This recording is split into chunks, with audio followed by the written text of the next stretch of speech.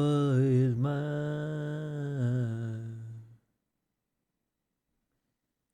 Baby, I'm good.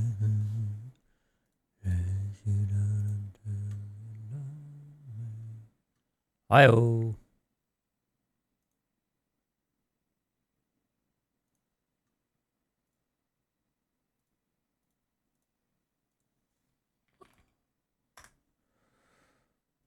Hey.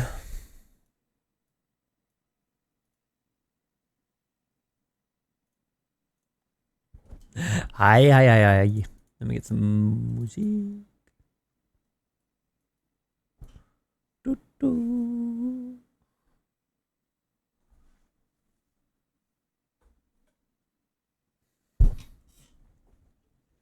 You enjoying it, Robo?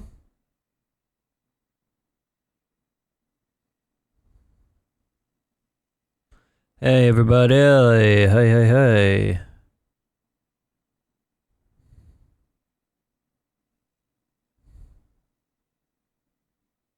Hi. That was Killer Bean finally out.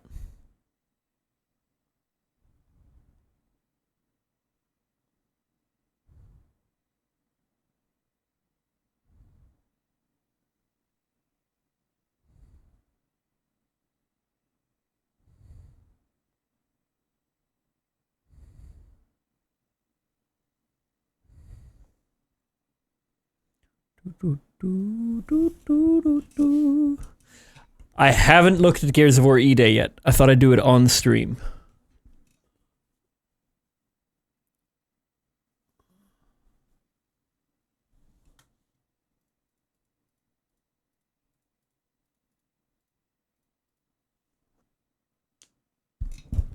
A20 video was so good. Thank you.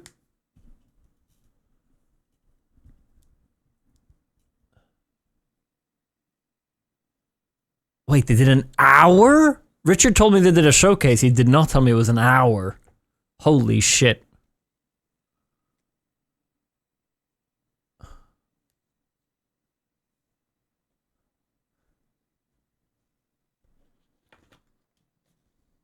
Can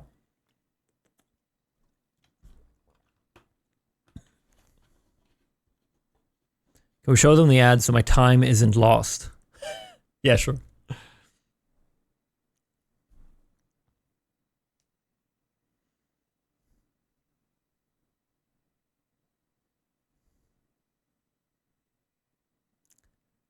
Not gonna lie, what was that edit? Wow, where the fuck did that comment go?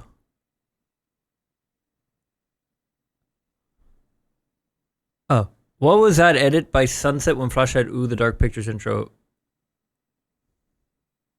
What do you mean? The O Canada?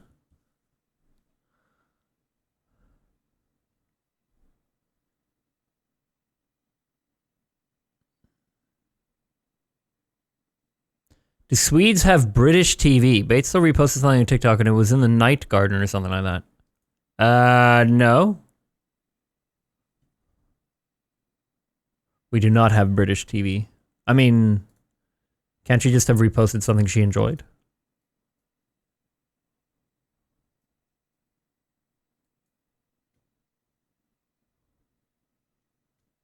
Hey, Dons! Thanks, man. Thanks for the 3 months. Aaron just finished uni, graduating in July, so I'm finally able to sub again without breaking the bank. So excited for the stream. Hey, much love, bud. Congrats.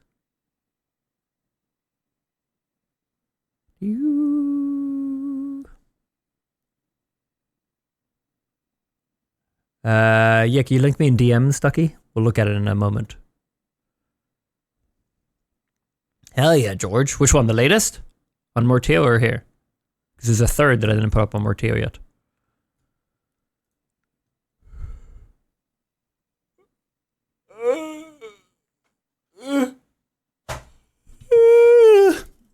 Oh, I got cramp.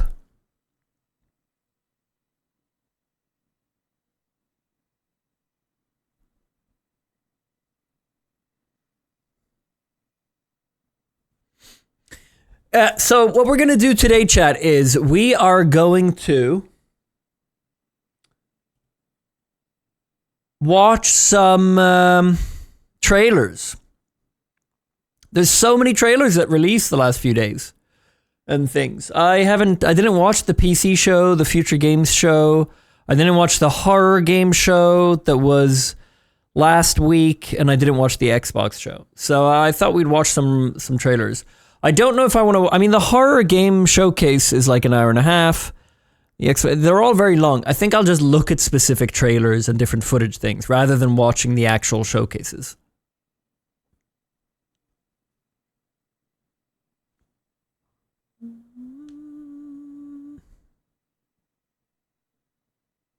Maybe look at the Steam event page.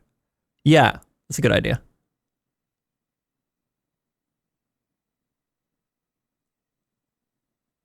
What's the event page for? Which event? What horror game show? Apparently there was one on IGN, a horror game showcase. I don't know if that's available anywhere as like a list, so I might just skim through it. Because in between, it's just like 3 webcams. I don't know. I'm not really interested in doing the whole showcase. Oh! Yivo, thanks for the 10 gifted. Oh, wait, you missed the hoodie. Right. Tell you what, Yivo, let me add you on Discord right now. I'm just going to do this. I see you. There you are.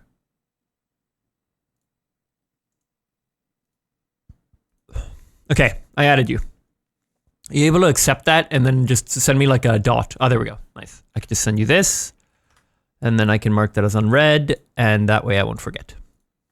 Thank you, Yivo, for the 10 gifted. He just bought a Discord ad.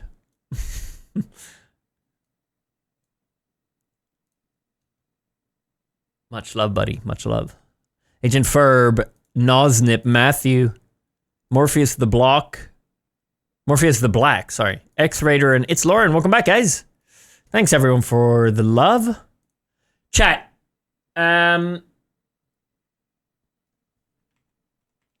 Today's video was meant to have this in it. It was an ad that we had to cancel, and I'll tell you why after. But Ducky put in a whole weekend of work on this. He went overtime for this. So, you know, it's a really good ad, so we may as well get some use of it and have someone react to it. So I'm going to show it to you guys. Do not let it influence you, because I'm not getting paid for this. Don't let this ad advertise anything. Just look at it as entertainment.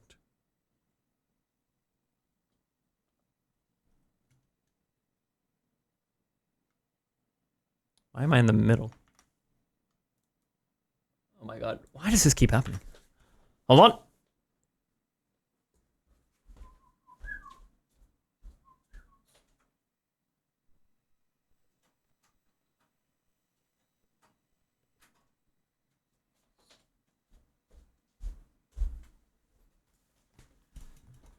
Here you go. All right, canceled ad. Canceled ad.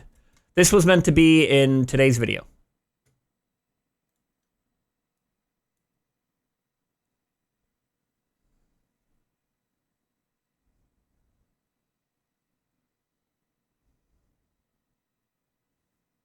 Oh, no sound. Hold on. Oh, it destroyed everything. Wait, one sec. Why no sound? Did it break? Good evening. Ah, there we go. Okay, visually my mixer is frozen, but it seems to work. Carter. Is that Opera GX? Dude, I need to get an Opera GX sponsor for the video. Yeah. And I did! This video is sponsored by Opera GX Browser. You're on your favorite website, you're having a great time, when out of nowhere, he's there. Advertisement. Quick! Turn on Opera GX ad blocker and this will all just seem like a bad dream. You're safe now. I realize the irony of this being said on an ad, but what you gonna do?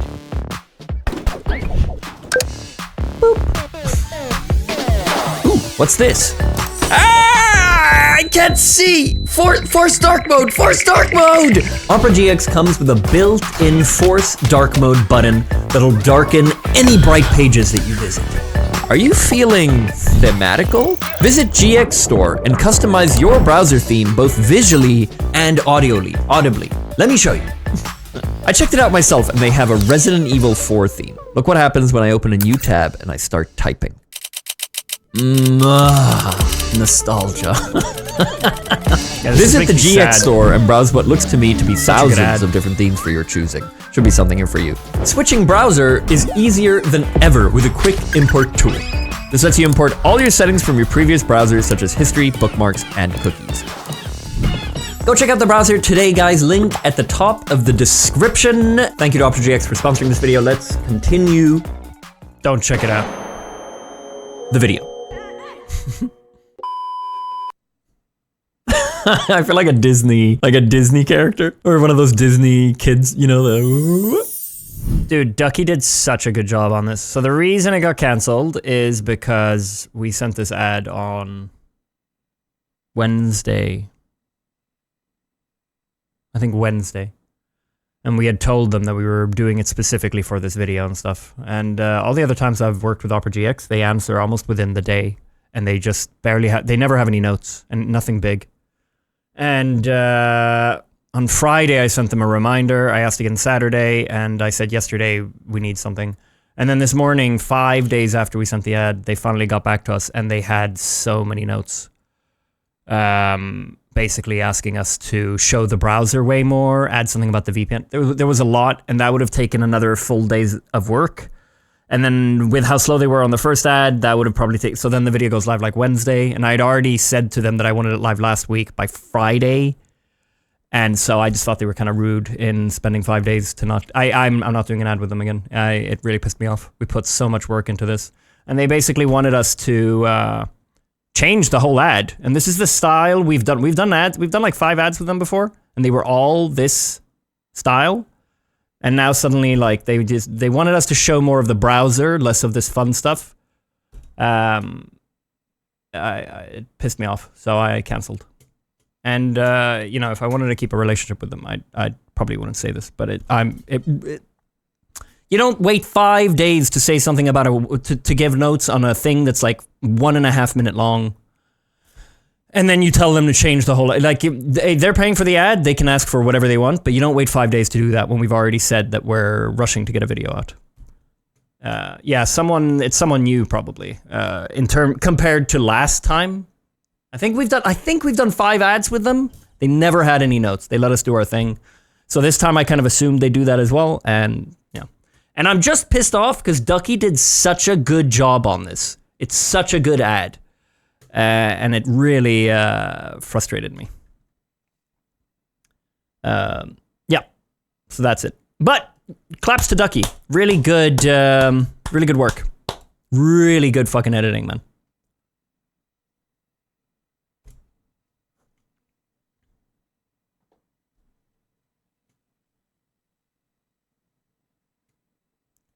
Do. Hey, Chalky Milk, Callan P, welcome back. Thanks for the resubs. Good afternoon, Demonic. How you doing? Why are we clapping? Ducky made a good ad. It's a cancelled ad. What's the plan today? We are gonna look at some footage. No, I want to look at some trailers. I want to catch up on some stuff that's been announced and shown. So Richard hyped me up about Gears of War E-Day. I might look at some of that, or I will, but I don't want to start with that. I'd like to start with Planet Zoo 2. Because apparently a gameplay trailer released yesterday. Is this different? This is different from anything we've seen, right?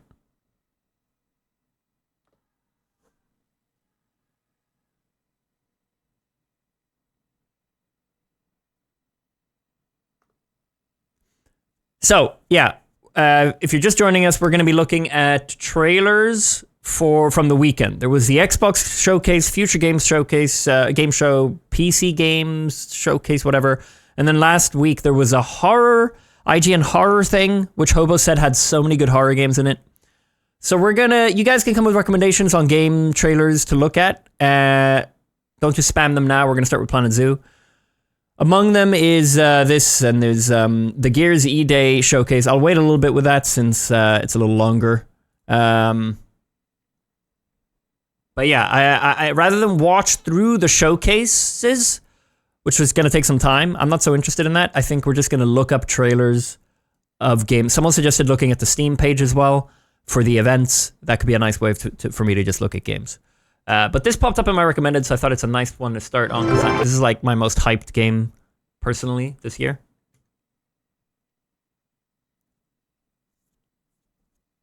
One sec, Fallen Angel. I'll answer that after this. Can we change the title to like... Okay, I got this. TeosGames Showcase. There you go.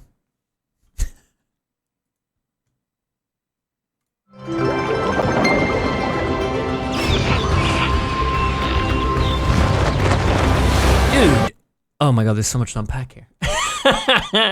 So for those who don't know, who weren't there for this, I'm about to make you feel old. It was 7 years ago that I got really into Planet Zoo. Or was it 6 years ago? Maybe it was 6. Was it 2019 or 2020? It was 6 years ago. I think it was 2020. I got really into Planet Zoo. I played like 100 hours in like, I think in 2 weeks I played, I think I had 60 hours played. I played a shitload of Planet Zoo. I was doing 12-hour sessions.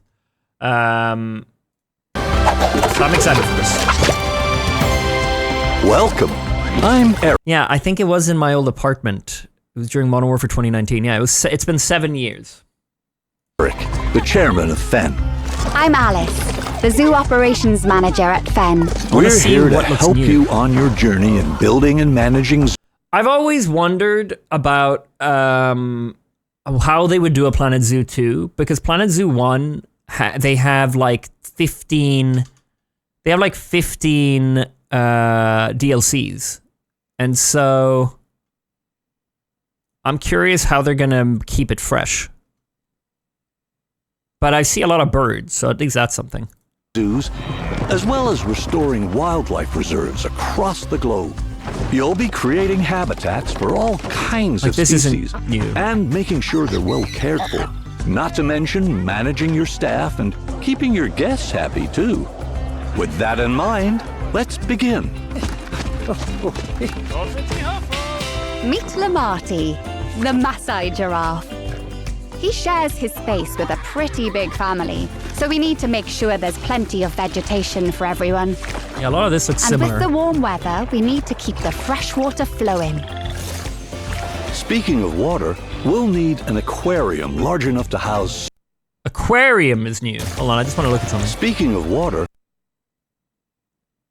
Oh, these were always a bitch to make.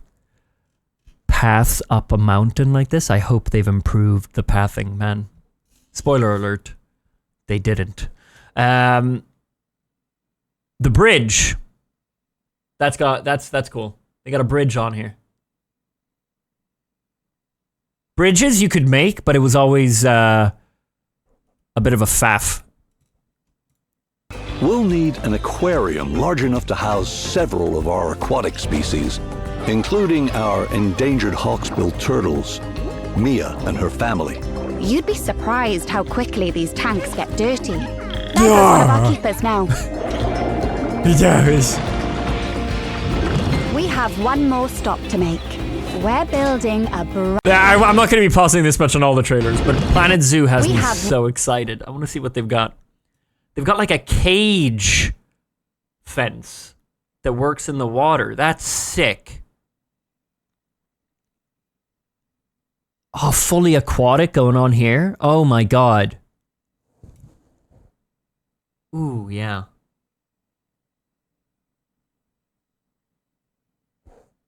This is nice. I'm loving the trees as well. One more stop to make. We're building a brand new kind of habitat. An aviary. Birdcage. It'll be the perfect home for our white-tailed sea eagles, Hamish and Freya. We've made sure there's plenty of space for them to spread their wings and to have some fun. Conservation is Fenn's most important goal. Like in the Scottish Highlands, where we're releasing our eagles into our wildlife reserve. We've done a lot to prepare this environment for them. Something you'll be sure to do more of on your journey. Really? How? What? Together, we can create a better world for all living creatures. So I wonder if you're gonna get like hurt animals and put them in an enclosure, and you have to try to make them feel good and stuff, and then eventually they're ready to be released to the wild. Are you ready? Or something like that. 13th of October. That's so good. Oh my god. I'm very excited about this.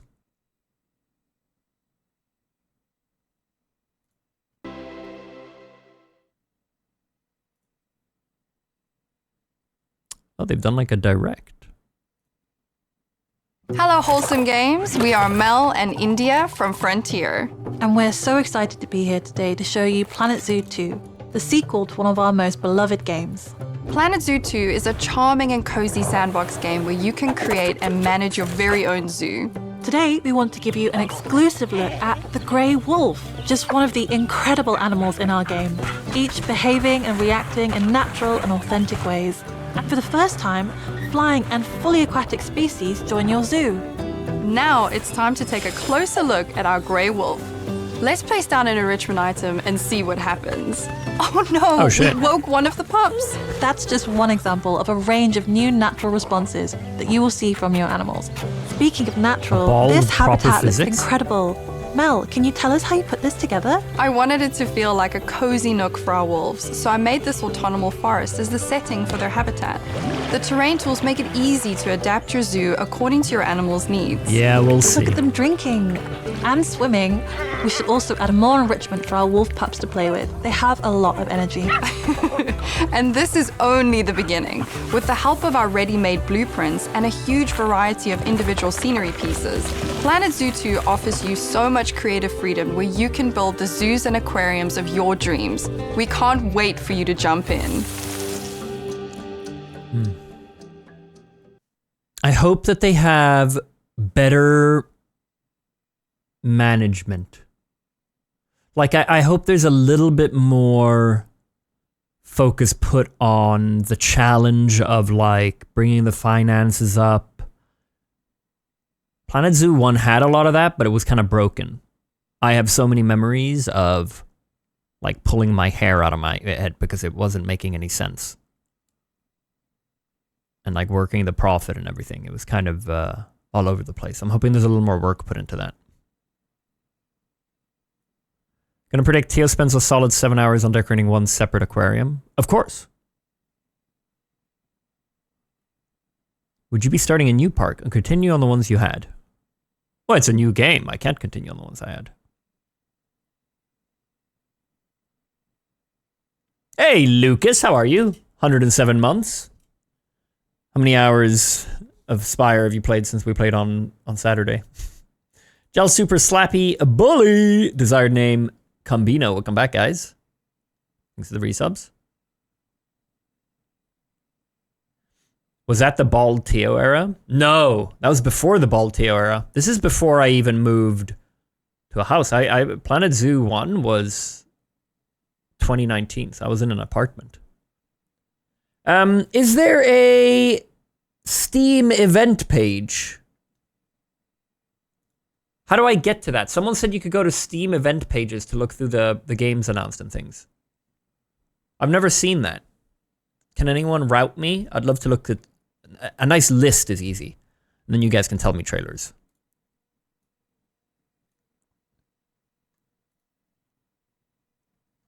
Scroll down until you see the banner. This? Events?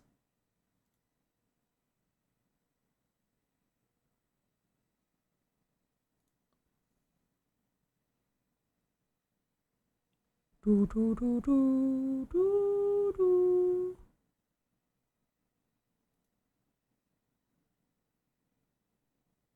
Here's the Xbox Game Showcase. Ooh, yeah.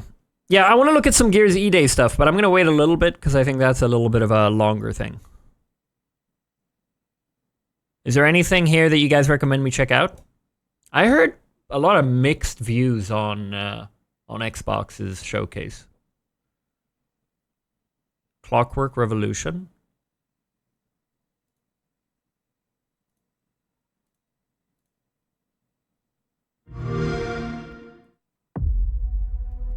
The glittering streets of Avalon sure do shine, because they sweep their filth down to us. Get your paper in! Who's for a paper?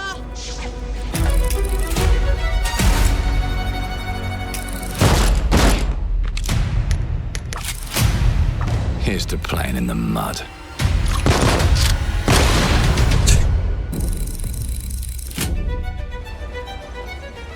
Life here ain't for the soft-hearted. You will be paying me back until you fucking rust. It ain't for the spineless. Keep your filthy pickers off me! And it sure as shite ain't for the decent. That's a clean sweep for one and There has been a crime! Justice itself has been affronted! I have What been... would this type of game be called? I feel like we have a lot of these. Lord Griswick. This setting. Yes, I got that part. Is this an older trailer? Anyone who might wish you ill?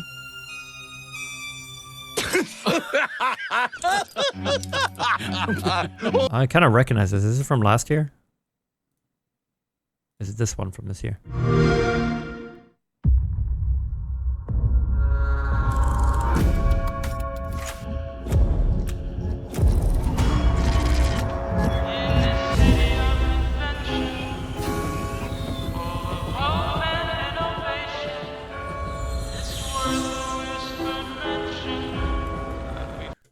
This whole Steam thing might not work out if they're not putting new stuff on it.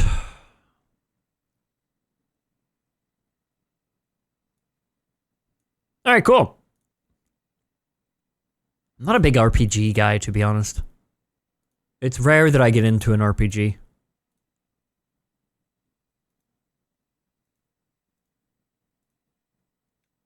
Steampunk, yeah. Did Fable have new footage? Now I can't trust this. Hold on, I'll have YouTube up.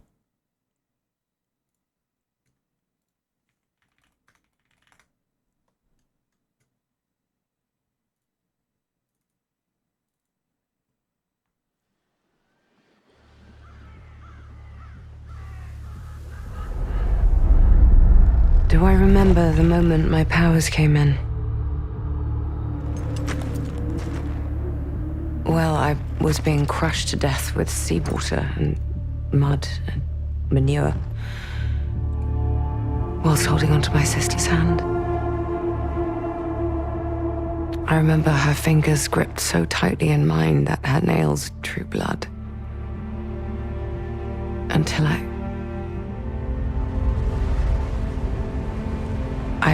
lost her grip. But she stayed away. Huh. Does stick in the memory a bit, yeah.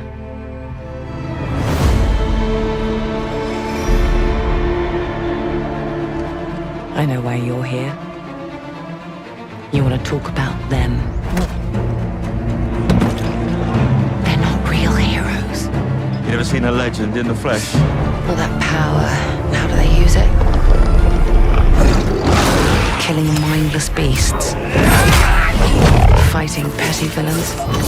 None of that matters. Look what the guild shut out. A real hero knows how to wield power. They don't waste their time in trivialities. You're back, and dressed like a twat. Got more important things to worry about than vegetables. A hero knows how to live with their choices. Oi! What the fuck was that? Well, I was just Sent my brother into the infinite fucking abyss without even asking permission. Remorse? Remorse is for the guilty. Look, I will tell you what I told them. Albion is broken, and I'm going to mend it. Albion doesn't doesn't need heroes. It needs a hero. You're a monster. And that hero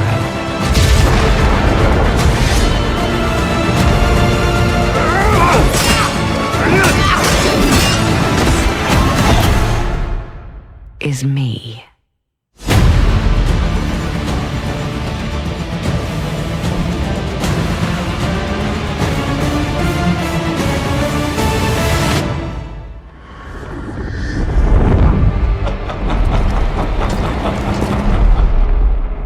No release date. Hasn't this been in... It's been like... good 6 years, right? 7 years? Since they dropped the teaser for this? Bit of a... generic trailer.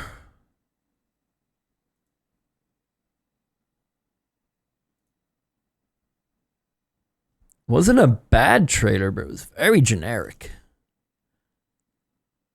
I mean, Fable's whole thing that I find cool is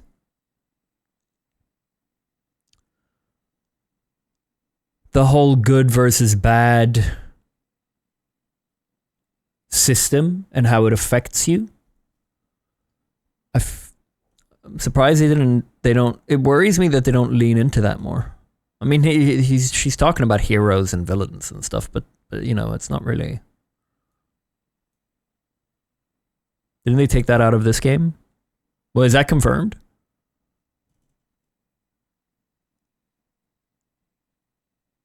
Oh yeah, here. They did an Xbox developer direct. Okay.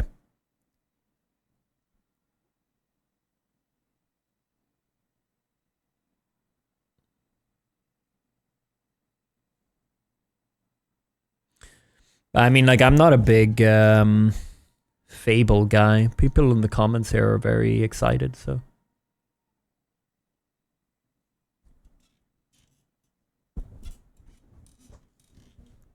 Have you watched the new Modern Warfare 4 trailer, Teo? No. Is it worthwhile? Or is it not shit this year? It's come to the point where, like, Call of Duty is either like, oh, okay, that's a pretty good campaign, and just absolute slop. Is there a trailer? Reveal trailer. 11 days ago. What's this? First look. DMZ. It's the same game every year, bro. I'm not big on COD these days, but I don't think so. The one last year was, from what I could see, the sloppiest of slop games, whereas some of the Modern Warfare games are actually pretty decent in campaign. Not the DMZ one. I don't care enough that I want to watch 5 minutes of it. I can watch the reveal. I haven't actually seen this.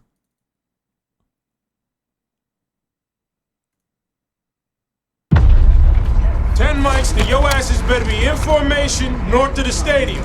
Orders are anytime, any place. Yeah, you ready? Sergeant J, keep your scouts in line.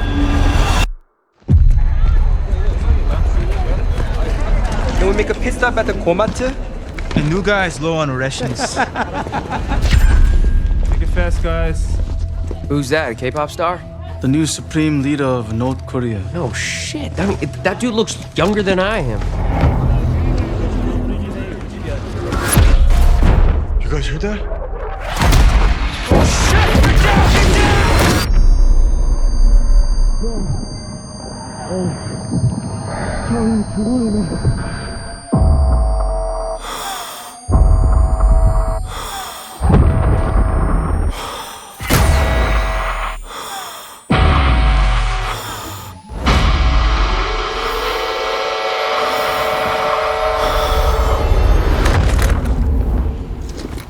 작전 개시 요시 종료.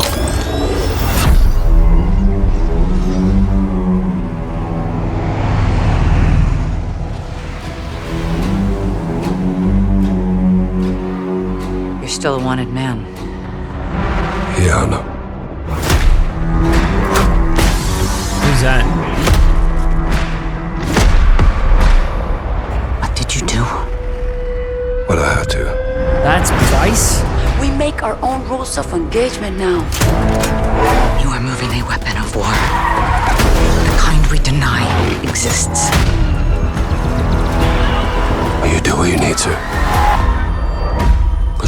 will.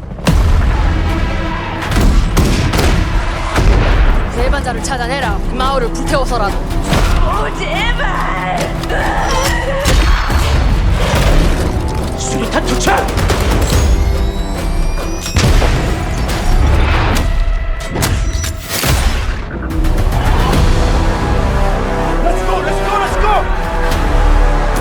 We're not ready.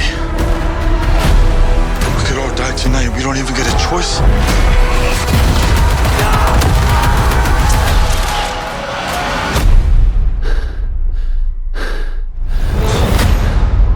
You broke a lot of rules, Price.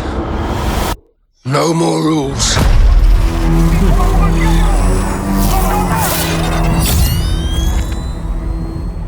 Wait, so is this a prequel? Price looked so young. When is this set?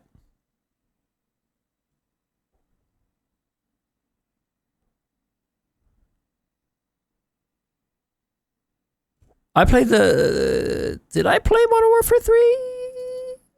They all kind of blend together.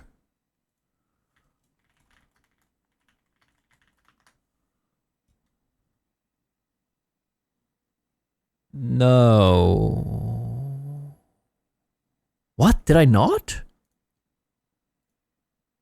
Or is it just YouTube search being absolute dog?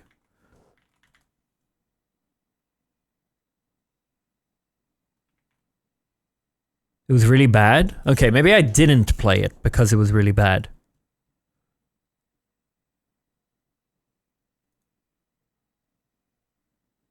Which one is this? Modern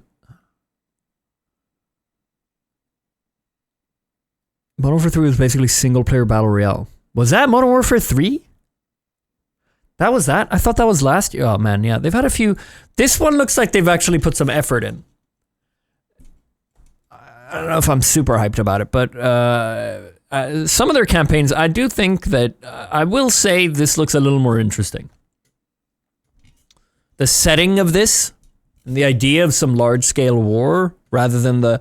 You know what gets kind of snore, same. This, like... It's funny, I was going to say going dark, because they literally say that in this trailer, but the whole, like, going dark, and it's like... Oh, it's like... No, not big... like the... I'll go into this house. There's a guy here, there's a guy there. It's like, they're not meant to know about this mission. Like, that I'm over with. But if they've got some more, like, oh shit, you're in a city, it's been invaded, fucking loud war, you're on the battlefield. That maybe is a little more interesting. They've done this whole, like, close quarters, you've been let go, like, if anyone asks, you're not part of the American... Like, I don't like... I'm so tired of that. I'm so tired of that. The kind of, like, yeah, covert ops, I guess, yeah.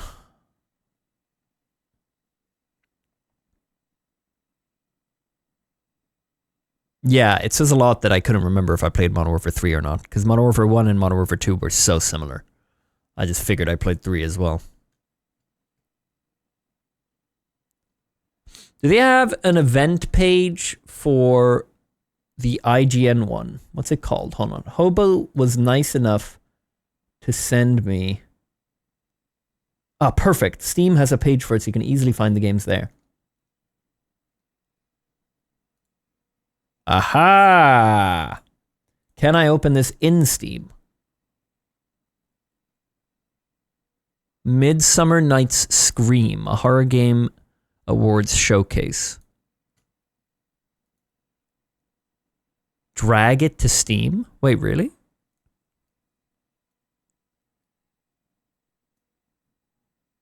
No. Not the image, the link. Ooh, it lags? Does that mean it's doing something? It's lagging? It's lagging? Oh! Oh, kind of, I guess. It opened in... Does that mean I can open and it... I mean, okay, yeah, I am... Now I'm logged in at least. Okay, we could work with this. I guess. Becrowned.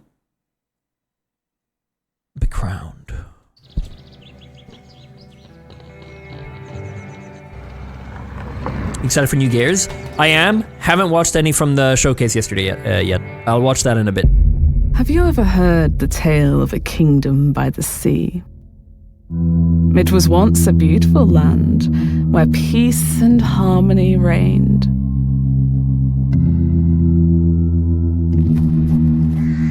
But such an idyll could not endure. The king who had ruled for many years grew weak, then darkened, then lost his mind. And so, the kingdom entered a new era. An era of pride and envy. Oh, very old school. An era of hatred and fear.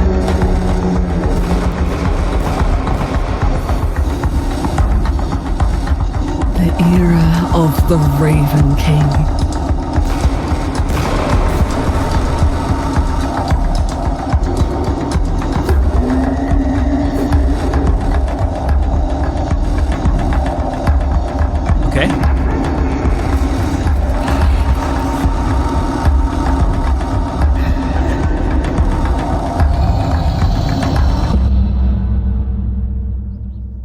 A grim legend, very Elden isn't Ring. it? Well, mommy thing. The truth was far worse. Becrowned. That looked sick. Mods, add it to the list.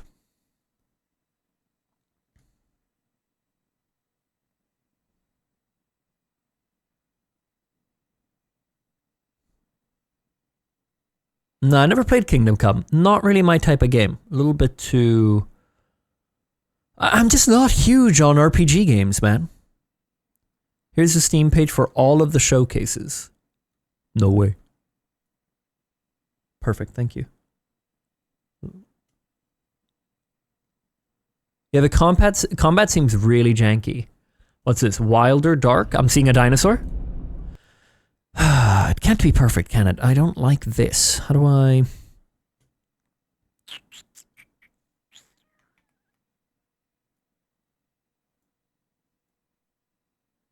Alright, whatever. Midsummer Night's Scream. Hold on, have patience with me, chat. Let me see if I can open this in here. Midsummer Night's... Why am I not full screen? Huh? No? It is full screened. It's just Windows 11. F11? Nope. Okay. Seems the event page was removed from the actual Steam app for some reason. Click taskbar setting, maybe there's something in there. No, that's just Windows 11 stuff. Are you saying it won't be here?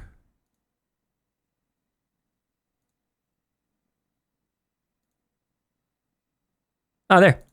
Nice. Close the other shit.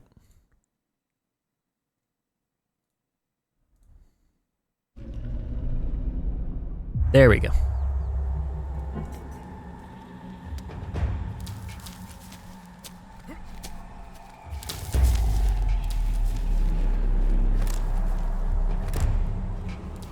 A lot of dinosaur games coming.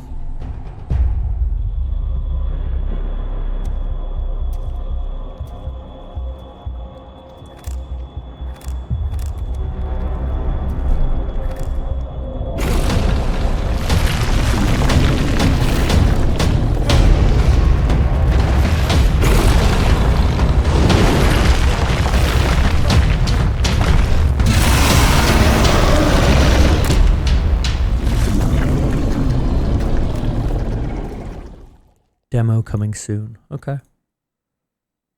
Oh, it's Team Junkfish. They've done something. It's the Monstrum devs. Immediately, I'm way more interested. Wait, did they sell Monstrum? They didn't make Monstrum 2.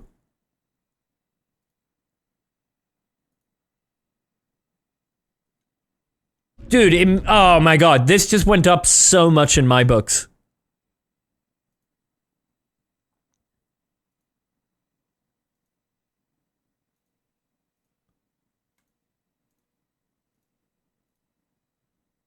Wilderdark is a first-person survival horror game where you must navigate a strange island inhabited by ectoparasitic dinosaurs and organisms. You must remain vigilant to stealthily obtain evidence, samples, and craft tools to survive. Is it more of a campaign, or is it still the same setup? No, I think it's more of a linear thing.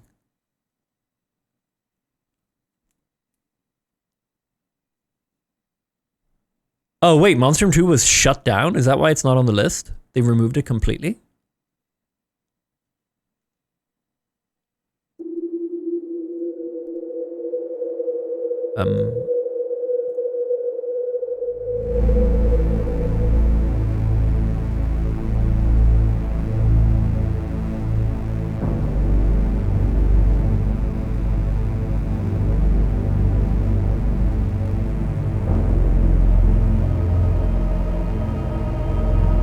That run.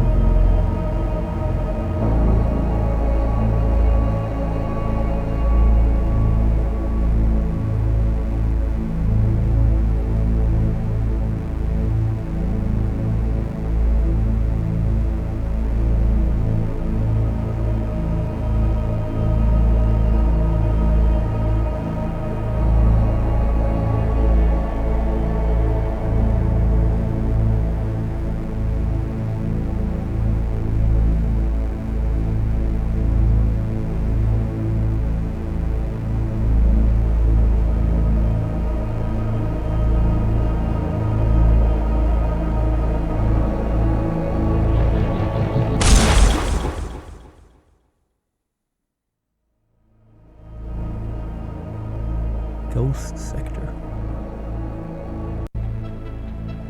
Demo coming this October.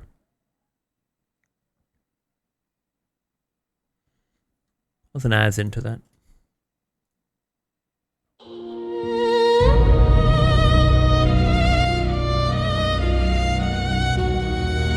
I love you so much.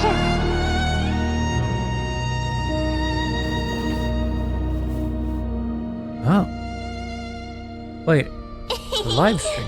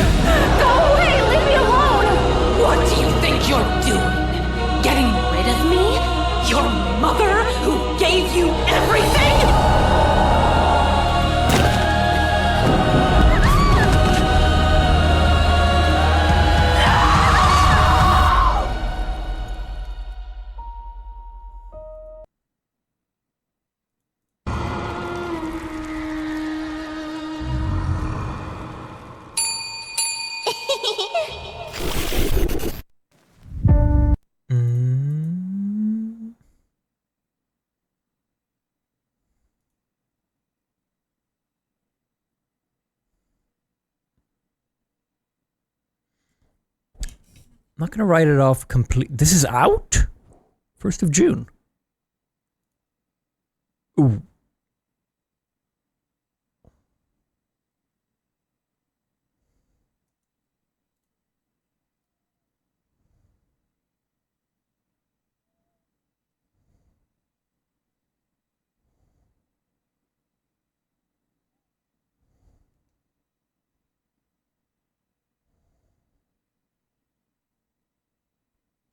Execution fell short for me. Story lacked subtlety, felt a bit empty. Yeah, it looks a little weak.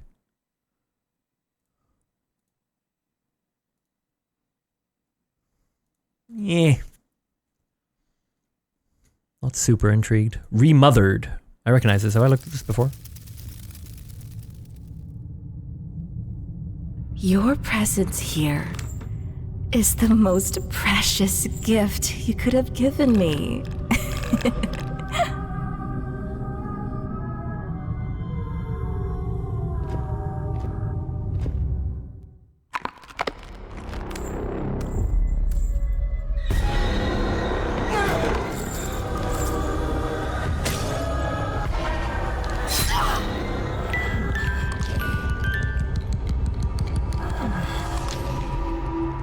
Don't worry, dear.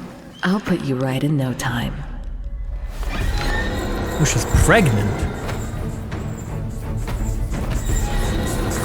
I will not die. Mods, add it to the list. Rotting in hatred.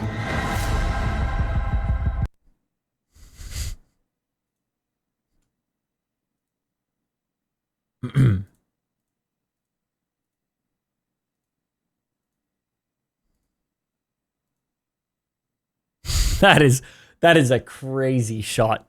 That is that's a wild shot.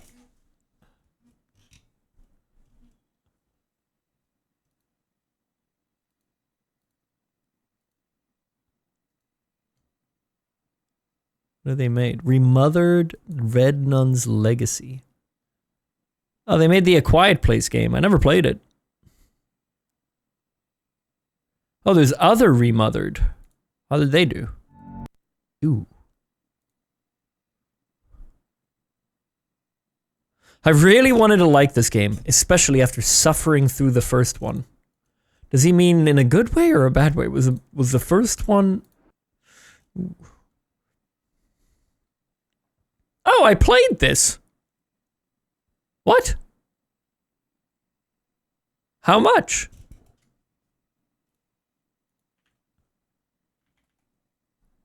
Oh, was it that bad? It's not popping up. If I refunded it, then I did not play it long at all.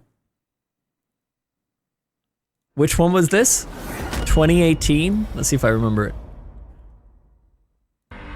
That illness. Body.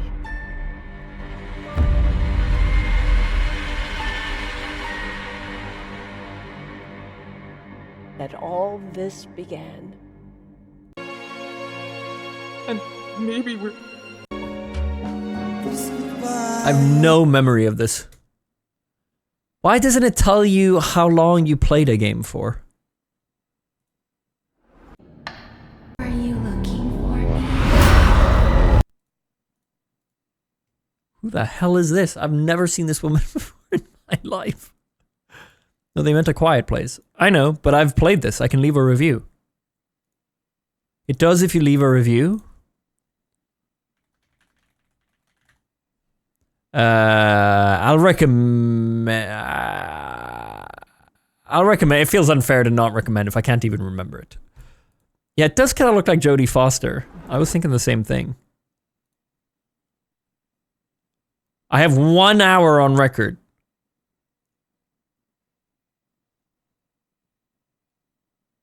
Oh yeah, I did play A Quiet Place. I played it for like an hour. Seems to be my cutoff point with bad games. Honestly, this has made me rethink the wish list on this one. But we'll you know what? We'll keep an eye on it.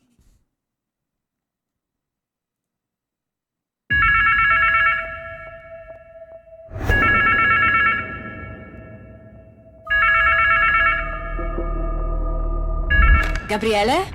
Hey, it's me. Just got to the family house. Hey, I've been trying not to think about it all day. Just got to the... How bad is it? Stockhouse. Like a nightmare. But one that knows all your secrets. It's the dive. It's messing with your head. Wow. Just breathe. What do you want from me?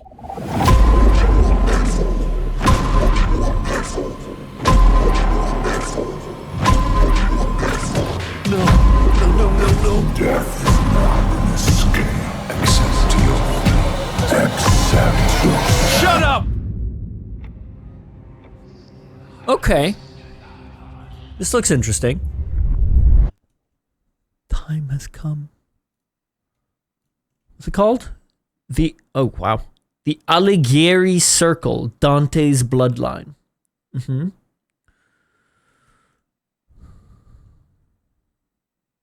What have you guys made?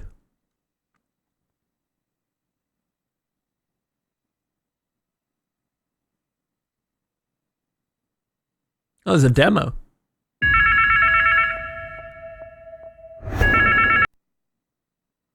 Ooh, we made VR ping pong.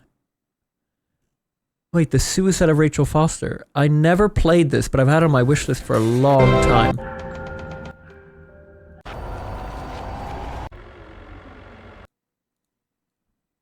Okay.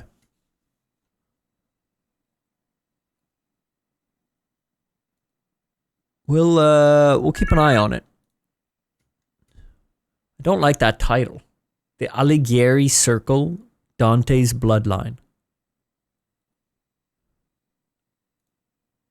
The Human Remains.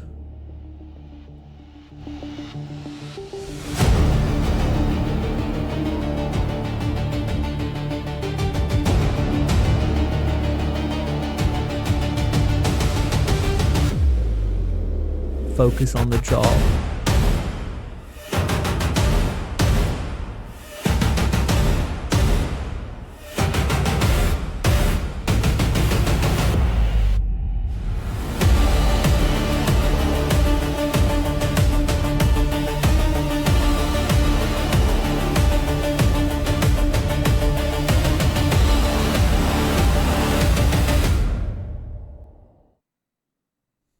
HR, Human Remains.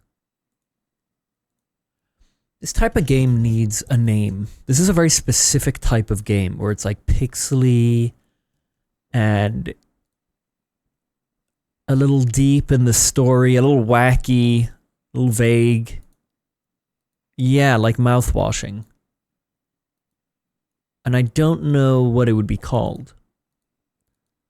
But I've played a lot of games. There's the one where you're looking for your lost dog, is one that I played that was like this. Hey Kyber, welcome buddy. You get to name it right now. I like what Doge said. Pixely cockily. Yeah, Lost in FIFO. FIFO? And I guess Lethal Company? No. Lethal Company doesn't match it. It's a single player type of game. Where the story is, it knows no bounds. And, yeah. There's a very, it's not only the pixel look. There's more, the story is always a little bit wacky. Yeah, it's unhinged. Let's go with unhinged. Nightmare House? What? Delve into an action-packed first-person horror experience based on the legendary Half-Life 2 horror mod, Nightmare House 2. Chat.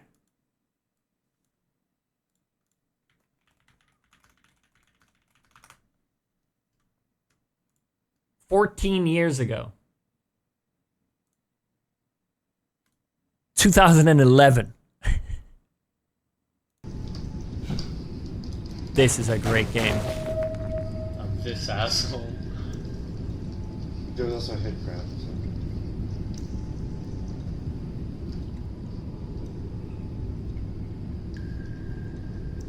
Try opening it. I'll turn it down. This is a great game. Christ. Shit, his eyes were like on fire with his like, Jesus fuck. His eyes, oh my god, I'm not gonna be able to sleep tonight. Oh my god. That's funny. Dude, I think he goes on for like another... Oh fuck, you woke me the fuck up. How about you? Yahoo, man, Yahoo. Asshole. That's funny. Okay. So they're remaking it.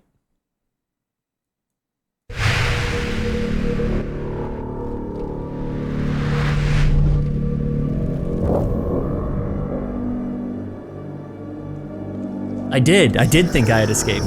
Is Richard here? Richard! I have to link him this.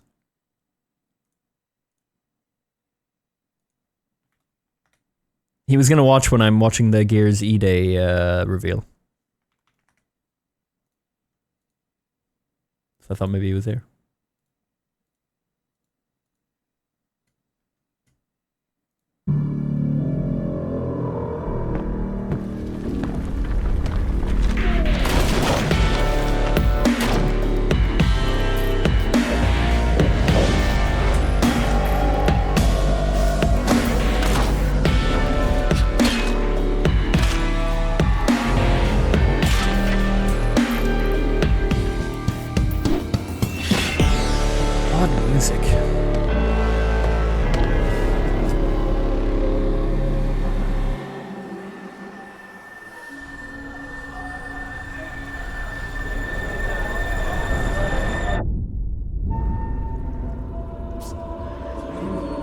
Yeah, this game features mannequins.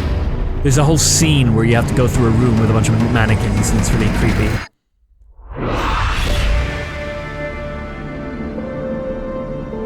Cool.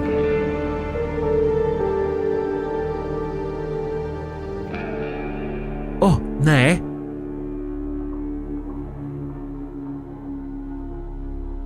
Va?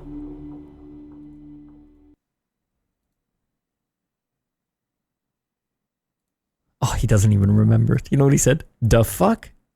Is this like something we've played before? Oh, it's an old mod we played?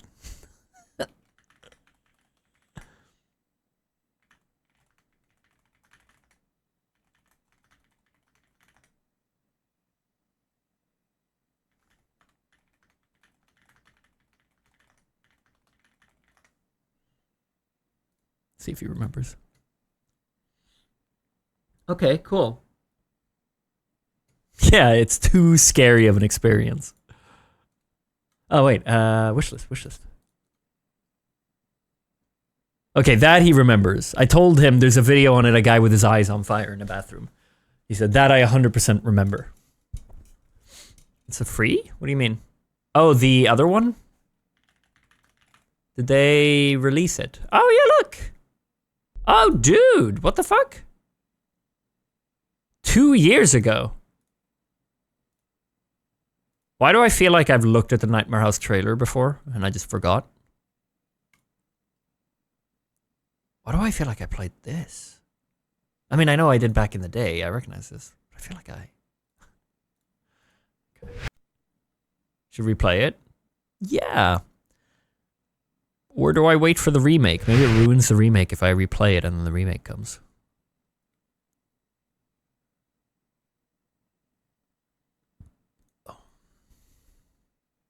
Sayre Security Officer Michael Lawrence here, with my last report. Yeah, Nightmare House.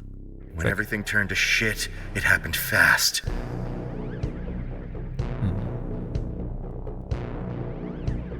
The facility turned... What are they, fucking guards? What's this patrol? The facility turned against us. Security systems... You know what I don't like? Developers, take note.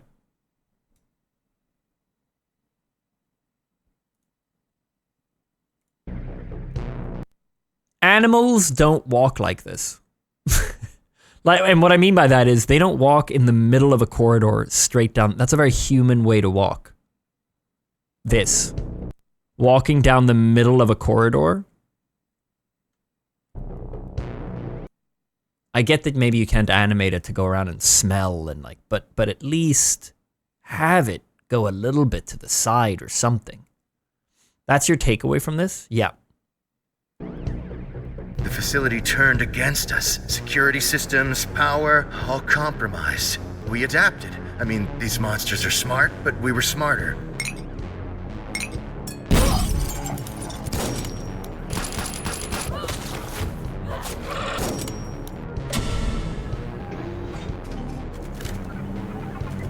I abandoned my post. I ran, and I'm not goddamn proud of it, but there's something much worse in this facility than these goddamn dinosaurs.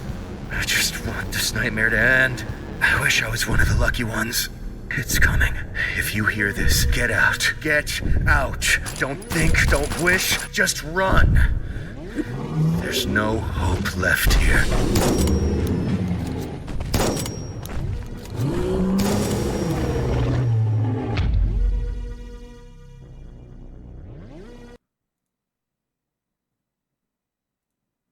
I mean, the voice acting is pretty good.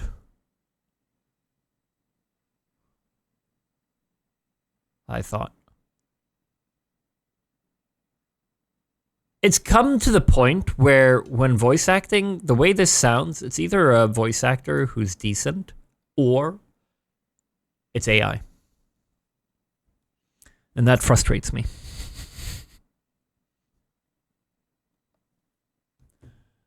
Hi, Kyoki, Golden Genius, Scott Lax, Retro Guy, Sebastian Gosku, welcome back, guys. Sinsdia and Dolomite, thanks for subbing. Welcome, welcome.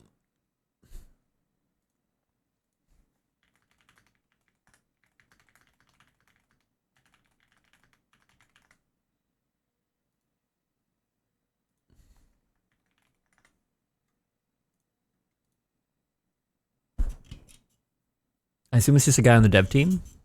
I don't. Not when it's good like that. That was a pretty good voice actor. Yeah, I saw the Veronica reveal trailer. Wouldn't mind watching it again. I might watch it again. Because it was the first trailer and I was having some tech issues with it was laggy, the stream. What are we doing? We're looking at games that have been announced and trailers from the last few days. Wait, which one was that? That was that one. That one wasn't really my style. What the fuck? Thank you for calling Exorcist Hotline. Press 1 to call our on-site exorcism team. We are professionals.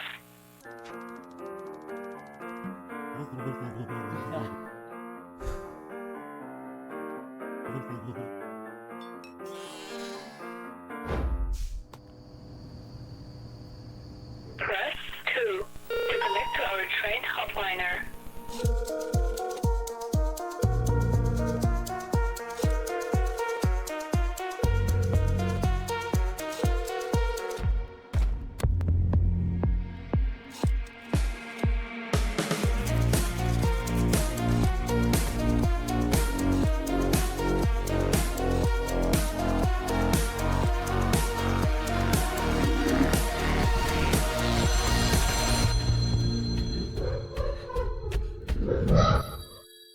Thank you for calling Exorcist Hotline. Exorcist Hotline. Yeah, I've seen worse. You know what makes me think slop more than anything when I see it? It's when there's like a gambling thing. This makes me this just makes me think I don't know what it is. I don't know what it is, but there's something when there's like a gambling feature like this where it's like, ooh, and you can get, and it just, there's something about it. I think it's because it stands out so much from the vibe of it's just like added without, it's added without any thought to the game, really. Yeah, it's YouTuber bait, exactly. Maybe it does not work, but he's holding a card, so clearly you're doing something here. And then this gives me such slop vibes.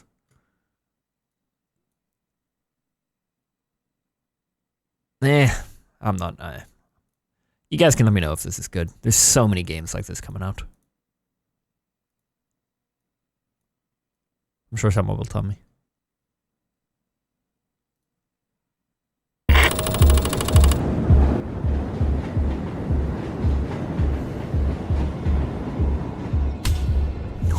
Now this!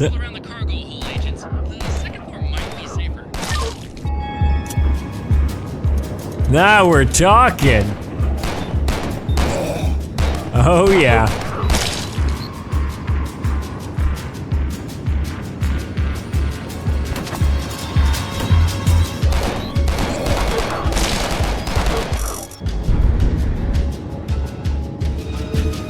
Enjoy Friends Up for the right price. It's typically cheaper than a board game or a movie ticket with more entertainment value. Fully agree with you as long as it's not too glitchy.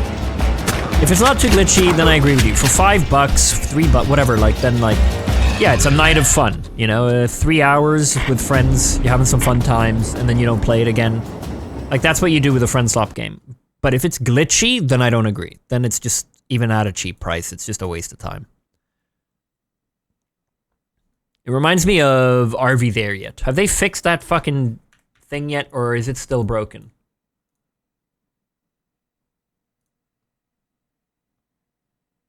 Have they fixed the voice thing? Surely they fixed it. Fixed crash when people were using VoIP for a long time. That's not it. It's not a crash, it's the fact that VoIP doesn't work. Here we go. Fixed bugged out VoIP option that got the value of UI when visiting the audio page. Is that it? I mean, it was consistent. It was just, you couldn't, as soon as you died, people stopped hearing each other. Or it became weird. Maybe that's it? I don't know.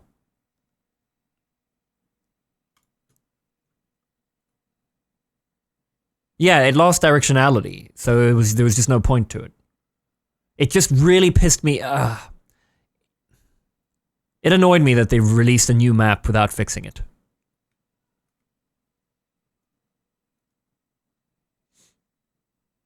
Never had problem with this game. Did you use voice with 3 friends?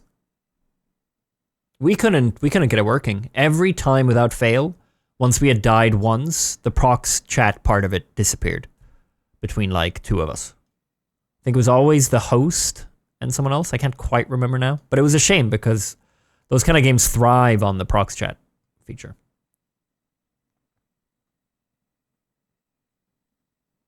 I tried it with a friend and the VoIP didn't work well. Don't know with more people, I only tried Duo. Yeah, they probably didn't fix it then.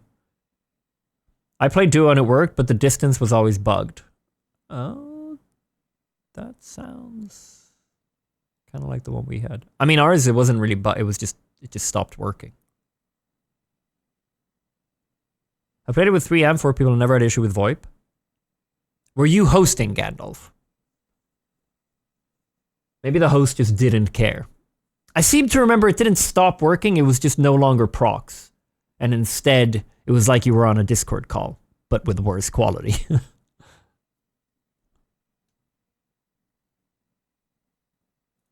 Yeah, I don't know what made it happen then if it didn't happen for everyone. Don't let me down, mon ami.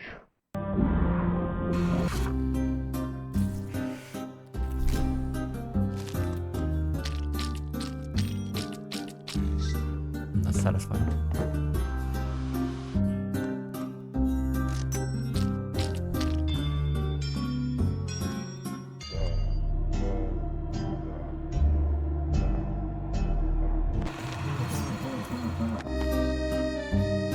Don't let it starve.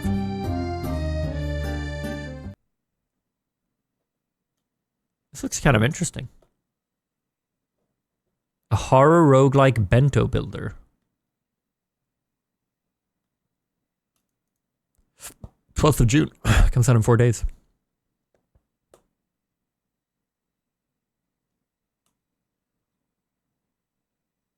Oh, wow. Chad, have you guys noticed how many games are coming out this year? Do you think that people are using AI and not disclosing it? Nothing to do with this game, by the way. Just something I thought of with... at Summer Games Fest, he showed a graph of games per year. And this year, the peak, like the amount of games released on Steam was like... I think it was double as many or something compared to previous years, or triple. Yeah, I have a feeling that people are using AI for coding, and that's why. Don't they need to do with Steam? Yeah, but how will they know? If it's with coding, how will they know? There's no, I don't think, as far as I know, there's no way to enforce that. You have no idea just how useful it is for coding. The amount of time it saves is wild. No, I know. Yeah, I 100% know.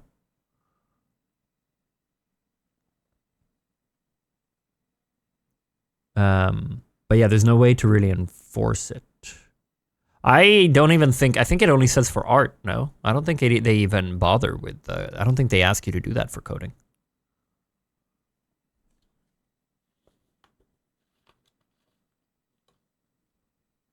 A lot of people are vibe coding now, which is people just using AI to write code for them. It's sort of cool, but it makes me feel sad that my art form is being washed away by AI.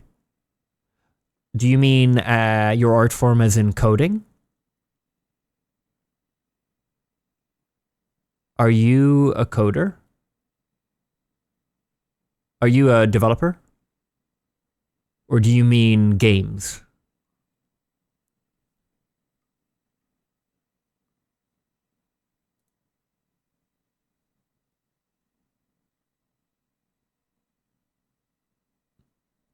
Vibe coding is when you let AI handle code completely and you don't review it, etc. Is it? I understood it as letting AI code for you and you don't really know much about coding yourself. But you're still checking it out. You're not just... I thought I don't think that you necessarily don't have to review it for it to be vibe coding, but okay. I thought it was used more freely than that. I've been working on a little space opera style RPG for a while now, a little over 6 months, I think.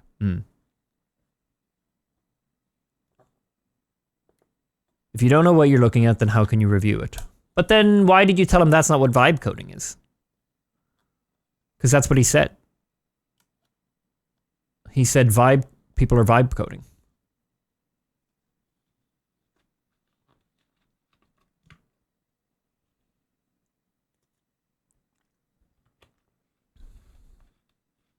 He said vibe coding is when you let AI write code for you. Okay. This doesn't matter.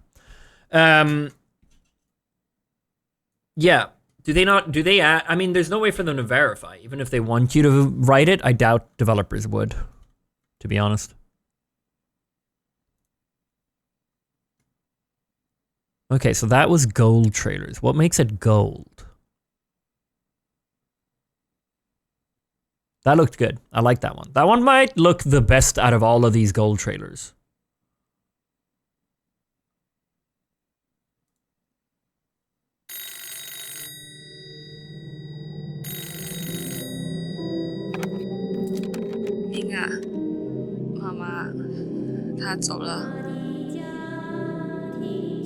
Oh, is there more to gold? Were there multiple pages?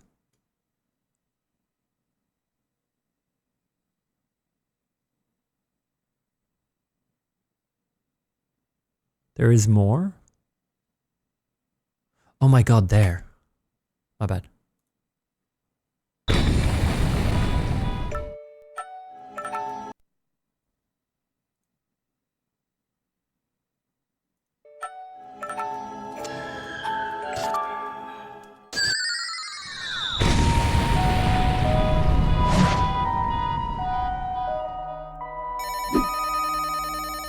Hot babe.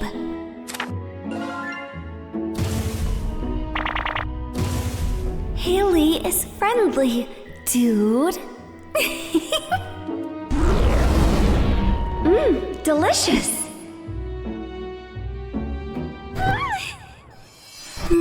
What happened? Keep feeding her. Whatever you do, please just stay alive for like 15 minutes. I just might be able to help with that.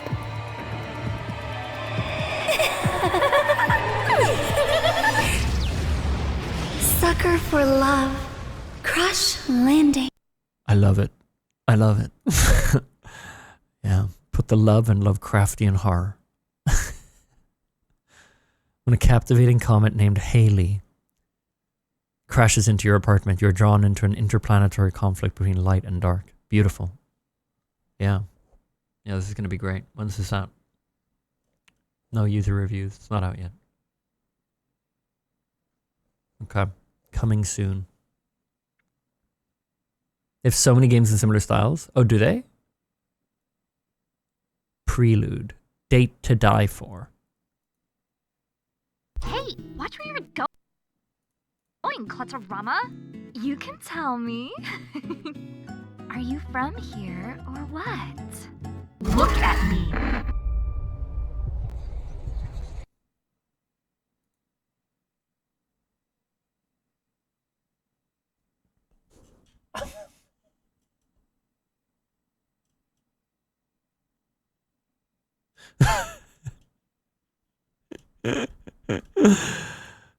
Okay. I mean, I get it. I totally get it. Beata streamed it. She streamed it for 7 hours.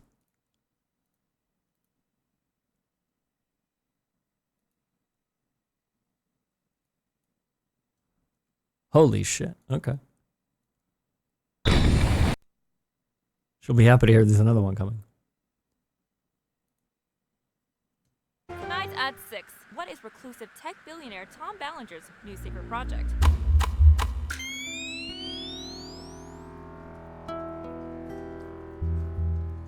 Ooh.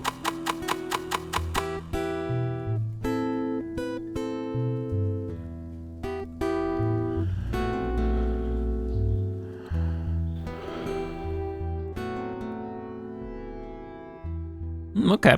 That's a good teaser.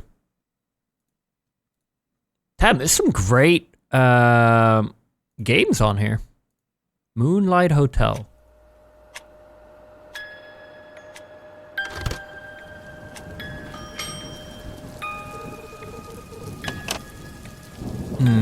I've looked at this, I think.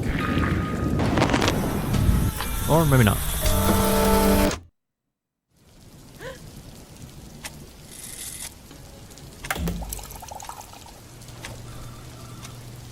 Murderer?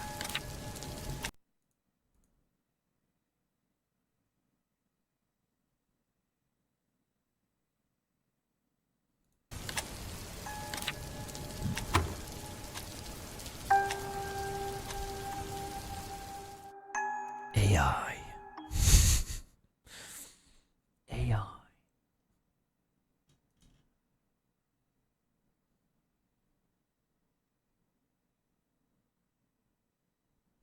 That's pretty good.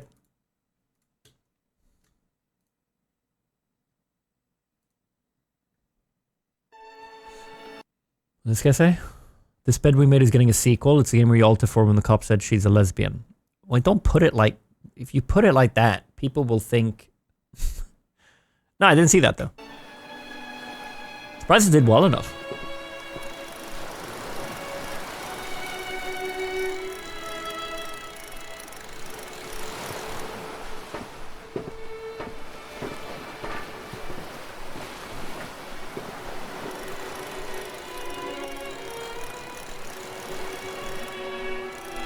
Ooh, what a cool way of fishing in a game.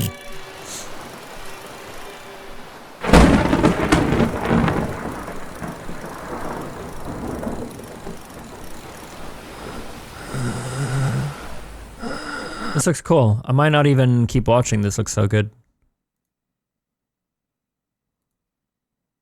Who are we kidding? I'm gonna forget what I saw here.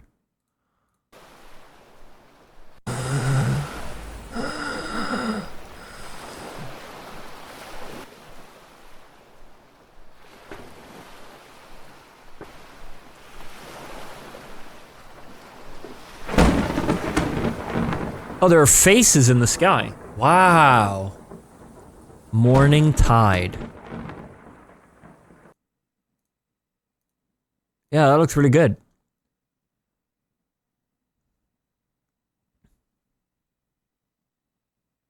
What game are you most excited for this year? Good question. Are you complimenting your own question? Planet Zoo 2. Sergeant Quacker, X Cases, welcome back, guys.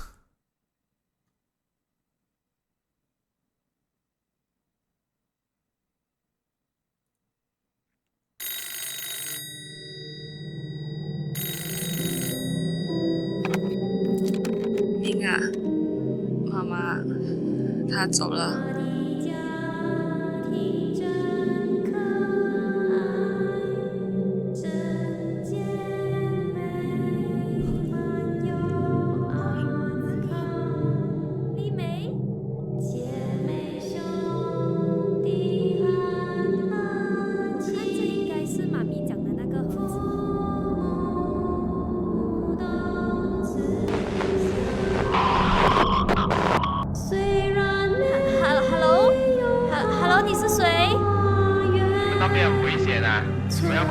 Yeah, I'm alright. This isn't for me.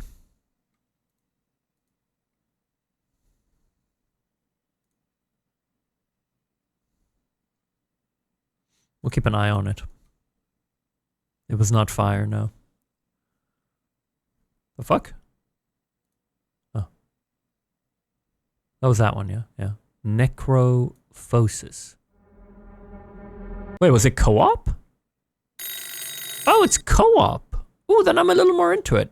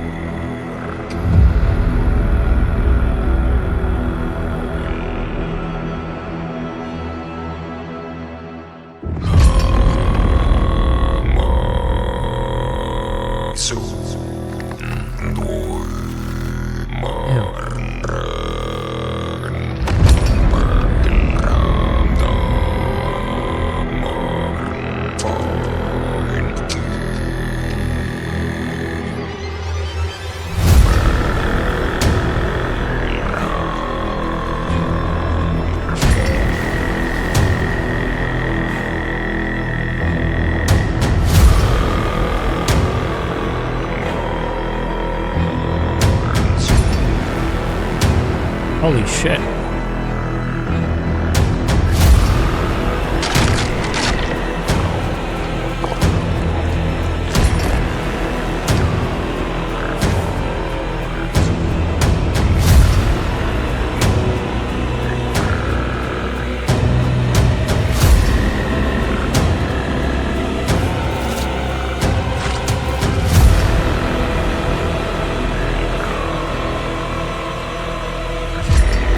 Dude.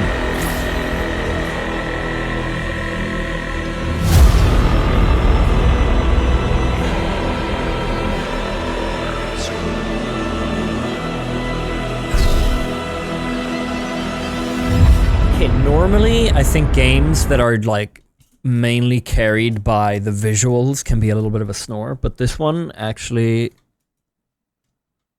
pretty good visuals. This one's out. Doesn't feel like it'll have some interesting gameplay, but a work of art. Bite-sized horror walking sim. Full price is a bit steep with how short the game is, but maybe you step in higher cotton and don't care about such things. 2 hours. Ooh. If it's a 2-hour game, like 2.5 hours, then just for the visuals alone, this could be worth playing. I think I saw Pyrocynical playing this and didn't seem that interesting.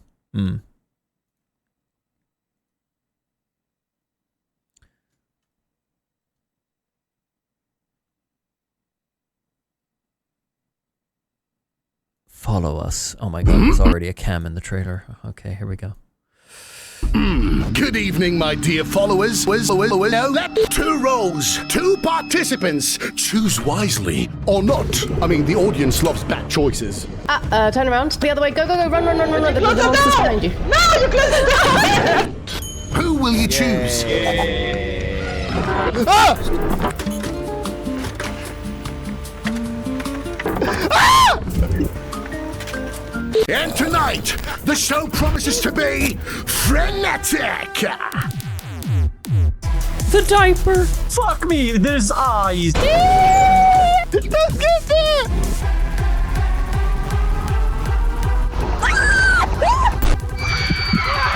Welcome to Follow Us! Die with humor for your followers. Follow us to the end, follow us to the end, Okay, this looks kind of fun. A 2-player? Wait, it's 2-player. I thought it was 4. Good evening, my dear followers. Now, 2 roles, 2 participants. 2 roles, 2 participants. 2-player asymmetrical co-op horror game where one player explores dangerous locations while the other guides them from the van. This could be fun. The fuck made you think 4? I thought it was 2 people on one side, 2 people on the other. Oh, they have a friends pass. Wow, $8.50 and you get to play it with your friend?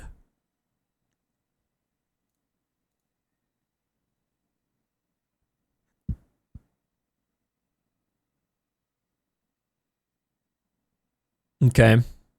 I've seen 2 reviews that say that the DJ level needs rewriting, but other than that, they're recommending it. Cool.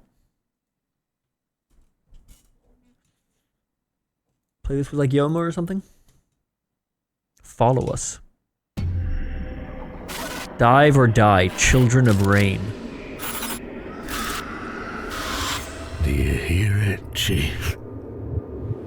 We're in your hands, like it or not. Just a few weeks now till the Maker drowns us in his reckoning. Time we proved our faith. We must dive. Seek out his idols.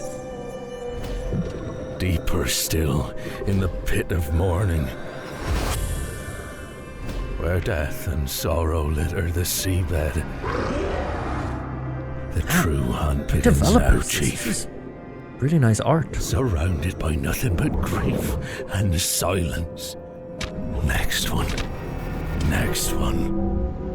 Save us. Save him. I feel like this is a game I've played. As in, like, what they've made. What did they make? No, only one other game. Wantless.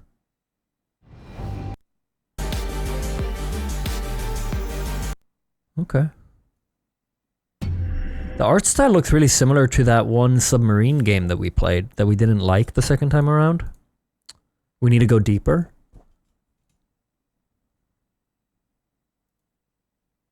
No, not Baptiste, not Borrow Trauma. Oh, not Borrow Trauma. We need to go deeper. This doll. It's really creepy.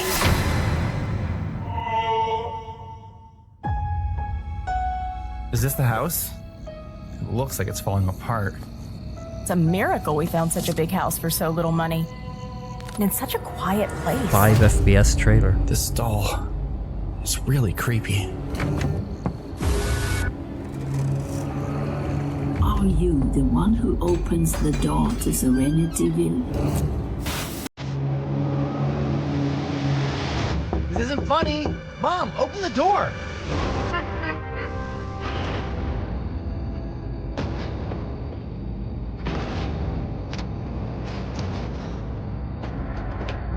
Calm down. Breathe.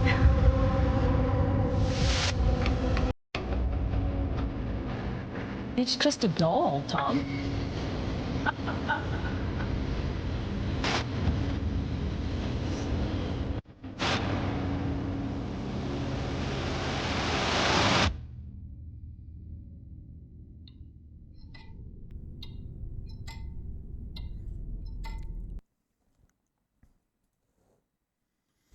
I see some of you guys saying meh. I think this could be a silly little 2-hour sesh.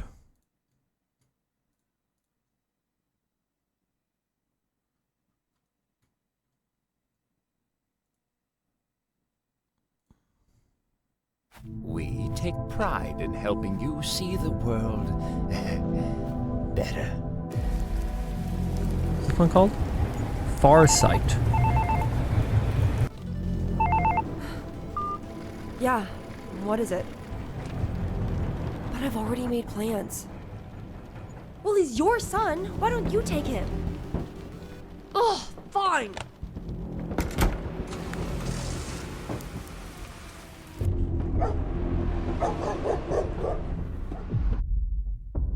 Hey there, buddy. Welcome to Seawell Clinic. Why don't you hop up in the chair? Don't blink.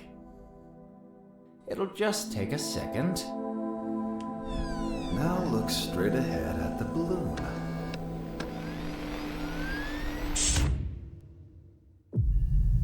Cool setting.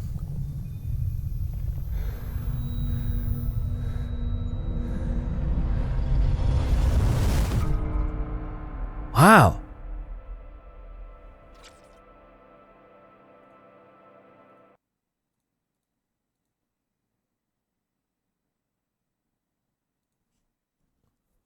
That's a great setting. I like that, yeah. It has me very intrigued.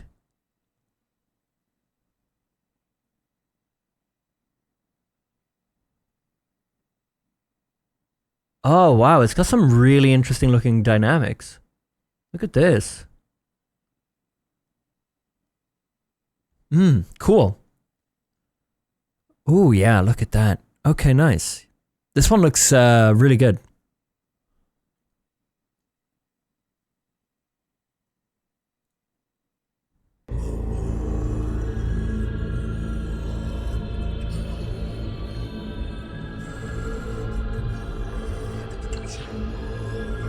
Oh, did I not wishlist it? I'll do it after this.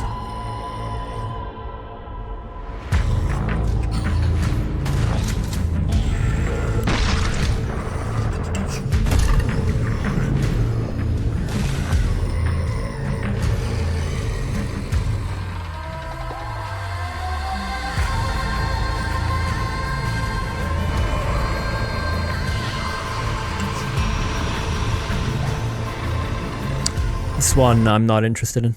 Hey, is it just me, or has there been... No, I didn't wish this in. there's... maybe not. Has there been an increase in women in games recently? Not in a bad way. Just something I've noticed. Not in a bad way whatsoever. I know what streamers say. I really don't care at all. But has there... No. Has anyone else had this thought is all I'm curious about.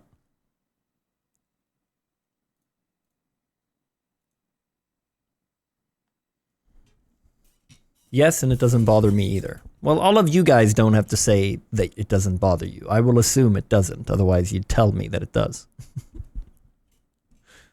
I have to clarify it, because otherwise, I know what like a streamer opinion. I really don't care. As in female protagonists or just women in general? Both.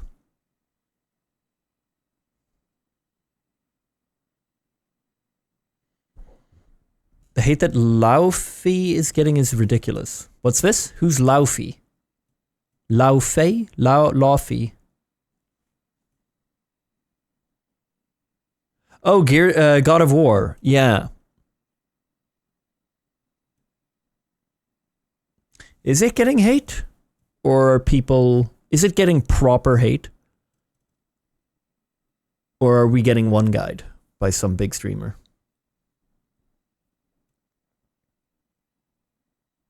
An insane amount. Oh. Oh, from Twitter? Chat, Twitter is basically one guy. It's not... Twitter... It's... I don't think... There's a lot of bots on Twitter. This is how Twitter stays... This is how it stays relevant. Yeah, it's fake outrage. They have only to gain from spreading bot opinions on Twitter about outrage. Because the people that are left on there are people who will like be like, oh yeah, and then they're all sucking each other off. And then the people who aren't on Twitter will be like, have you heard about how much hate it's getting on Twitter? And then it stays relevant. It's like 3 guys on there. You know, just, is it getting hate outside of Twitter? And that we can focus on.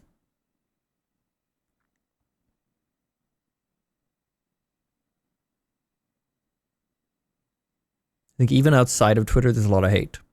Why? What's the hate?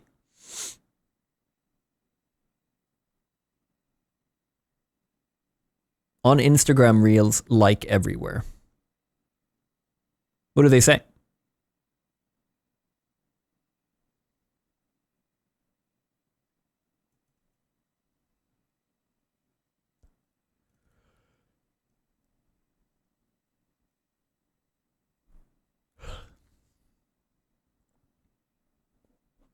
Not God of War because no... Okay. Is it Kratos or Kratos?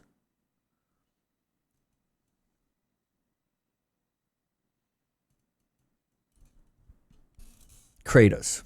Kratos. Kratos. I always thought it was Kratos. Kratos. Sounds cooler.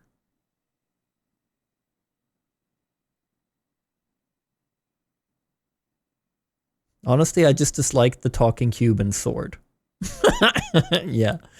Yeah, that's I mean, that's fair.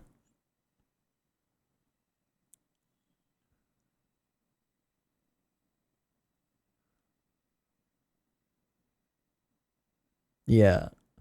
I will say I kind of do think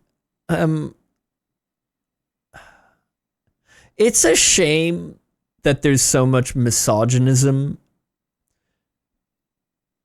for things like this, because I do think that it's okay to say, damn, they're making a God of War game and I don't get to play my favorite, like this is why I play God of War. It's okay to have the, like that's a valid take to me, to be like, oh man, I want to play Kratos.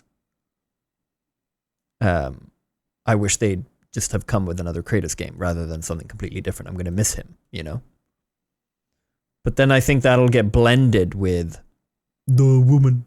I don't want to play woman. You know? The misogyny makes it hard to raise legitimate criticisms. Exactly.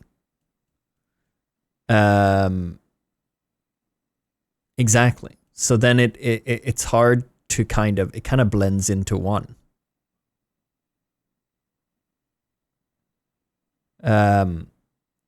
I'll give you a good comparison. I'll compare it with, hold your ears for a minute if you don't want to be spoiled on The Last of Us 2, the game, or the TV show for that matter. I think it's a very valid thing to be sad that you don't have Joel anymore, you know? And that was something that a lot of people felt. And it had nothing to do with any sort of misogyny. Maybe from some, but in general, like, people just thought it was just like, oh man, but I like love having him in these games and stuff. It's not the perfect comparison, but I think it's similar. So I think it's a valid thing to feel. But yeah, it's hard to kind of separate that from just plain Asmongold takes.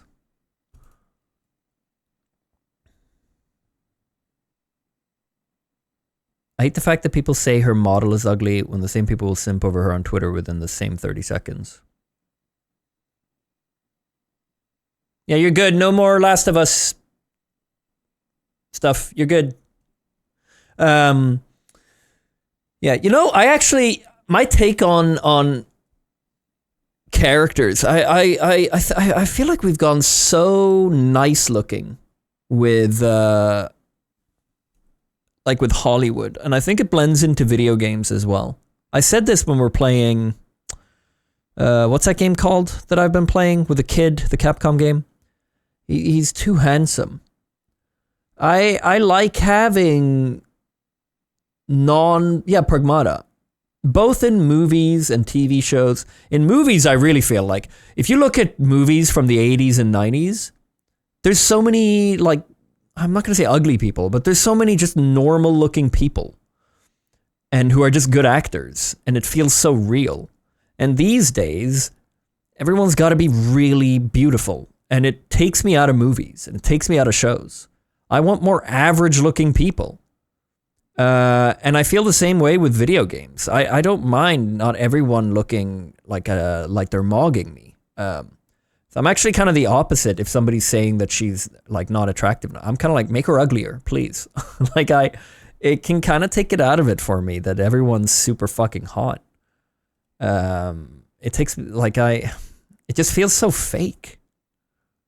You know, I feel that both for games and movies. Not to say I don't mind when I watch a trailer and someone beautiful comes on. It's great. It's like, oh, here we go. Like, who's this? You know, like, but when everyone is fucking, it's just like, come on, man.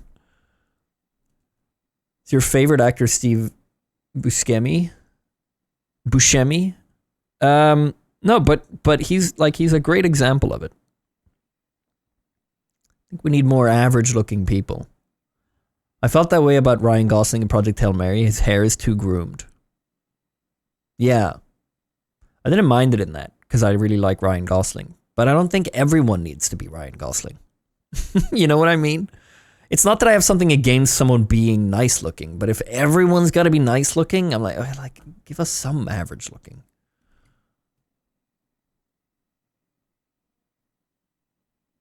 It ends up looking so fake. Like the new Tomb Raider. Don't get me wrong, she looks amazing, but like she also just looks kind of AI generated. Like I don't know. Yeah, it just feels weird.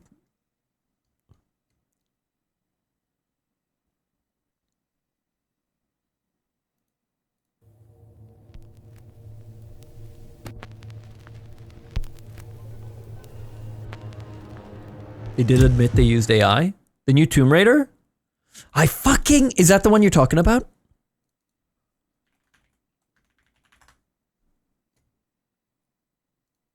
Did they actually? Because when I said it when we were watching the trailer, she looks so funky, man. I feel like she doesn't look like the same character from shot to shot. I fucking knew it, man. I doubt the model is AI. I think she is. The difference between these two, like, I don't know, man. There's something about it. She just doesn't look the same. This one especially, man.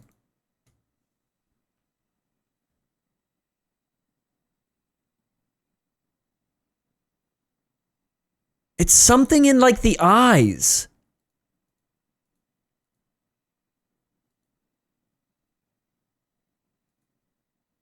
These are all don't these all look kind of different?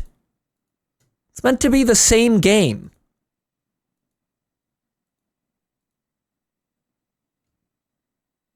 It's artwork versus in-game. They do that with other games too, and I don't feel this way. There's something about this one. Every time I see footage, she's like Uncanny Valley in the trailer.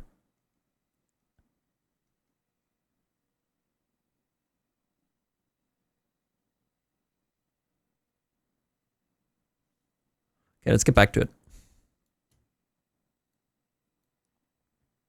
It's because you already know this got AI touched.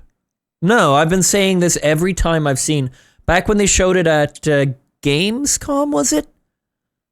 Or was it Game Awards? Whichever first reveal they had, when they showed like 3 different Tomb Raider things.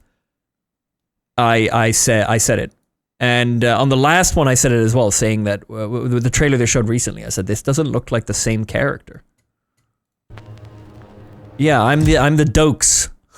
Just for, not for everything, but for Tomb Raider, I've been on them since the first reveal, man. There's, it's something really Uncanny Valley about her.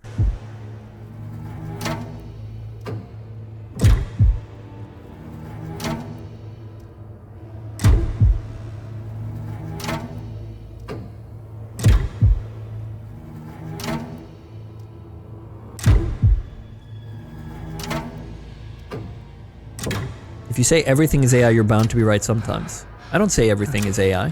Why are you offended? They according to that other guy, they've already said they used AI.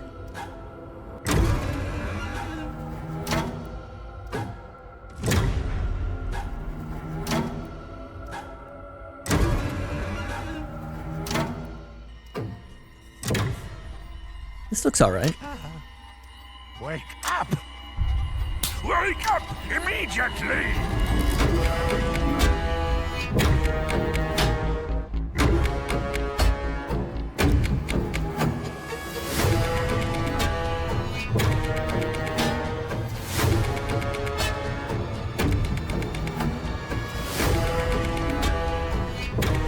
I've used this trailer music for one of my projects. Great Pixabay find.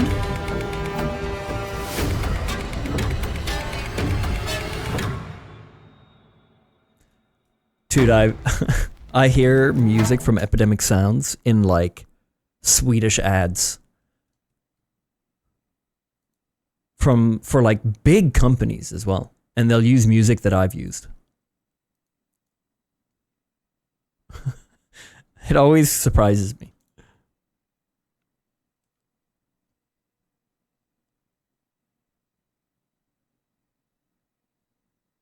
Wait, which one was that?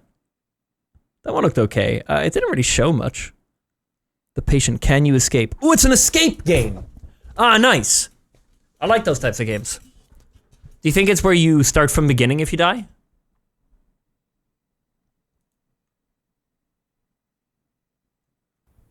Yeah, I wonder if it's like Granny. It's called The Patient. That was...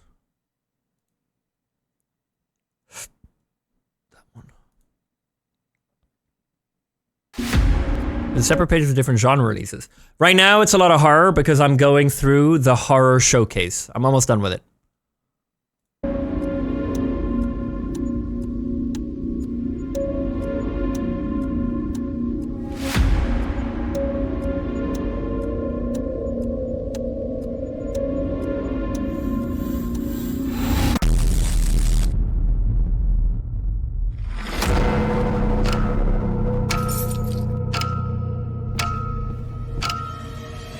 It's co-op.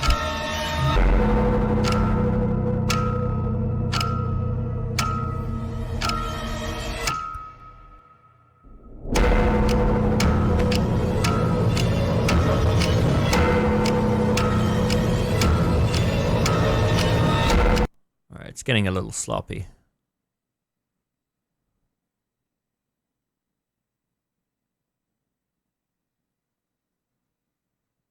Okay, I guess.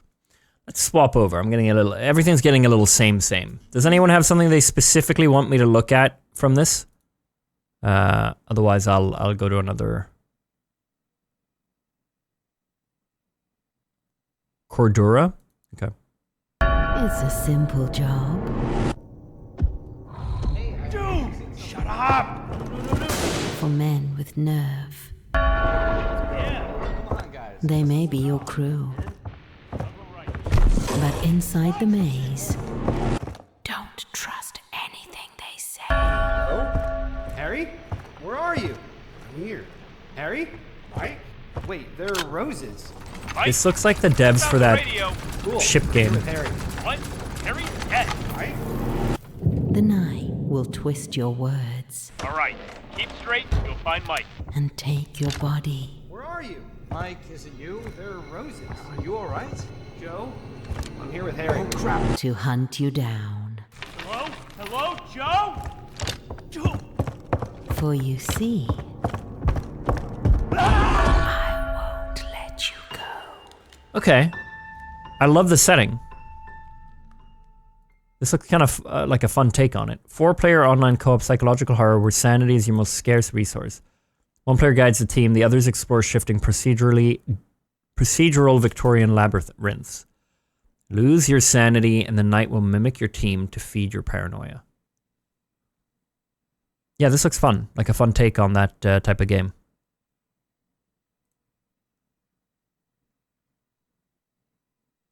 A game that might lead to marbles.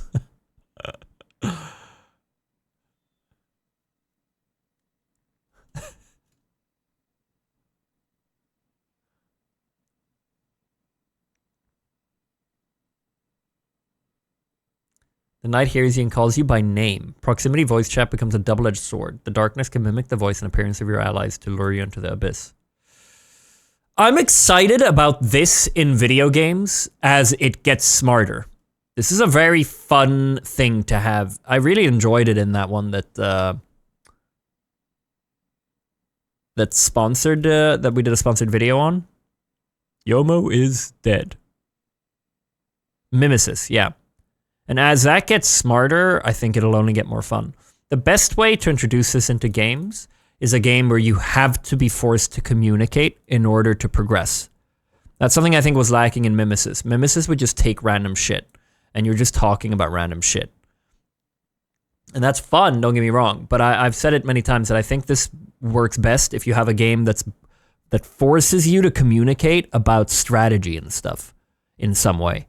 That forces you to talk more seriously about what to do. You could even have things where it forces you to read things in the game in order to progress to open a door and stuff.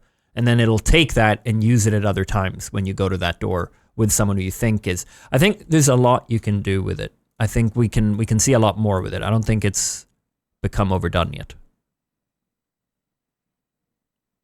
What did my mimic say? Was it funny? Yeah, exactly. And that's hilarious, don't get me wrong. But I'm excited to see devs try it out more and make it a bit more immersive. This mechanic, but in the game about calling. Yeah. Yes. That's a good point. Yeah, that game looked good. Did I add it? There.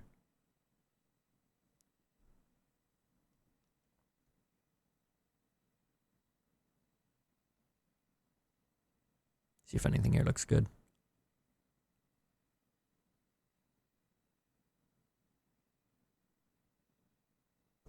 There's a lot of to be announced. Is there anything available now?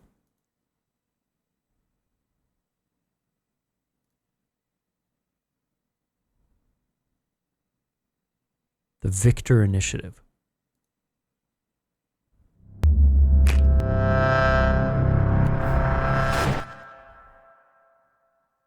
The initiative was founded for a purpose so terrifying that no one has dared to utter it. But everyone knows. In the 60s, a rift opened up in North Wales. We're not sure what it leads to, but we do know that since the rift opened, things have happened that we can't explain. No, I gotta see something else. Let's look at Gears E-Day. It's time. I'm really hyped about this game, and Richard said it had a really good reveal. Yeah, I like Horror Showcase, but it tends to blend together, and I start losing perspective. Does that make sense?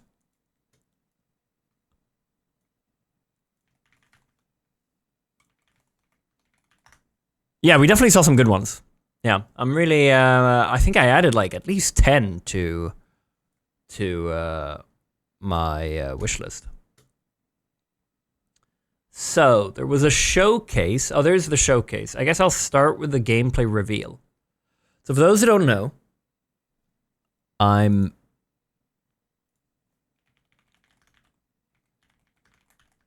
a big Gears of War fan. Yeah, I'm a big fan of this franchise. So much so that I looked up the...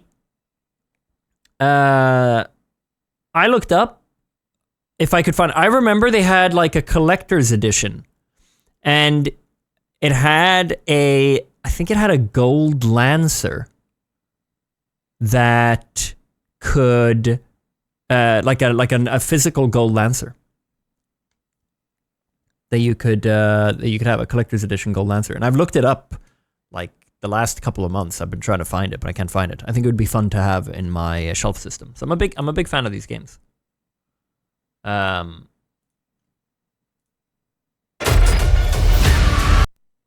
will chapter in some way, either me or I'll ask Flash to chapter games on more Teo. So for those who don't want to, the reveal, I mean, the showcase is like 30 minutes, so we'll do the trailer and then we might skim through that depending on how it is. I don't know how much it goes through.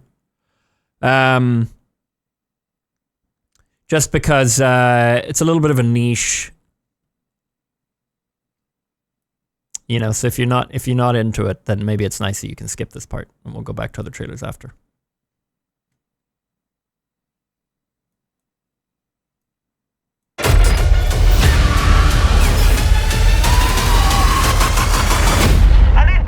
So this was announced like a year ago, 2 years ago. This is a prequel game before the 5-6 games that 5-6 Gears of War games. So this is a prequel between and it's back to Dom and Marcus as far as I remember. So this is very exciting. These things are all over me. No way this is real. It's pretty fucking real to me. We need guns. This isn't enough. They shoot. They Wait, make weapons. They fucking talk, Marcus. What the fuck? Fucking hell! Look out! Oh, shit!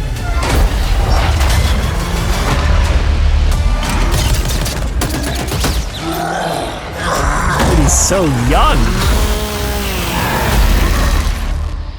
The world is full of weapons, waiting to be used. Oh, is that Sergeant Phoenix? Guess we're back to it.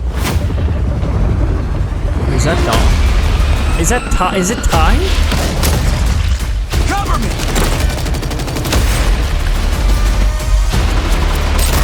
Ty's a legend, man. Where's that backup? Let's fucking go! Is that all you got? Another hole popping up! Let me try something.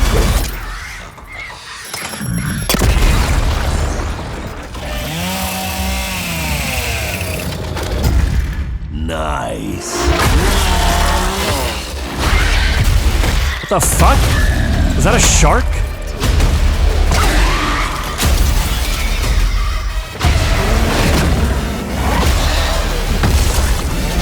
Oh, is it a ticker? Oh shit, I really like that. So what now, Marcus? We save everyone we can.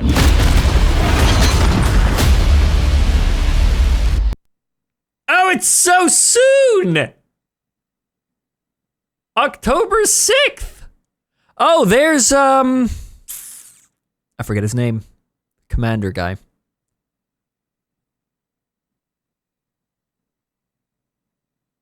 I don't think this is the full cut trailer. Am I on the wrong one? Oh, that looked good though. Oh, this is an official gameplay demo. Holy shit. Yeah, Hoffman. I was talking to Richard about this yesterday because he saw this and was like, oh my god, it's not on PC. But I think this means that it's not on PlayStation. Otherwise, it would just say Xbox exclusive. I think the fact that it says console is what they say when it's just... Yeah, because it's on Steam, right? Oh, here we go.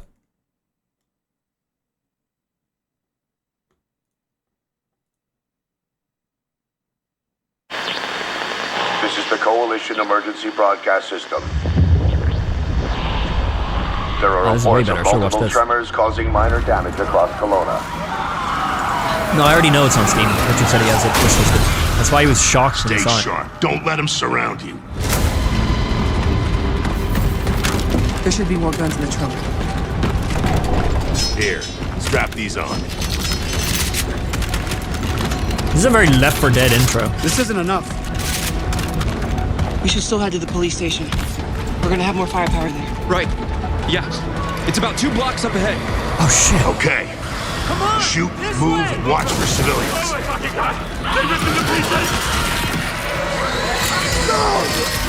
Get inside now! Well, I don't like that reload animation. I'm gonna be really nitpicky. Ground's opening!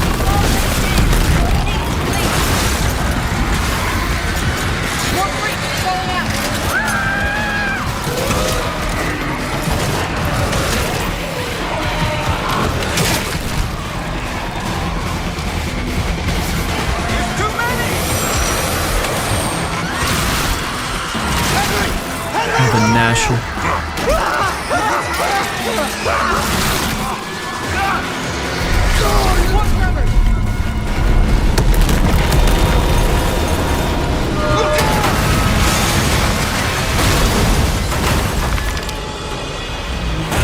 You see that?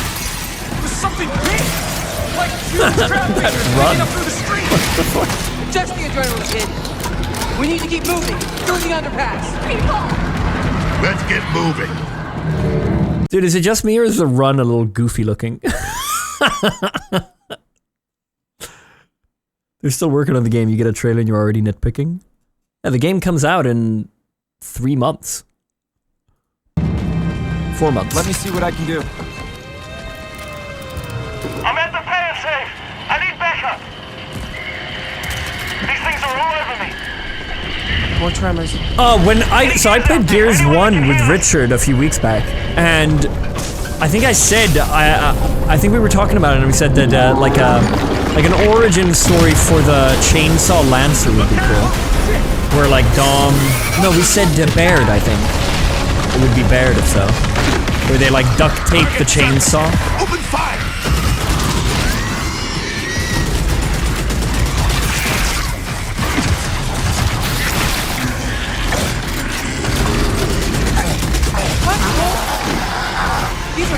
Because I'm noticing here that they don't have chainsaws.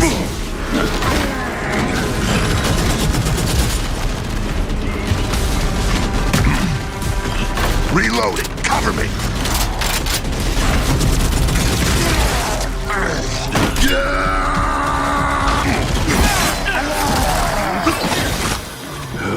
All right. That gear said they're stuck in the pay and save. Which way? It's on the other side of those apartments. At least that thing carved us a shortcut. Through here. They're the same voice actors? Yeah, sounds like it. Too slow! Oh, bugger! Come on then! No! Oh, he lives! Carbine! Nice shot! Oh, where the hell did you lot come from? We heard your distress call. Well, you saved my ass. But we need to make ourselves scarce. These fuckers keep pouring in every few minutes. More travelers, watch it! Right on schedule. You guys here? Yeah. Who are you? I can't get over that run, man. Where's your squad?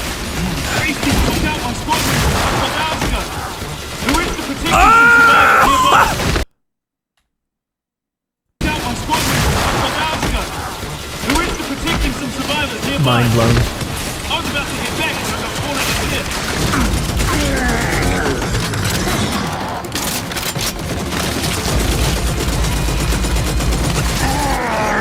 Reload! Cover! Hey, tomorrow! These things been coming in waves? What's the problem till I ran out of ammo? I'm not even standing up. I got friends inside. Hell's a reload. Oh shit!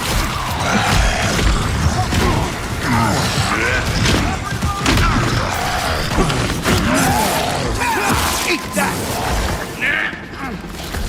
Throwing a grenade! So is Gears E-Day? I know it's the day that everything Emergence Day or whatever. And they're all, but is this the first time they have any sort of creatures? Is what I'm wondering. Like, are they just like, what the absolute fuck is going on?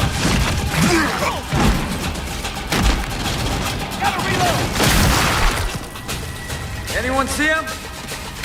I know it's the first they see of the locust, but is it the first? I'm curious if it's the first of like any sort of monsters. I'm hoping if so that we see some cutscenes where they're like, what the fuck is going on, you know? Where they actually kind of address that. On your right, I got it!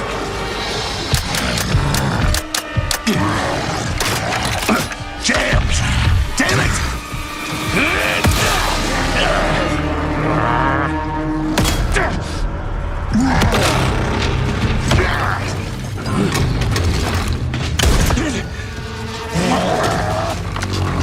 Their chainsaw. Oh shit. Tom! I'm almost out! Fall back!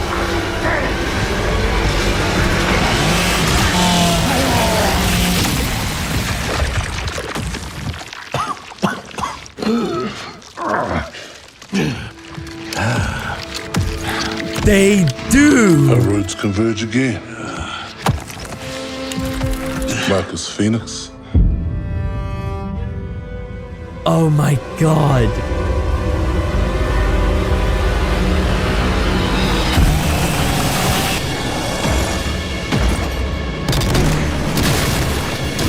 Oh, the slide looks so much better now.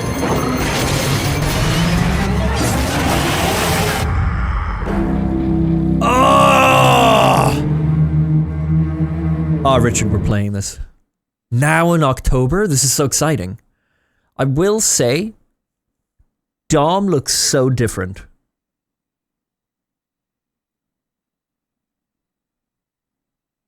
That doesn't look like Dom to me. I know he's meant to be younger, but he's a young man? Okay.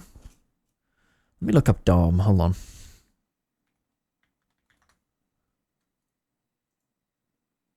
It's always tough when they do prequel stuff like this, or like someone who's really aged, to like nail it. Just want to see. Maybe I'm remembering him wrong.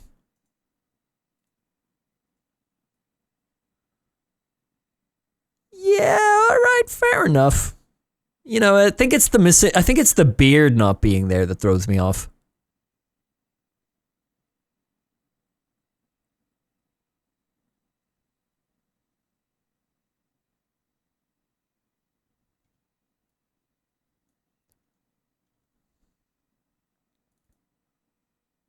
Oh, that's so exciting. Gears of War E-Day official gameplay demo. No. Wait, what am I watching now? Is it this? The direct? So not this. No, it's gotta be this, no? Okay.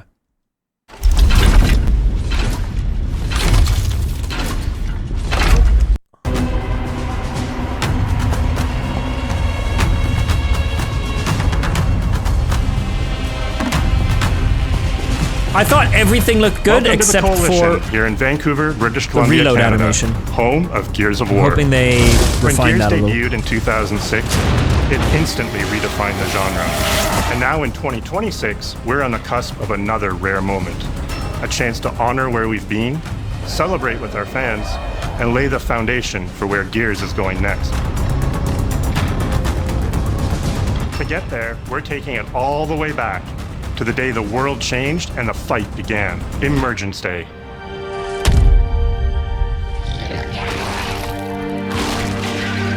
It's a day of unimaginable loss that sits at the heart of our universe. And today, for the first time, The reload we're UI ready to pop-up take thing you or the actual inside the animation? studio No, the and show you UI, all sorry, ways not the to play animation. with our new The UI movements, felt weapons, and modes a little that will beta. make E-Day the most brutally satisfying Gears yet. Is that all you got? So I'm hoping that's just a temporary thing that they fix. Before we talk about what this game is, I think it's important to share why we chose E-Day. When we started this project, we were moving to Unreal Engine 5. There's a new foundation with a blank slate. So we took a moment to reflect on what makes Gears so special to us and to our fans. And we realized that all of the things that make this world feel so unique, brotherhood, brutality, Dude, how popular is Gears of melancholy War? beauty, and over-the-top spectacle, they're all doing perfectly sales? set up in this one moment in time, E-Day. The moment the Locust ripped through the ground and changed the history of Sarah forever. And to tell that 41 story, million we wanted copies to as of build an August experience 2019. that evoked the vibes of the original Gears game. So we started with this one still from the Mad World trailer. It's Marcus facing down the Locust, defiantly firing into the darkness against overwhelming odds, and we said this is the emotional core of Gears. This is the tone and feeling that we wanted to build our next game around. This is our most ambitious game yet. E-Day is a story we haven't been able to tell before because we didn't have Chat, the I already called technology this to niche do it. before we started watching. We finally have the tools to reimagine the Gears world at a new, unprecedented level of detail. We're pushing Gears to new heights with the densest, most detailed world we've ever created. With seamless, large-scale environments. It's even worse from up here. Fully dynamic ray trace lighting. And richer real-time destruction. Yeah, dude, when he shot like that in the trailer, it was so obvious We what they're trying to literally show. rebuilt everything from scratch. Characters, enemies, weapons, animation, Is the sound, story in Gears good, or is the it more world gameplay and co-op that's itself. fun? And then we Both. tear it It's a apart good in front story. of you. There's some really heartfelt moments in Gears 2 and Gears 3. More brutal enemies. With Gears new 1 and is a little craftier more weapons. standard. And navigate the battlefield with more natural character movement so that every moment of emergence plays smoother and hits harder. This is a game that feels like Gears, but plays like new. Now, we're inside. Are all It's a return to Gears the games feelings that co-op? we had Yeah. when we played the original games, but now reimagined, evolved, Gears 1 and enhanced 2 with the power of a new engine. are, it's a little bit of marketing stuff going on here. Gears 1 and 2 are 2-player co-op, and Gears 3 is 4-player. E-Day is set before the events of the original Gears of War. After decades of conflict, peace has finally been declared on Sarah, and the Gears have returned home. Oh, I see. Okay, what were they fighting? The other, not the Locust, Marcus Phoenix and Dominic Santiago are young veterans trying to Lambent. adjust to civilian life while grieving the loss of someone they both loved. Carlos Santiago, Dom's older brother and Marcus's best friend. To Carlos. To Carlos. Best fucking brother anyone could ask for. Carlos died in combat in a moment of sacrifice before the war ended, and without him, Marcus and Dom's relationship is distant. The emotion from our refinery kept power. With the world just barely on the cusp of peace and our characters coming to terms with their new reality, the Horde Locusts infected when we emerge played as the and Locust. change everything. Well, I don't remember that. Was that Gears 3? There are reports of multiple tremors causing minor damage across. They were fighting humans, Lambert or Gears 3? Not one, but two Oh, I thought someone origin earlier said that they had played, The start they had of met this world Lambert already falling at this apart point. And a brotherhood coming together. And over the course of 3 intense days, you'll see how loss reshapes this world and our characters, beginning with a night of desperate survival in a brand new city. Yeah, they've made them look way more... Yeah, I think it's the armor being missing. Okay, okay, I saw a shot with armor. We decided to focus our story on just one city, so you could really feel what war does to people. When we started creating Kelowna, we wanted it to be more than just a backdrop. We wanted to feel alive, like it was another character in the story. There's a lot of marketing here. What's the most interesting part of this, Richard? Kelowna used to be all about innovation and discovery. But years of industrialization for the Cog War effort totally reshaped it. With such a rich history, it made sense to lean into that classic Gears retro vibe. I wonder if they'll have multiplayer. Towering architecture, robust vehicles, and grounded technology. Kind of like those gritty industrial cities from the 1970s. We also looked right outside these windows at the mountains, the ocean, and local landmarks to help give Kelowna its unique style.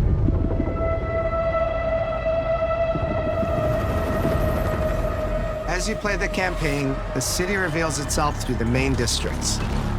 The historic center, with its classic Gears architecture in stone and steel.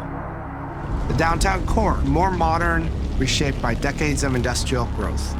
The military airfield, set at the forest edge. Oh, they show Horde? Nearby. Let me skim a little. Tanks and armor. They slam into cars, weaving through hails of bullets. And we wanted to keep that heaviness, but add more fluidity to how you move through the battle. Yeah, this looks a lot more modern in the animations. Cover is life in Gears.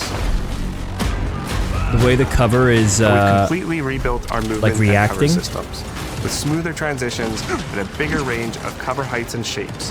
This looks really nice. Low ground cover. This all allows us to create more complex and organic feeling spaces than ever before. From sprint, you can now slide, which lets you quickly get under objects, slide around corners, or transition more smoothly into cover from a run. And we added... Wait, the slide is new. They haven't had slide before, have they? The ability to jump. Which can you not roll anymore? Did they remove the roll? We get to play with more verticality, climbing walls and vehicles, or clearing gaps in crumbling buildings to reach new flanking routes. At the heart of our gameplay, you can roll, slide, jump. Combat puzzle. A mix of unique enemy combinations, tactical weapon choices, and your ability to read and move through the arena. But now you have more choice than ever, and we get these peaks of almost action movie sequences. You can throw yourself off a balcony, land next to your buddy and revive him, scramble through cover, slide under a truck, and hit safety on the other side. Cool. We get these amazing Gears playgrounds, small and large, where all these elements come together, and the city is filled with them. Our missions move across the city, from linear fights in narrow streets and alleys to more open districts. Apparently the PS5 version was basically ready before Xbox canned it. Now you have strategic choices. I mean, this is just classic Sony, Microsoft. Sony announced that they're going back to exclusives. And I imagine that Xbox has now responded by not making these games for PlayStation anymore. It's up to you. It's so fucked, dude. I fucking hate console. Well, then you can try all three at the same time. It's such bullshit, man. Reveal small stories from the city. Survivors trapped in an apartment. There's a civilian in that building. 4th floor. A raven crashed in the distance. A group of Gears. We're playing, when Richard and I were playing Gears 1, we were playing on PlayStation. We were playing the remake on PlayStation 5. It's how great. much of the city you choose to explore. And that city is so fully cool to be able to play it on PlayStation. To create a city of this scale and detail, we needed to invest in an entire suite I read a tools. post that it had like almost 700,000 sales. Sidewalks, e-holes, buildings, rooftops, a few months ago and pipes. On we PlayStation. have a procedural content generation toolset for scattering millions of pieces of trash and debris across the ground to make Kelowna feel lived in. So the fact that they're like not doing that? In other Gears games, the world's basically already dead. There are very few human survivors left. But in E-Day, you're watching a live city get ripped apart in front of you. A glimpse of a child's toy, or dinner left uneaten, are reminders of what's been lost and the horror of what the locusts have unleashed. Yeah. I like these showcases, but they can get a little bit mark on the world. Too detailed. Destroyed a little bit Beauty has long self-glazed. been a visual pillar of Gears of War, and we finally get to show the before, making the after hit that much harder. You'll recognize a neighborhood that was once intact is now completely destroyed. You'll walk through city streets filled with smoke and fire, and it feels completely different from how you first experienced it. You start getting this real feeling of the city's a character, and it's really under attack. It's the fall. Yeah, has Cliff said anything about this? Not my Gears. Story. There's this colossal event going on in the plot, but the actual characters and the journey they go on is where you get to explore themes of burden, of loss, and of loyalty. The whole world of Gears is about characters. It's the nightmarish monsters from below versus the soldiers that hold the line in a war for survival. You okay? No way this is real. It's pretty fucking real to me. On your feet. This was our opportunity to focus on what makes Gears characters so special and what makes our enemies so iconic.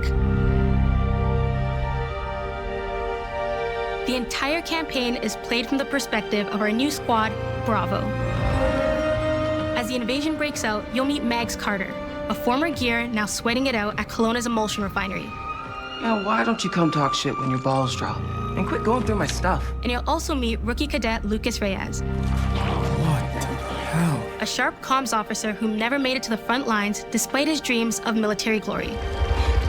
Holy fucking shit. Wow. Megs and Lucas, He looked together good, with like, Marcus as a and character. Dom, are 4 soldiers thrown together, fighting through tensions with each other while fighting the Locusts, ultimately forging their bonds in Yeah, battle. they showed a Carmine in the trailer. We follow Bravo Squad with our cinematic cameras, just like the intense war movies we love. The shots are intentionally gritty and a bit shaky, and leaning into these rough edges is what makes you feel like you're right in the middle of the action. Oh, is that not a Carmine? I thought it was. Bravo's story also intertwines with others called to defend the city, including returning characters like warrior philosopher Ty Caliso. Our roads converge again. Ty is so cool. Ty reminds me of Richard. Marcus Phoenix. Ty.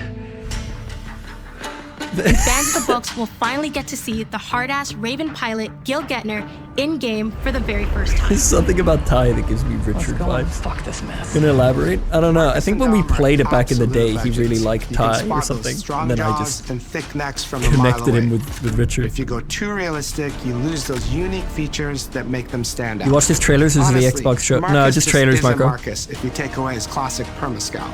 So instead of chasing perfect realism, we focused on making them believable and memorable, respecting the details that really make them who they are.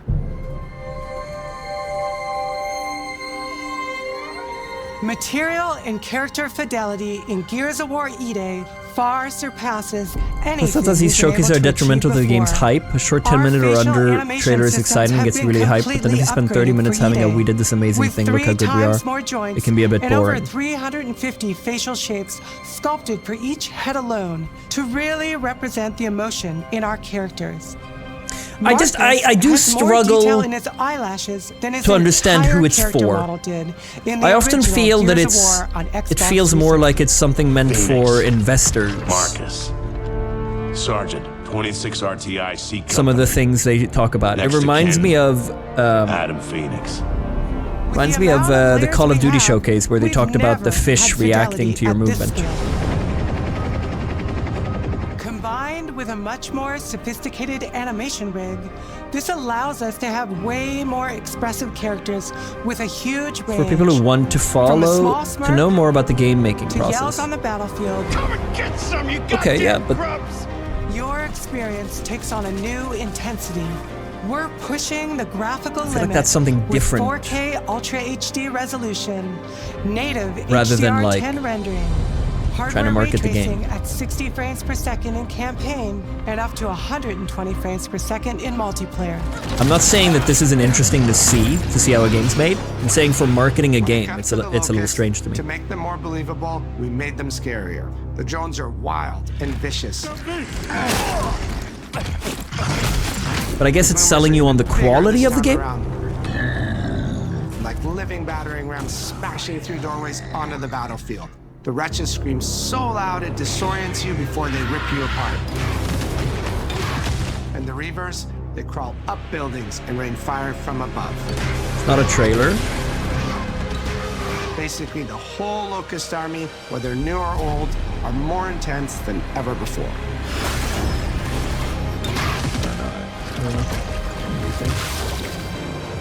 So what now, Marcus? We save everyone we can.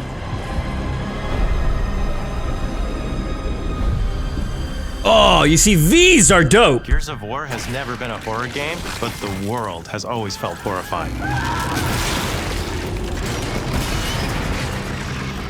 And with E-Day, we lean into that even more.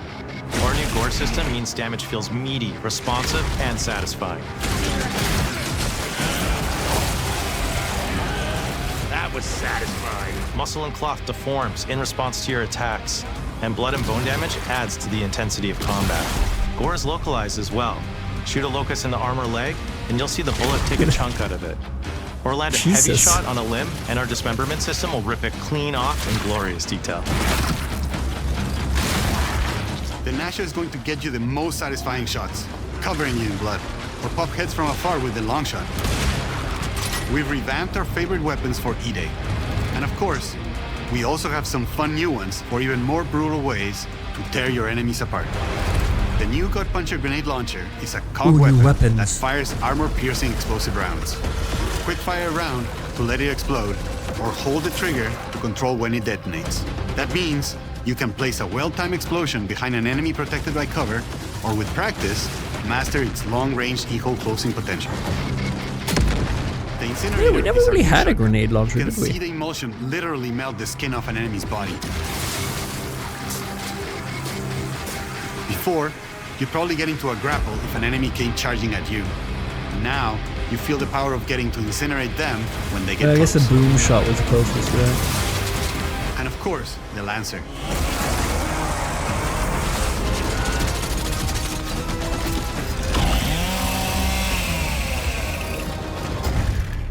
Nice. The creation of the Chainsaw Lancer is another origin story from lore that we wanted to show in E-Day.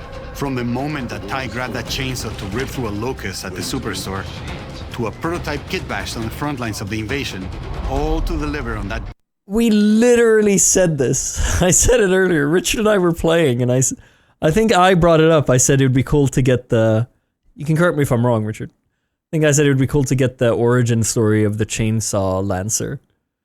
And we said, I think we said that it would be Baird, since he's like the creator guy. But that's so funny that we actually get the origin story of it, just like we said. Gratifying moment when you finally get to slice a grub in two. It was just a couple weeks ago we were talking about it.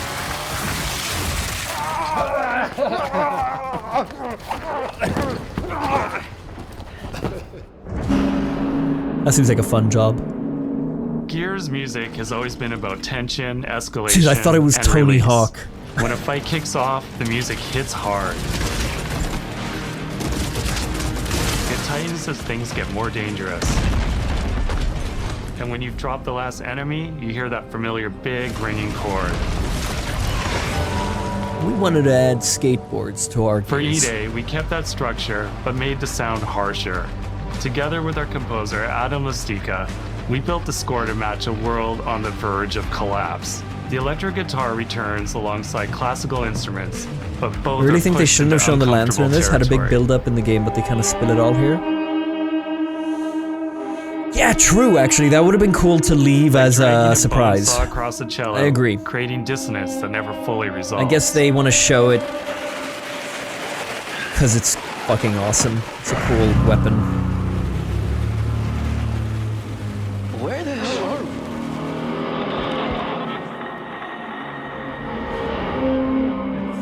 And then there's the sound design.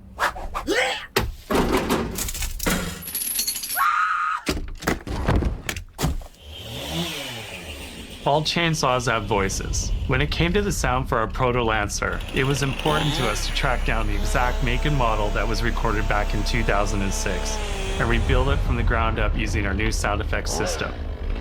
This chainsaw has a 14-inch blade with that signature meaty yet intimate sound, and when it revs, you can hear all the gnarly details. In terms of how you'll experience Kelowna, I always think about our acoustic system like this. I'm walking down a street and I hear the sound reflecting off the walls around me. Then I step into an alley and everything immediately tightens. I come back out into a wide space and the sound opens up again, almost like a cathedral.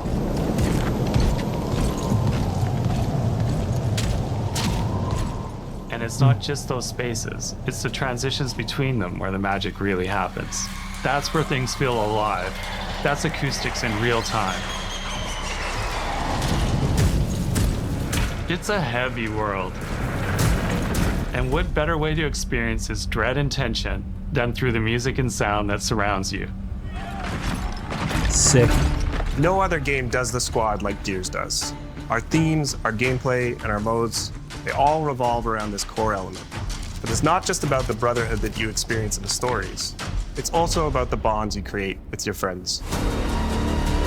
Co-op has always been a part of our DNA. And like every great Gears game, you can bring your own squad to this fight. In campaign, all 4 characters are playable from the start. I like the info they give in these videos, but I always feel like it could be half the length. Screen on console. In Versus, our sweaty squad-based PvP is feels a little filler. With a collection of 4v4 modes and all new maps set in locations in and around the war-torn city of Kelowna. We've combined classic Gears' symmetrical PvP map design with new traversal opportunities. You'll put your skill to the test alongside a seasonal roadmap of killer content, almost all of which you can just earn by playing the game, completing in-game challenges, events, and achievements. And today, we're excited to announce a dynamic new evolution of Gears' iconic PvE mode, Horde Siege. It's a 12-player mode where all 3 squads fight alongside each other to battle the Locust invasion and defend Kelowna across a range of city-based maps. We'll have more to share soon, and we hope you join us for our open beta weekends later this summer. We good? Sergeant Phoenix? That's sick. Guess we're back to it.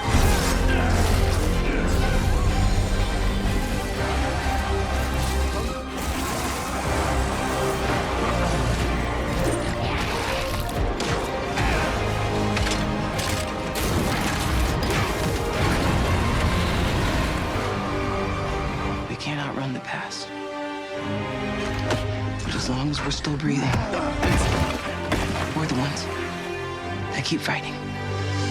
12-player Horde 20 is years of fucking Gears crazy. is such a milestone. It is such an honor and also a huge responsibility to make sure we deliver on the story of Gears. It always comes back to the squad. It always comes back to this theme of getting through the absolute shittiest of times with somebody else who constantly has your back. And that's Marcus and Dom's story. The story of the original trilogy. The story of E-Day. And the story I think we can all relate to. Thanks for pushing through. Couldn't have done it alone. You got it, man. Having the opportunity to have E-Day come out in the Damn, that same looks year good. as the 20th anniversary of Gears, the quarter-century anniversary of Xbox, it's almost like a homecoming. It's like returning back to our roots and saying, fuck yeah, we're back. And we have so many more stories to tell. It's an incredible honor and one that we want to make sure that we do right. Surprised it's coming out October. I wasn't expecting that. Ty. What a nightmare. Untouched by nearly 80 years of war. Destroyed in 2 nights. For us, the heart of Gears has always been about the bonds you make in the darkest of times. Inside the studio, we rally around a simple phrase: never fight alone. It guides how we build our stories, our gameplay, and our world. It's how we work as a team and the commitment we make to you, our fans.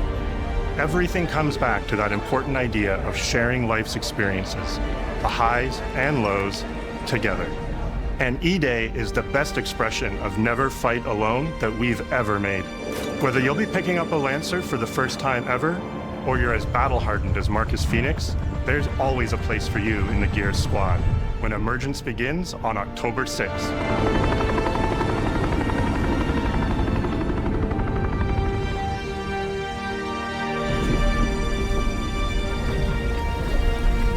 Yeah, that looked really good. Alright, yeah. I disagree. Okay. I'll admit it's cool for devs to show off a little bit of what they've done and stuff. But I do stand by what I said, that it's a little weird to do it before the game's out. As like a marketing thing. They can go very detailed. And for marketing, it feels a little off to me. I think it's cool to see after you've played the game. But there's some really cool stuff in here. Horde looks insane.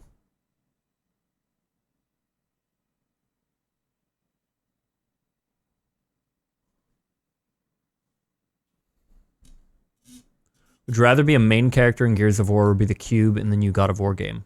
The Cube. He looks like he's got so many powers. I'm dead in 2 seconds. Dude, have you seen the size of the Locust and the main guys with their armor in this? I'm not living this. I'm dead immediately. I'm a Carmine.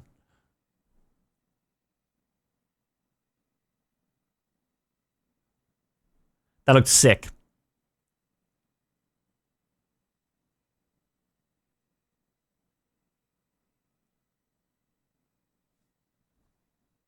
Yeah. I mean, you have to consider they showed this at the Xbox Games Showcase. So this is kind of the same point I made with Final Fantasy, where it's just a little... It's like they're full-on going marketing.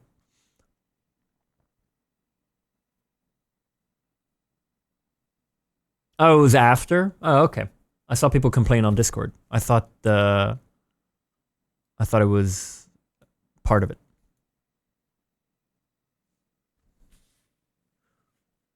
Beep, beep, beep. Oh yeah, then they were just stupid. Yeah, that's a better way of doing it, I think. To do it as its own official thing. Oh, in that case, you know what? I changed my mind on everything I said. I thought this was part of the Xbox, because it's here too. And I saw people on Discord say that, like, is this it? Or are they doing more after this Gears thing? So I thought this was like, they did this whole 30-minute, like, let's talk about some pixels in this one game. Just in the Xbox. Oh, if it's after, then never mind. If it's like a Gears showcase, never mind everything I said. Yeah. Yeah, that's how I think it should be done. It should be its own thing when they go deep like this.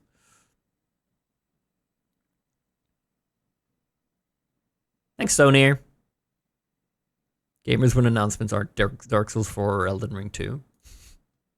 I'm of the opinion that all big like trailer shows should just have nothing more than 5 minutes at absolute most should be dedicated to one game. Anything more than that, do it. Tell them that you've got more out. You know, whether it's Final Fantasy, Gears of War, whatever it is. I don't think you'd give more than that. Or COD, you know, when they do that classic where it's like, time for 12 minutes of COD. That sucks.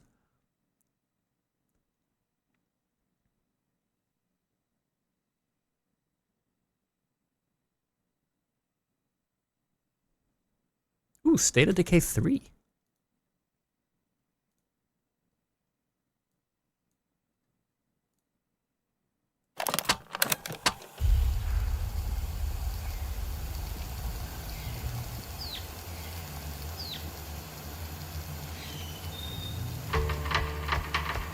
Dude, September, October is so stacked. There's gonna be a new game every day that we want to play. Thank you, GTA.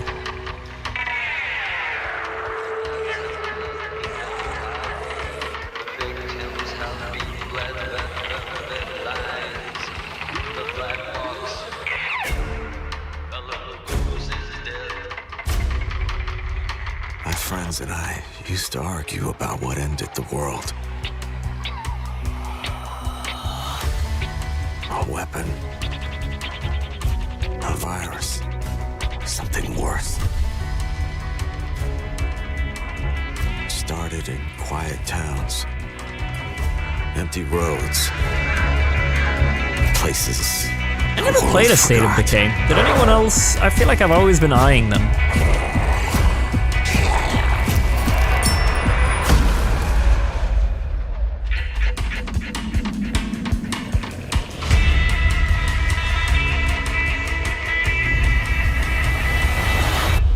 Guys, I found a nest.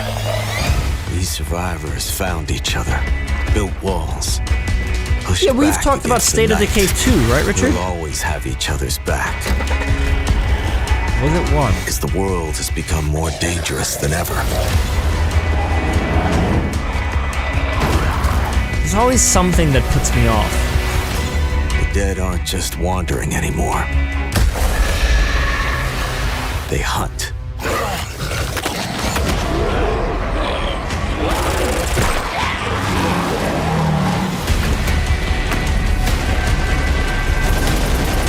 In the end, it doesn't matter what you believe. What matters is that when the dead come through the dark, so do we.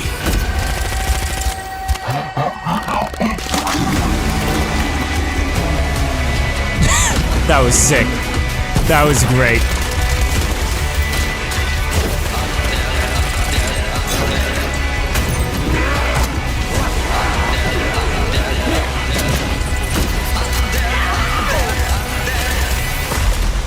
I think they're survival games, but maybe with an ending, kind of like The Forest. That's how I understand it. Or maybe not. Maybe there's no story. Xbox Cloud?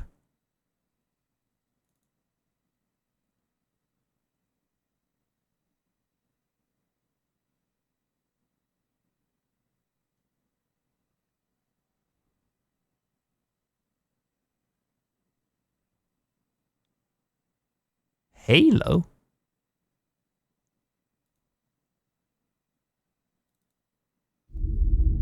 What?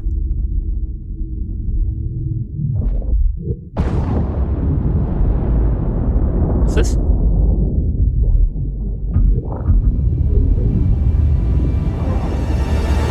Now move it out! Double time! Whoa! Wait, are they remaking Halo? Oh, shit! We were losing the war. Pushed to the edge of extinction by an alien alliance bent on our eradication. The Covenant. Oh, for PS5? So we made a bet and trusted everything we had left to one soldier. John Halo. Those of us who managed to escape found something.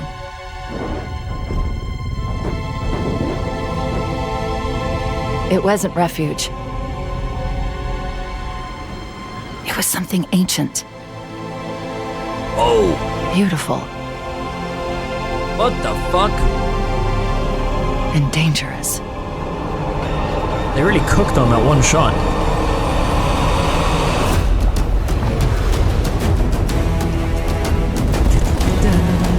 The Covenant followed us here.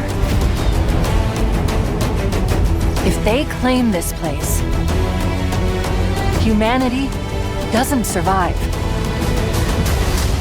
That's not going to happen. Ah, whoa. How do I still get nostalgia from this song?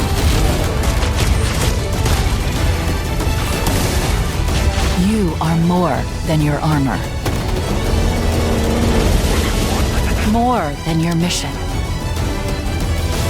And more than they can handle.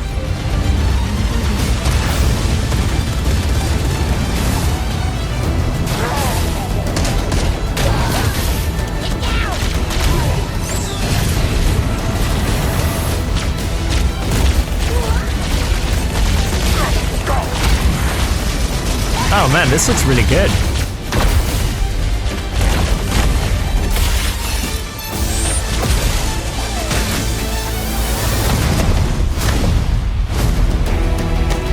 They believe they can break us.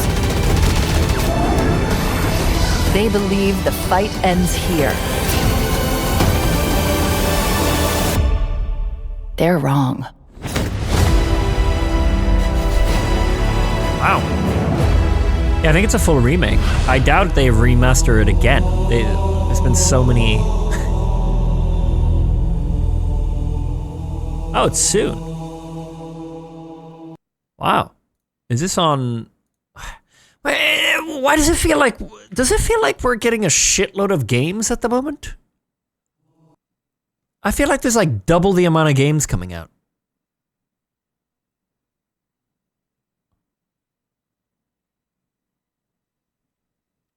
What if I told you that the devs said they used AI? I would say it's a lie, considering they haven't disclosed it on Steam. They wouldn't lie, would they?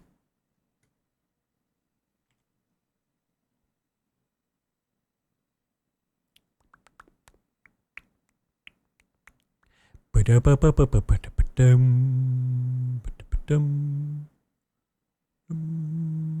skimming, hold on.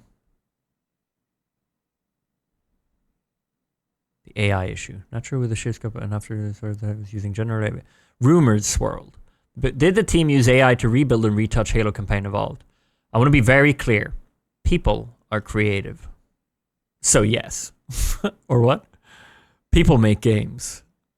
AI can improve workflows. It can do things for the game.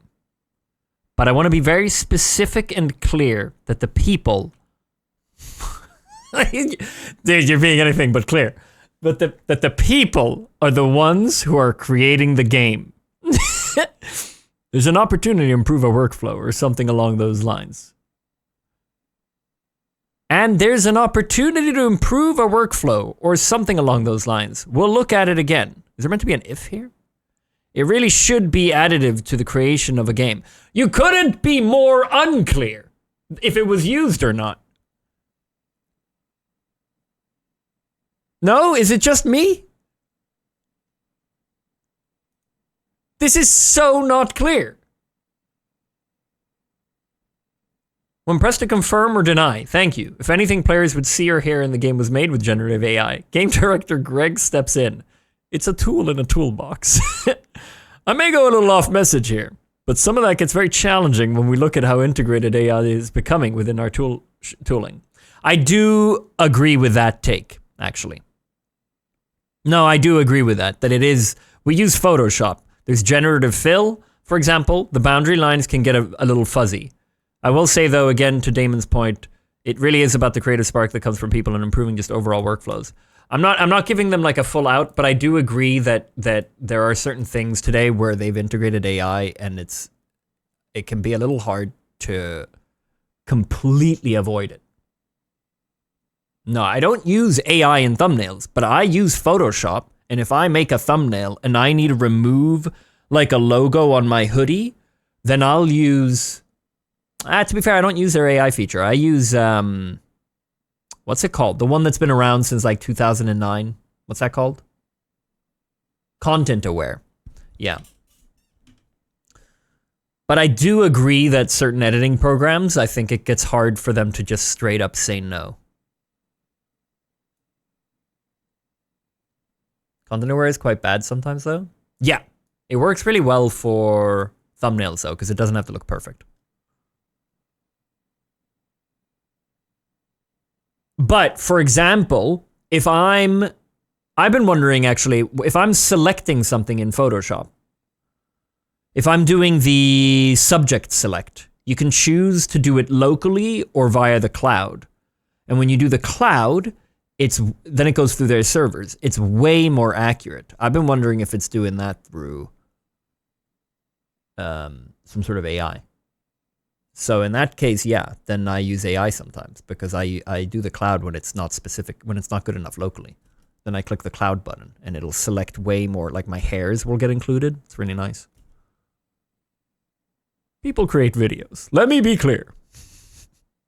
People create videos. This does sound like they've been using a hell of a lot of AI, though. Wait, hold on. My Twitch is broken.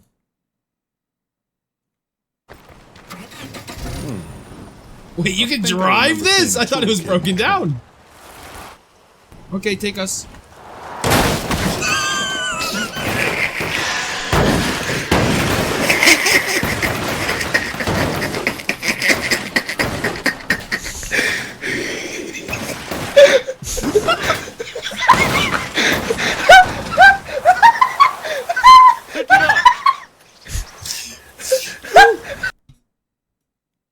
That's funny.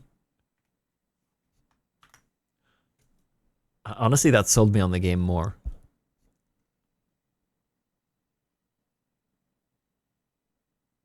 Later, an Xbox rep reached out to add more context, saying there is no mandate to use generative AI in our game development, and that includes Halo.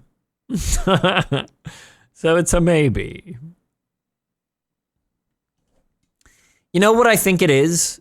I think with so many developers working from home, how can you fucking fully stop them when it's getting integrated into their programs? Like what he's saying, yeah, like they're not making them use generative AI, but I think it's really hard to stop your...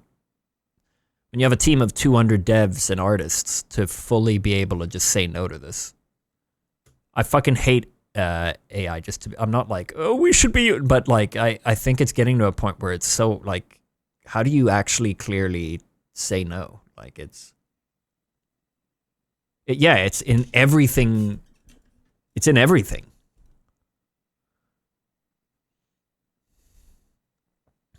I work in IT and literally every tool I use now has AI features. Yeah, exactly. And so I think it's really hard. This kind of question, I think that's why it's such an unclear question. That's why he has to say it like this, because he can't.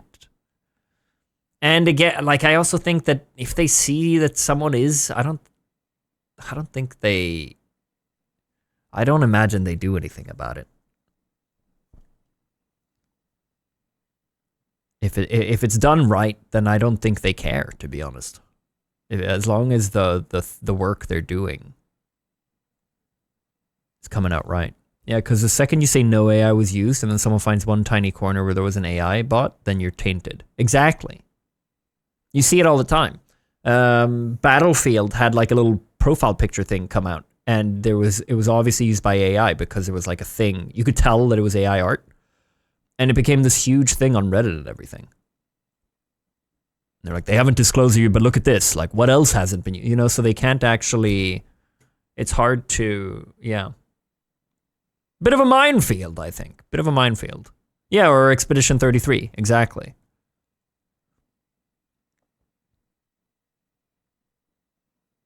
I think the lamest one to use in gaming is just straight up generative AI assets and textures. Yeah. I think everyone has their own line where in the sand. And that's why it's such a fucking, it's so new, and everyone has their own, like, this is too far for me. And so it's kind of fucked at the moment.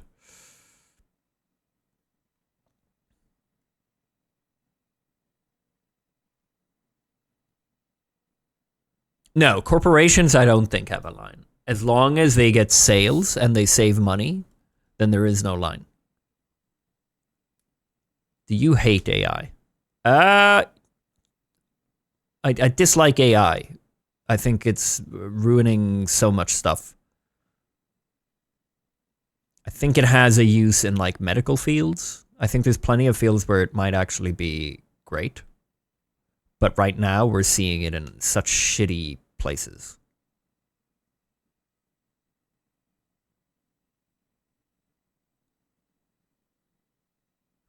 But I think for the most part it fucking sucks. Dude, there's so many things. I'd be able to tell you 100 things I hate it in, but I could probably tell you 5 I imagine it's pretty good for.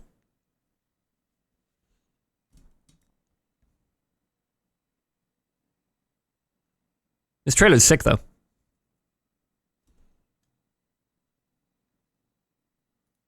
Is it another Halo?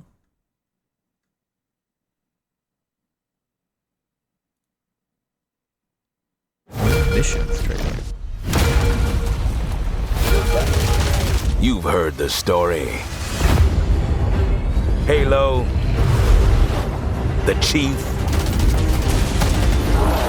stuff of legends.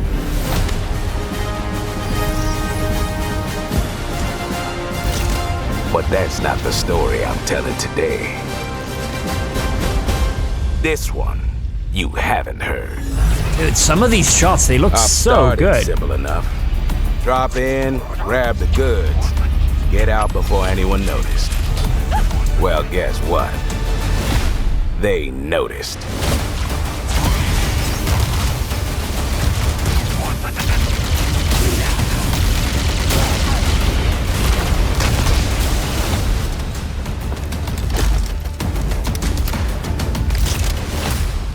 Now you ready to get to it? You served long enough. You learn to read a battlefield. This place, more of a freak show.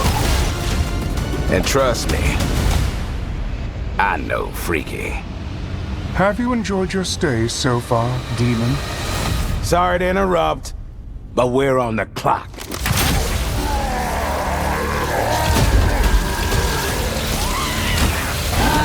The thing with simple jobs is, they always get complicated. The plans change. Odds get worse. My advice, bring a Spartan. Oh, cool. Makes sense that they try to add some new content to make it more worth.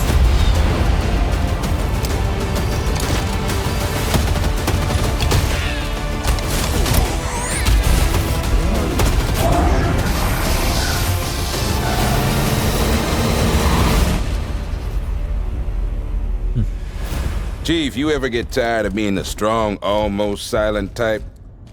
No. Something else that you guys want me to watch? I feel like I've seen most of the stuff now. Any cool looking indie games?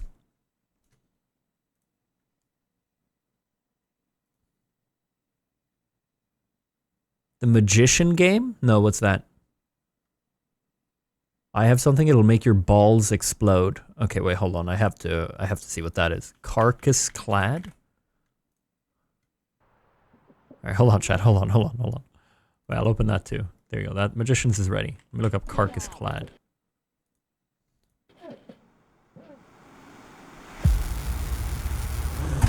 Valmiina! Mene määränpäähän. Selvä! Käynnistä moottorin!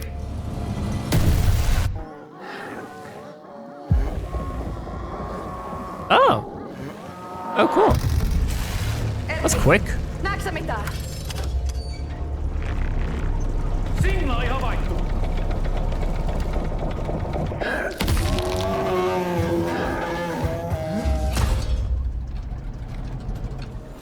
Edetään rauhassa taistoon.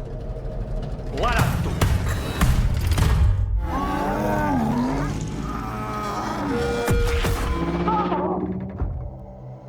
Käännetään oikealle! Ammus tulossa! Wow. Dude. Wait, this is co-op? Wait, what the fuck? A visceral co-op tank horror game. Whoa! What? From the creators of Mouthwashing. My balls just exploded. What a fun game from them. Featuring weighty physical controls, crew the Uxia with a team of 3. Fuel is limited and ammo is scarce. The city's saint, long since laid to rest, walks again, gilded and defiled. Damn! Wow! Dude, I'm coming. No, this is crazy. I was kind of like half into it when it was single player, but co-op? This looks so good, no? A tank horror game. What will the gameplay be like? Oh my god, okay, cool. You see this, I hate to say it before I've seen any proper gameplay, but this, you know when everyone's like, everything is friend slop? This, from the looks of it, this isn't friend slop. This is just a good looking co-op game. You know? And for every 10 friend slot that we get one of these. And that makes this era that we're in worth it. I'm really glazing a game that's not out yet, but just like there's a good co-op game every now and then. And I've lived in the times pre-Lethal Company, and I was constantly saying I want more co-op games. And we're now in a time where a developer that made such a good game like Mouthwashing is saying, hey, let's make a co-op game. You know, and that just bodes well to me. So this is exciting.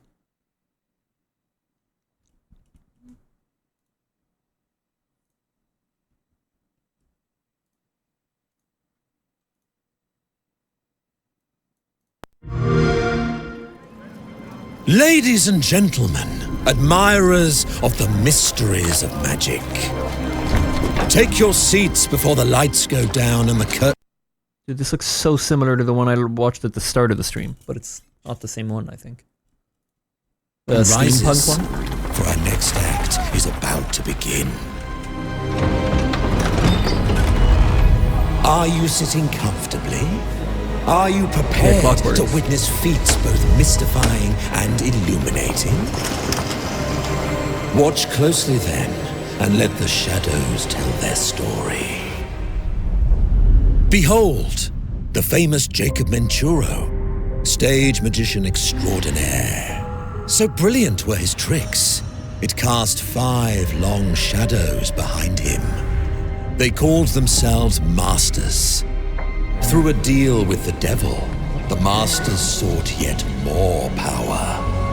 Their deal demanded a sacrifice, and in the darkness, they chose Jacob. Jacob was trapped in eternal torment, but the devil had other plans. He pulled Jacob from his infernal nightmare and offered a new deal. Face their legions, their tricks, every abomination they command. Take what should have been his. Escape if he can.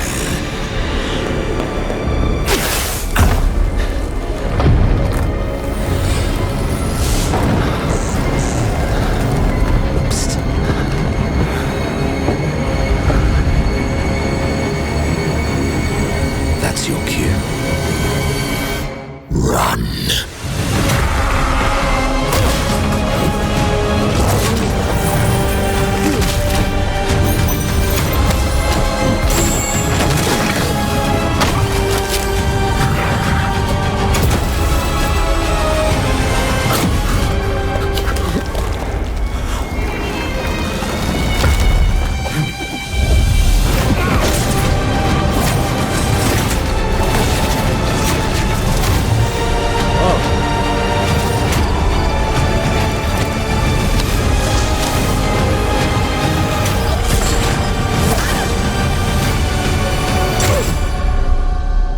Okay. A deal's a deal, Jacob. I'll see you soon. Is this like a roguelike?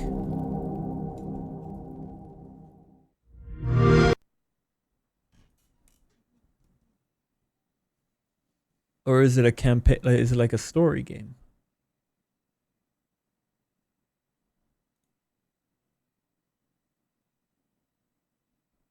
Cool. That looked good. Yeah. I'll keep an eye on it.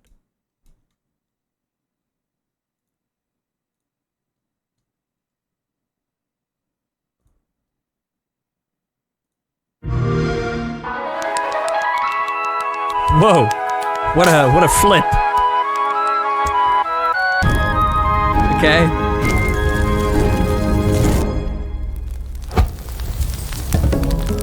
Oh no!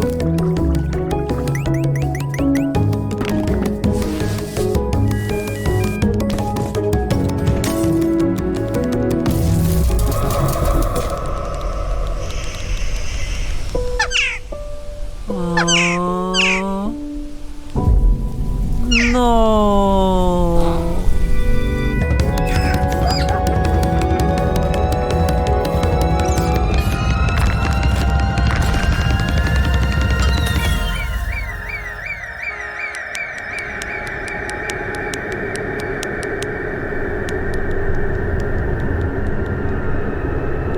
This reminds me of the Ottoman Empire.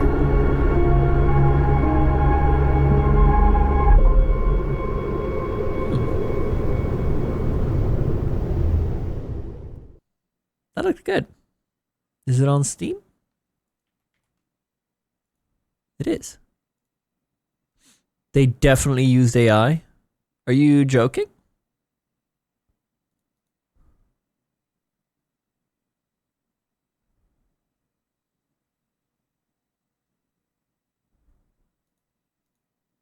Yeah, that looked cute.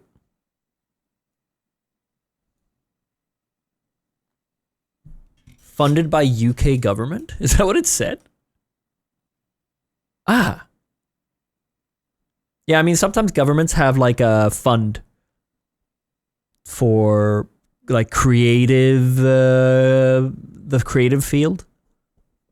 Yeah, so they give grants and shit. I think all Western countries do it. Yeah, you get grants. They do that for video games.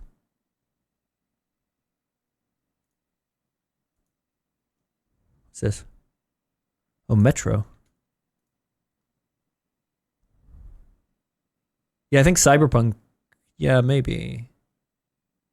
Yeah. Yeah, I mean, Poland loves... isn't it Poland? With The Witcher and everything? Yeah, I will say... I think one of my least... Okay, no, actually, that's not true. But something I hate about AI in art, other than AI in art, is how much it comes up just all the time. It's like everyone's got a, including me, by the way, it's like everyone's got a gun. You know, and the bullet is to be like AI question mark. It makes me very tired. It's tiring when you're like watching a trailer like, oh, that looks good. You look over and someone's like, nah, they definitely used AI. And everyone's just ready to fire. It's very tiring, for sure.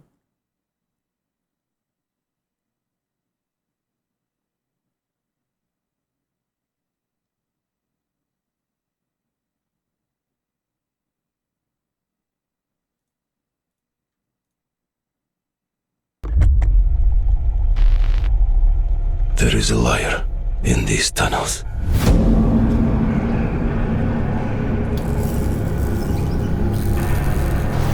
They call him Führer. But that is not your name. Your name is Hunter.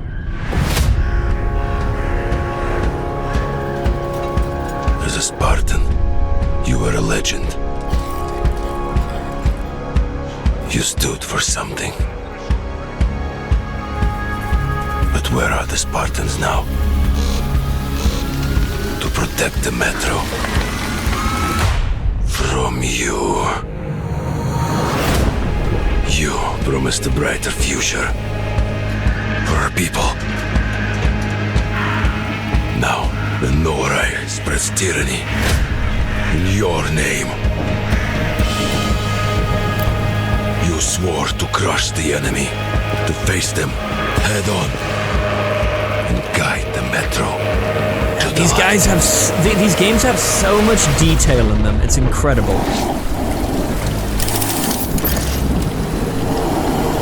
But darkness consumes you. Spreads like a plague. Eats you from within. Every step and every move drowns you deeper. Wow. In lies.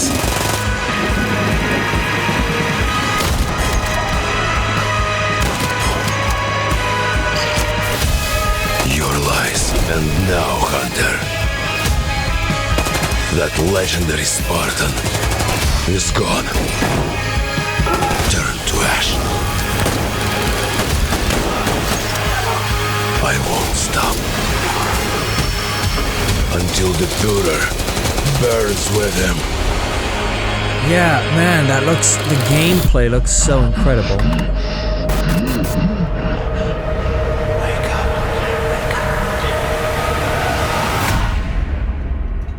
Damn. That's so cool. So cool. Yeah, I get it, man. I get why people play them.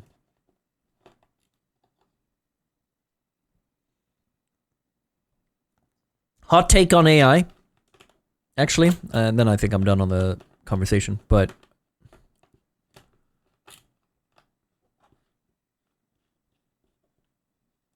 I had this thought a few weeks ago. I think people, in terms of AI in art, which we're vehemently against.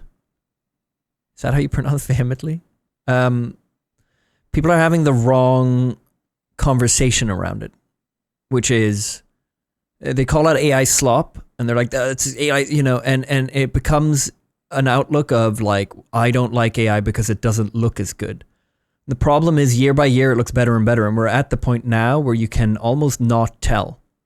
Give it another year, and I'm sure we're at a point where it's just, I think we're already there, to be honest, but it's going to get even more. And it's the wrong conversation. It becomes this thing where a lot of people are hating on it. It looks like they're hating on it because it's not good enough. When the reason you're hating on it is because, you know, so many reasons, like whether it's moral reasons that, you know, art should be by humans, or it's environmental reasons. Those are the two main ones, really. But the way people talk about it often is just like, they talk about AI slop. Hot take, and he pours it ice cold. No, all right, whatever.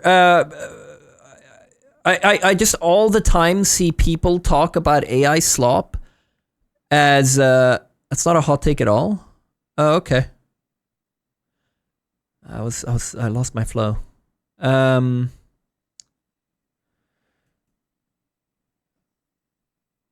constantly see people calling out, if it's not a hot take, then stop calling out AI slop for it being sloppy.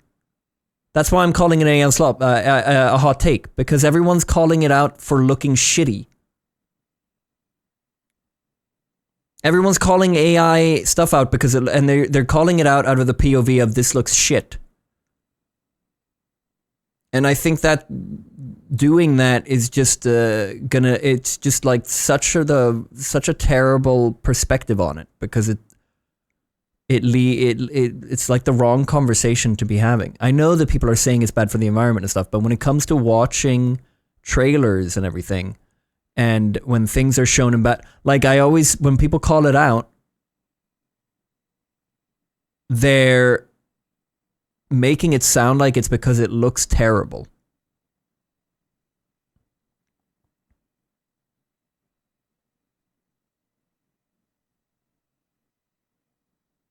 And that's great if you guys aren't meaning that, but I feel like that's what I see all the time.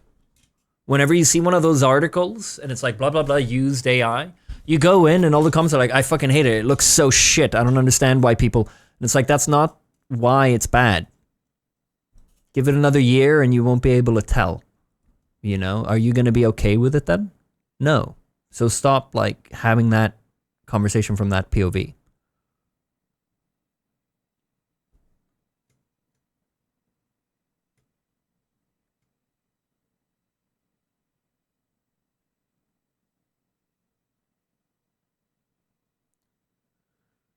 Did someone link something else? This looked really good. I played the last one. I think I played like 8 hours.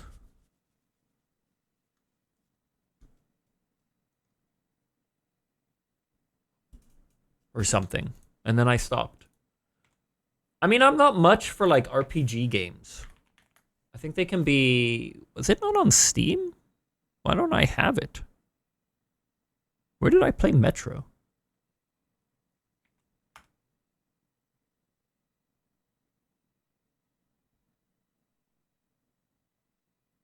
That's a sus message. Hold on.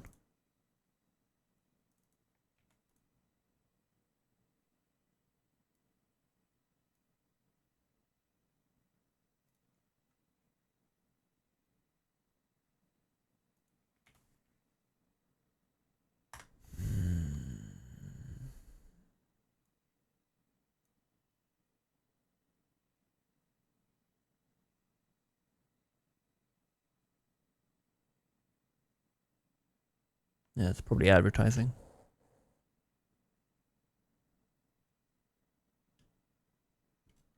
Okay, we're okay.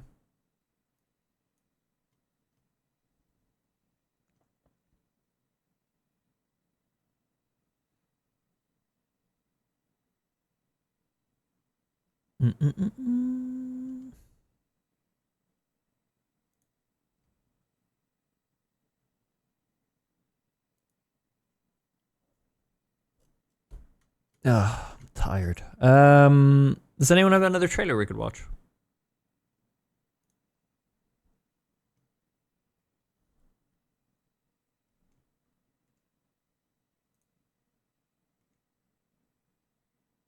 Super Cat the Builder. The Metro games aren't RPGs. They're very linear except for Exodus. It has more open levels. Still not an RPG. Yeah, it was Exodus I played. Yeah, maybe I don't mean RPGs, but I meant like there's like a vibe to it that's very RPG similar, I feel. But yeah, I don't have to name it. Yeah, I struggle with open world games.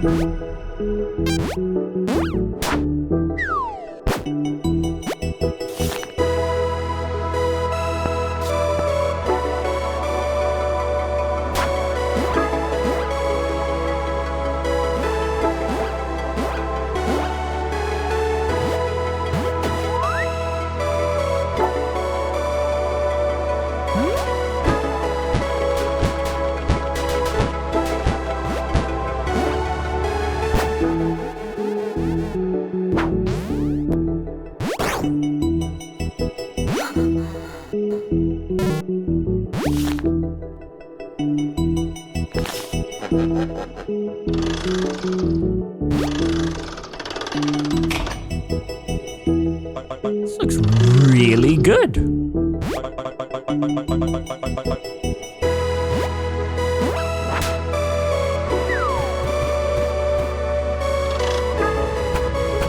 Yeah, this looks sick.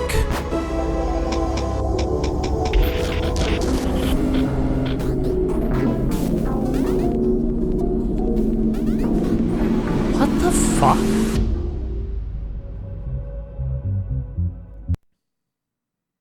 The fuck even is this?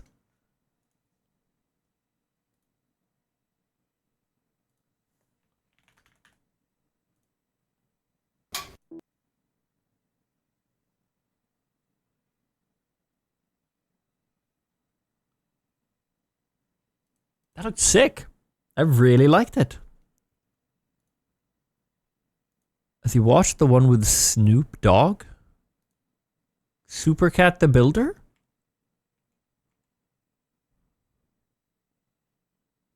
What?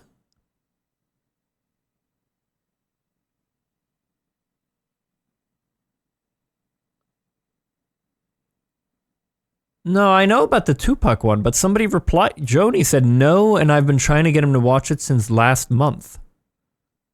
So I figured he was talking about something else.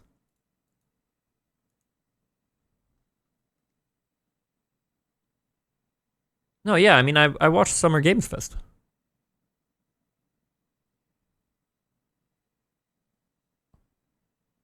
By the way, we didn't have the time to talk about it, but what the fuck? Oh, this is a month ago. Oh, this is a different one. Is this the same game? 5 minutes long? I mean, I don't really care about that game. Let's rewatch it. I mean, it's just a watch. I mean, Snoop Dogg is he'll be in anything as long as you pay him. Dude, that guy shows up in anything. Of course he's in something with Tupac. Like, and like, by the way, what the fuck? What is it? Something where it's like the Tupac estate as approved? Like, what's going on there?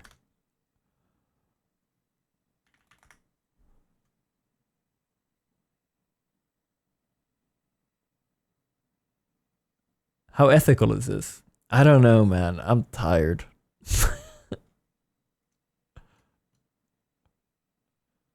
They did say that the estate approved. Still weird though. I'll be honest. I couldn't give a fuck if the estate approved. I always hear that about these things. I think it's so rare that it's done right. There are a few exceptions where they do like a dead person in a movie or something and it's actually something that's meaningful. Where either it's like an honorable scene where it's like that like it's just an homage where it's like a 1 minute thing, or like the Fast and the Furious where they finished it using his brothers. Like that's I think nice. But when they just do this like, you know, Street Fighter now, you know, now with Michael Jackson, like there's nothing nice about that. Like there's nothing that's like, that's nice. Well, the estate approved. Like, no, they just, you know what estate approved means? It means they got money. It means they got paid, you know? So I think that, like, that doesn't, in terms of, like, if it's nice or not, I think it's bullshit.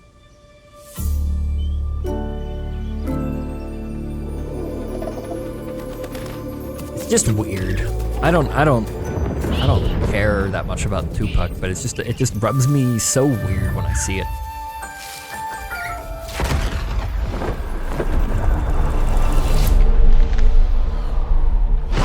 Never much of a Tupac guy. Never much of a Spyro guy.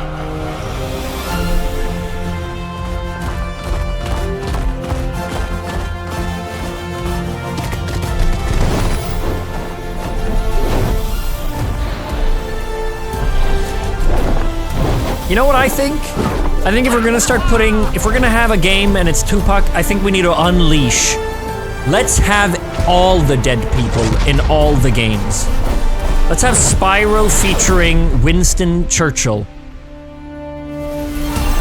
Like a post-reveal, like let's just do anything. If we're gonna do it, let's go wild with it. Here we go. You thought I was gone.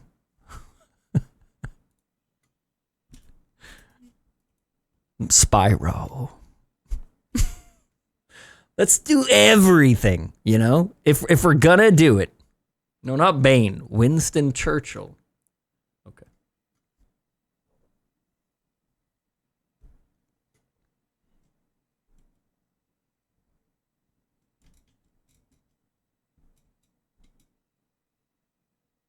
Let's go a little crazy with it. Epic rap battles of history style. Exactly. Now you're getting it. Spyro in the Strait of Hormuz. Clive Parker's Hellraiser revival. I feel like I've seen that. What did you say? Clive Parker.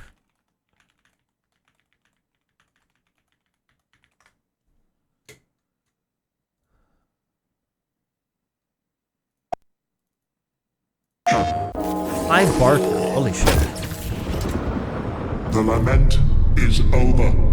Indulgence begins. You long to see them hurt.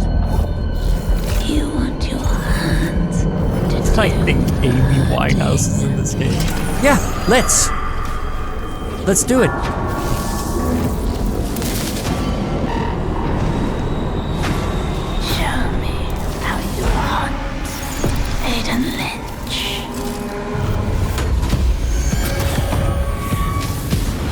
Wow.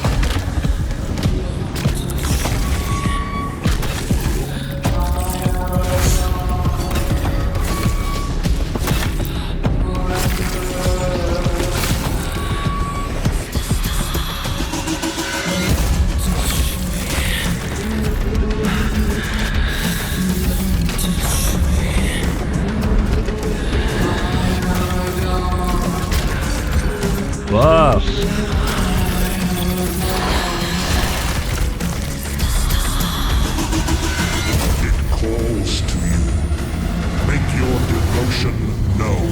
That looked good. What constitutes okay to what dead people? Why are why? You know, you wouldn't see the Winston Churchill estate approved of. You know, like we can make a game where I kill Hitler, and they bring back Hitler. Like he's a real. Let's use someone else. Let's use Winston Churchill. You could do Winston Churchill in a game, right? There's no the Winston Churchill estate, you know, approved of this. But can I bring back Charlie Chaplin in a game? Or is that suddenly like, ooh, did you ask the estate?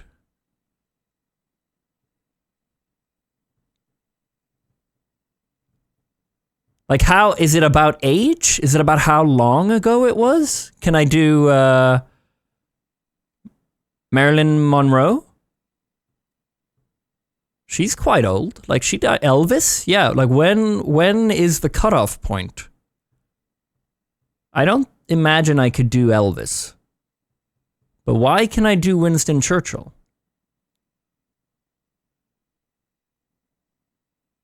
I actually don't know. Yeah, I was half joking, but I am curious. What are the rules?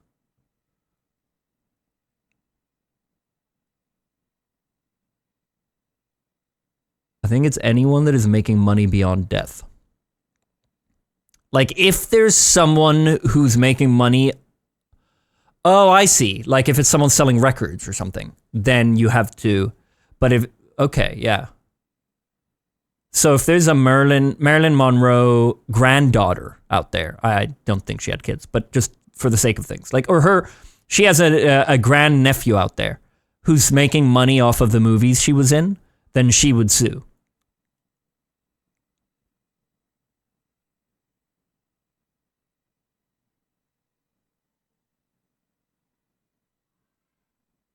Trademarks, man. Yeah. I think it's fine. Nobody's out there claiming they're the real one. Well, it's not. They always ask the estate. Unless maybe they're just doing that out of courtesy. No, I think they'd get sued. I think they have to.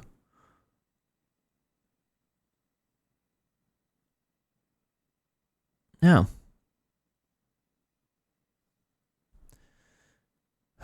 What is this? Subnautica 2. I've heard it's broken.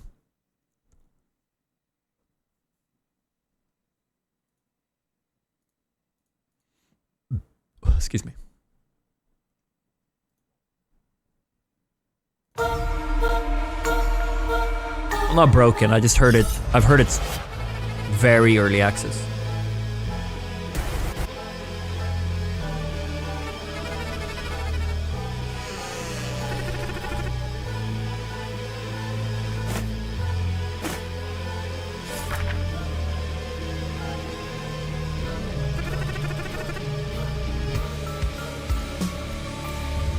Oh, what the fuck?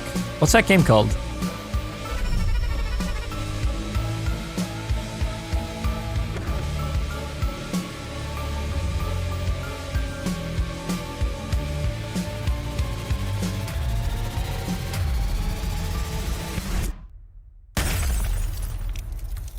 Alchemy.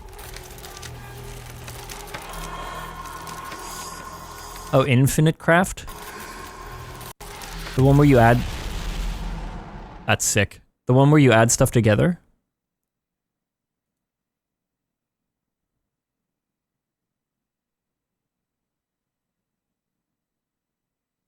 You seen Valheim 1.0 trailer? No.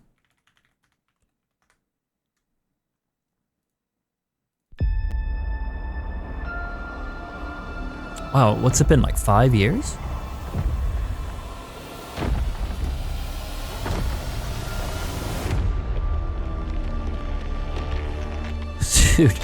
Dude, they could have made a sequel in this time. Like, that's crazy. It took this long. There's another universe in which this was a Valheim 2 announcement rather than. I'm not saying that's what. I'm just saying it's crazy that they never finished the game.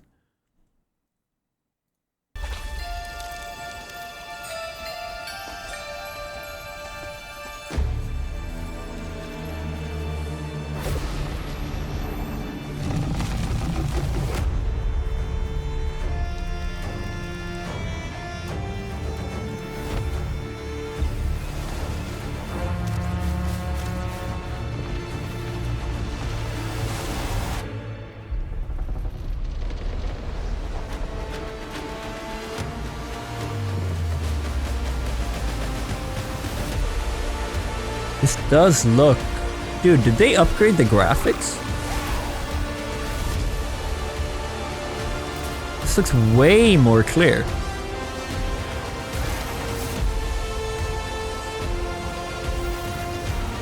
No? Did a trailer look maybe?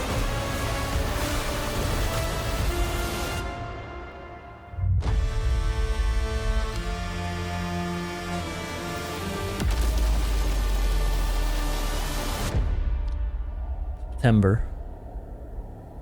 Sorry, Valheim. I'll be busy playing 80 other games coming out. I kind of respect them for sticking to their guns and not hiring 10 people. I kind of respect it.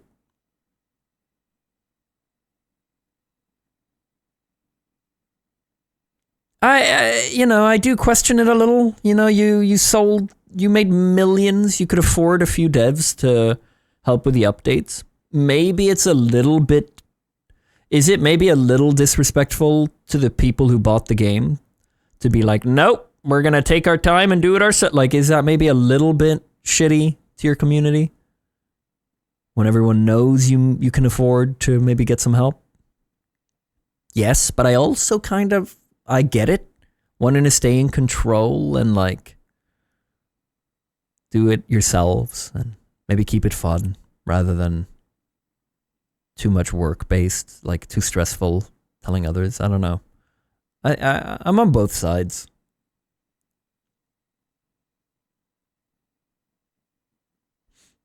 Want to pay less people as well, lol? I don't think it's an economic decision. I don't think it's a financial choice.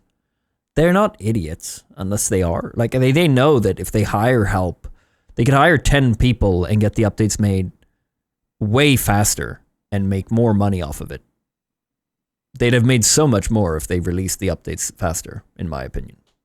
So, and also, you know, it's a lot of work to hire people. It's not as easy as just hire a bunch of devs now it can be finished. You know, there's so much management behind that. Things go wrong. They probably just wanted to stay in control.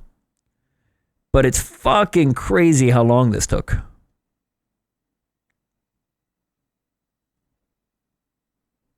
It's hard to add people to a small team workflow-wise. Like, wasn't it just one coder? Yeah, I seem to remember it being one or two coders and, like, a couple of artists. Like, it wasn't...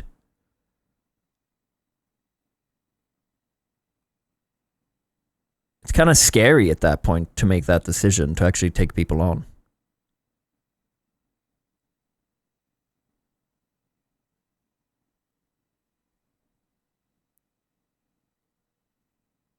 Their Discord is rabid. Still insanely popular. Yeah.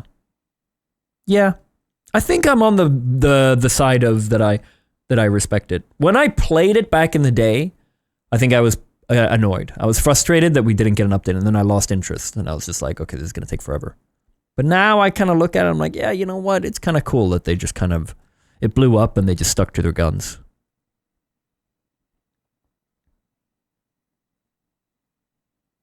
I've worked as a lead dev for a couple of years. It's a pain in the ass to find the right person and get them up to speed. Yeah. Yeah, I totally get that, actually. I totally get that. It's a whole other ball game rather than one person just being on top of everything.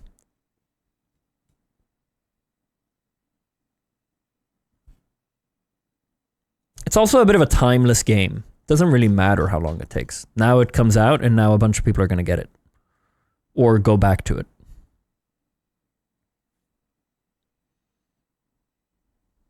And it's not like the game released with no content. It had so much content.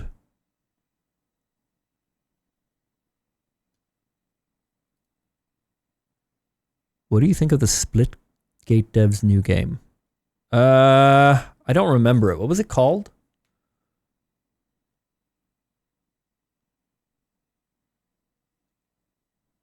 Impulse?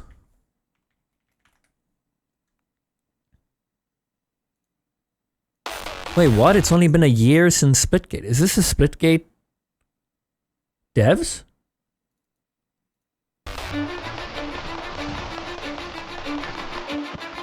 Cause I don't give a fuck what you say. Yeah, I'ma do shit my way. So you can go kick rocks, I'ma stack bricks up, build what I want to make. Yo, I got a lot of shit to say, so I'ma do this every day. I'll be writing things until I'm fucking buried in my grave. So they basically remade something with the Splitgate. I mean, this was kind of fun. I will.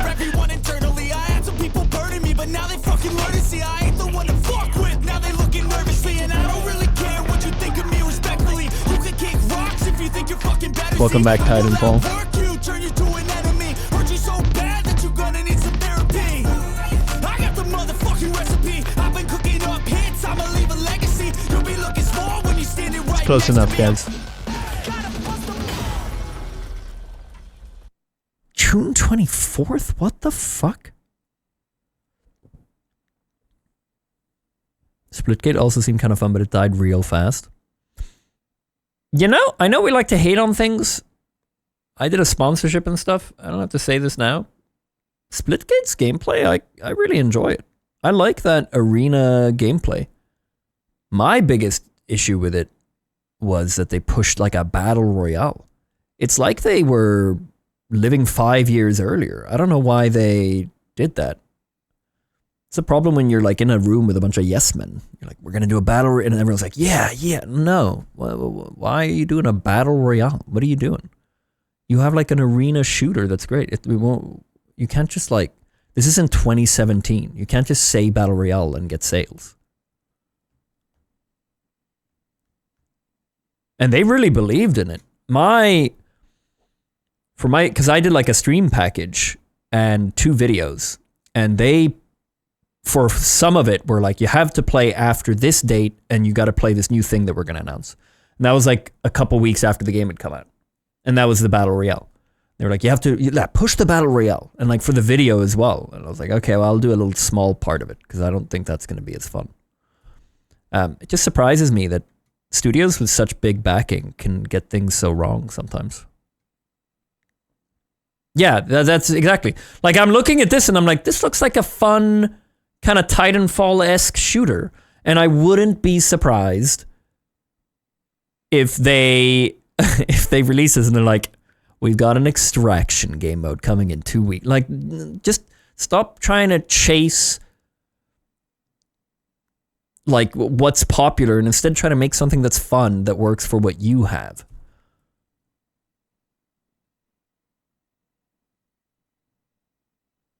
People just get exhausted of arena games quick with a skill gap and constantly queuing 10-minute games. There are plenty of other games with tacked on BRs that never got flack. Yeah. Yeah, I mean, arena shooters, it isn't really... That's why I think I liked it, because it wasn't... There wasn't a lot of... there's not a lot of arena shooters at the moment. I think it's because companies decide to create the game that's trending now, but it takes them 2 to 5 years to make it. Yeah, maybe. Yeah, I don't think Splitgate 2's Battle Royale mode took them that. I don't think it took them long enough for that to be a valid excuse. Because even when it came out, it was half broken. Like, it didn't feel like they had spent that long on it.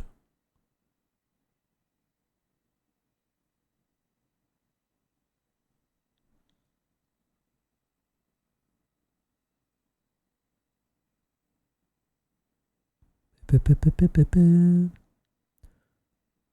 you think that it's really funny that once sponsorships end, no one played it? Yeah. I mean, I've played Splitgate a bunch. Splitgate 2, the servers went down shortly after the sponsorships ended, though. Lucas and I were going to play it, and then they took it down. War Dogs?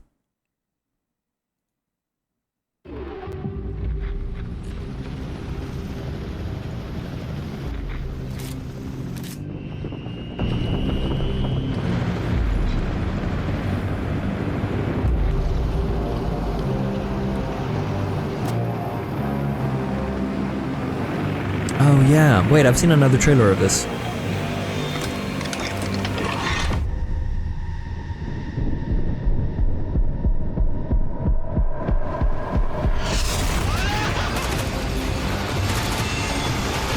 Dude, good music.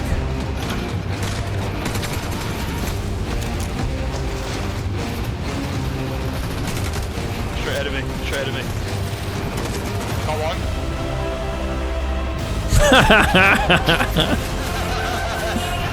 I've got defib, I've got defib. Yeah, you see, this is the way to do it.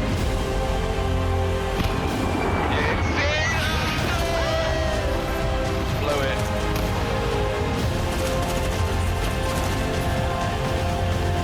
Sniper on top of tower. Dead.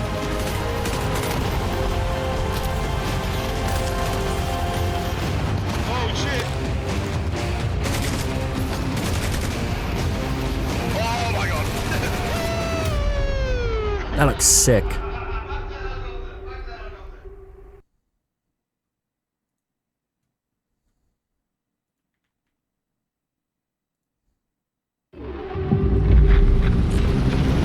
Ooh, 2026? I hope that doesn't get delayed. Pre-alpha announcement. We've been pre-alpha playtesting with a small selection of real players for a few months. The verdict so far, players keep coming back. At some point I gotta go through my wish list. I have so many old games in here. Watch this.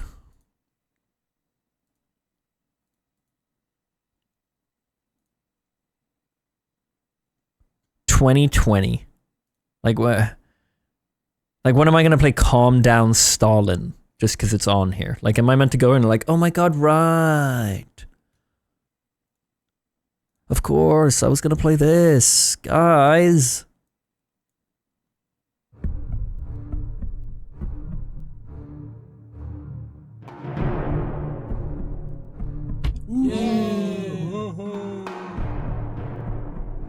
Like, what made me look at this and go, oh yeah. Let's add this to the wish list.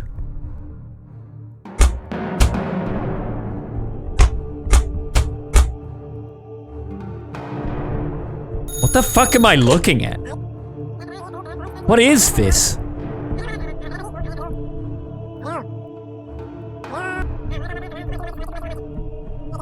Why did I add this to my wish list?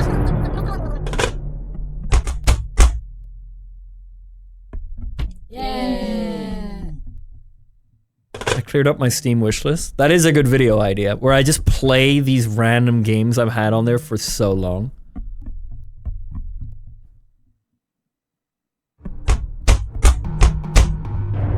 You see, guys, enough of this AI slop that we keep seeing. This is true art.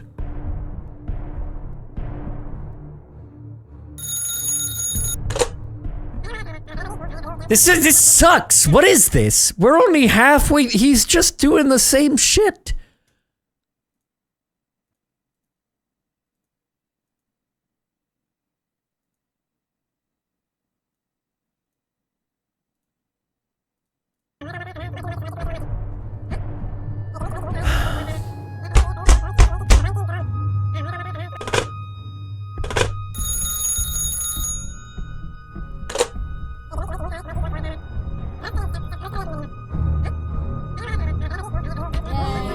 Did the Stalin estate approve this? That's all I'm gonna say. That's all I'm gonna say.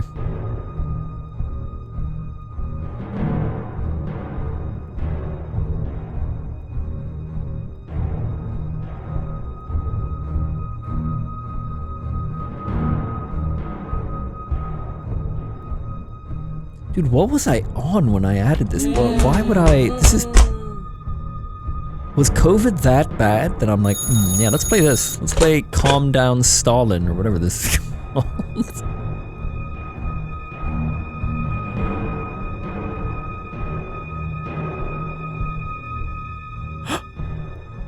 No? Okay.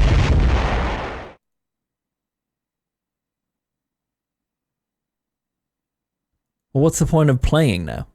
Now I know. Wait, it's a different video? Oh, dude.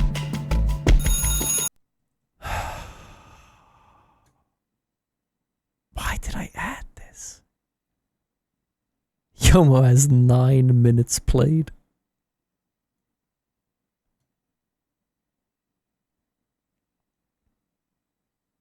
April 30th, 2020. It's the only game I added that day as well. Like it was just the one game I found. And I was like, yes. Let's add this one on. Let's go play something.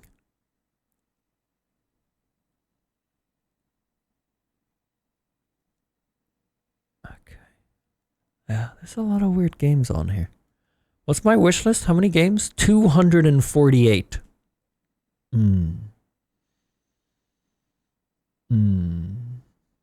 Yeah. It's a lot of games.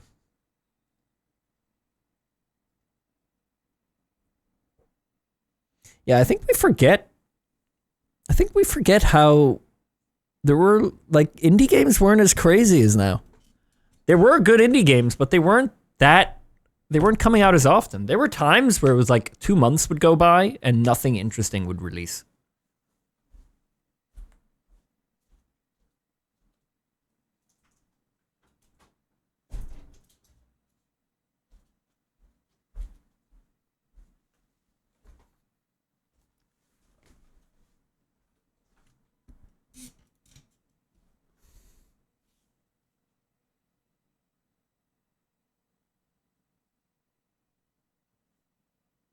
I low-key miss it. Gave you time to go back and play stuff you missed. Yeah, I get it. I do kind of agree.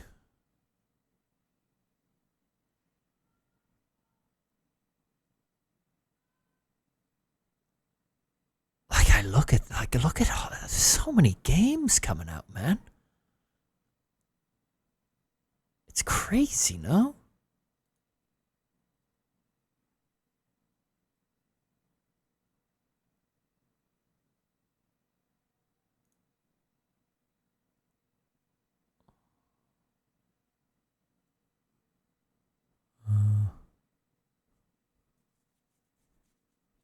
What do you think of the story refresh? I don't know. I just noticed it was different when I was in there.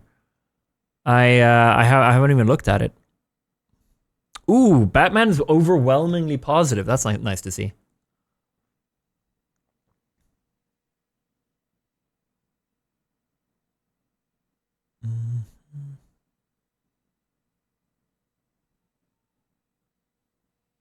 Look at Fate Keeper. Is it on here? Released in the I was gonna look at this. Released in the last 7 days. Oh, here it is.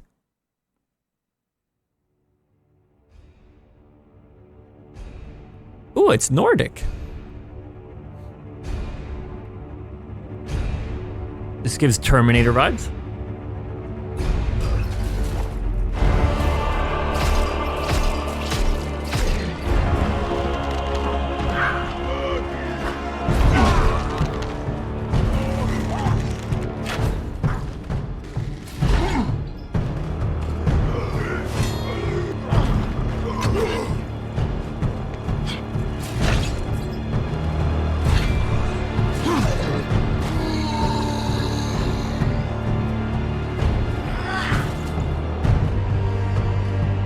Whoa! There's no crossing this. Let's get this over with. The pain will be intense. Do not let it stop you. Remember your training.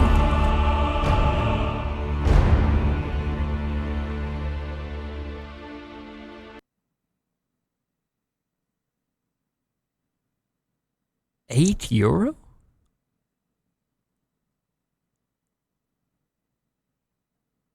New type of game genre and IP for us. The studio behind it, Paraglacial, is very small and there's only 13 people working on the game. In order to mitigate that risk and get feedback early on and be able to change the focus of the game depending on feedback, we decided early access is a good option.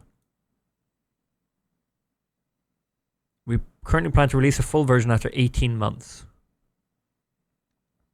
Early access version doesn't feature all the story content, progression mechanics, and supporting game systems. Okay. The playtime of the early access version is about 2 hours long. The full version will be around 15 hours long. This is why it's so cheap. Yeah.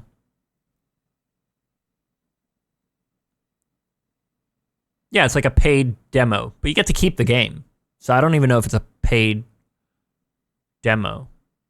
It's like a Kickstarter.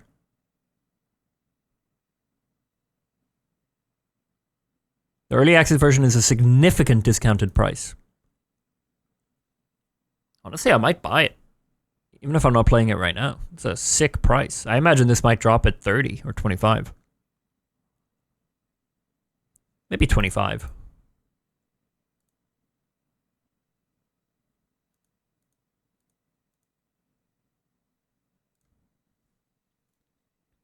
Yeah, I do that with some games. Won't be the first one. Oh yeah, Killer Bean is out. Is Yoma having a good time?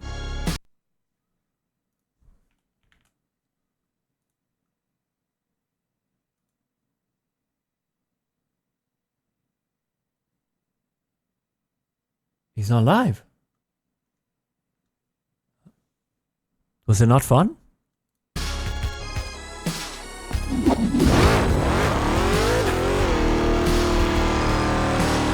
He said it'd be good with more updates. Really?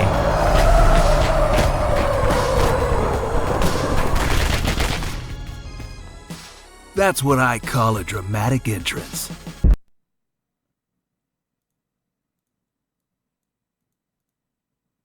This looks kind of sick.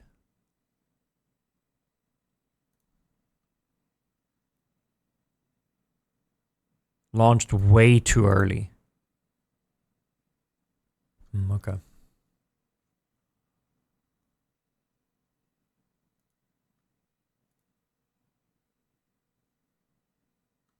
What's this? Any shifts in the thermal readings lately? Negative. Still holding at 85 kilometers wide, 3 degrees above ambient. That's a hell of a geothermal gold mine, huh? It's possible. Heat that out usually means instability. But we don't know what's holding this together, or how deep it goes. Let's push on. Dead end, we turn back. Deal? I kind of want to play this without knowing anything.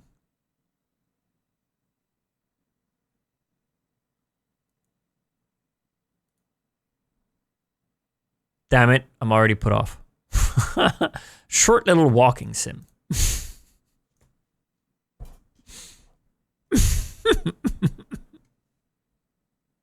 I thought it would have something more to it, you know? That doesn't sound fun. I thought that looked really good if something happens.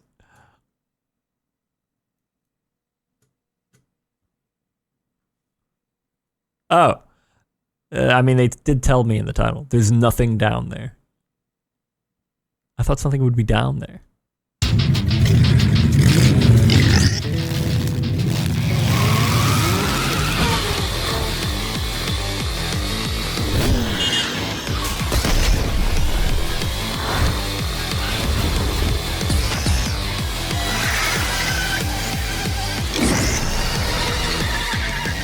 Hold on. Where'd you go? Are you in me? It's like a big flying bug in here.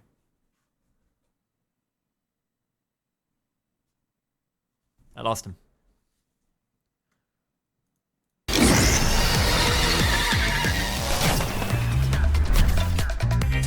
Oh, to make way!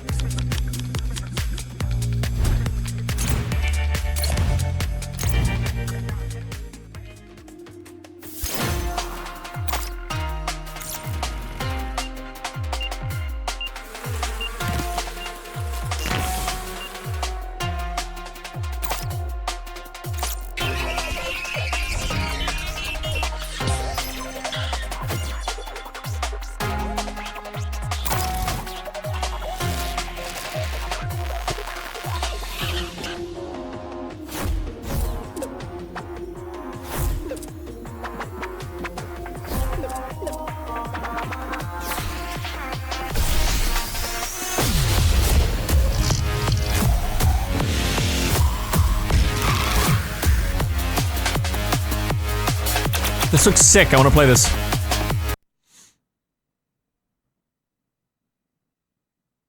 There you are.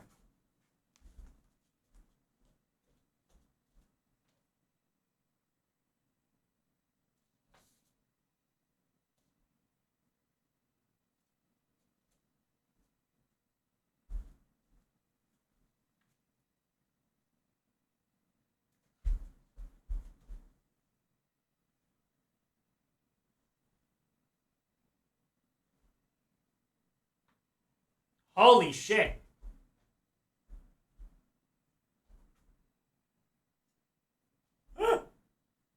I got him.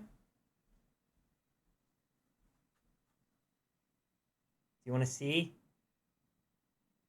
I think he's going to fly as soon as I... It's one of those, You see him?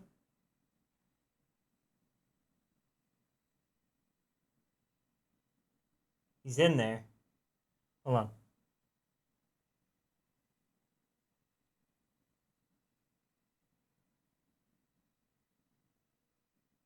There he is.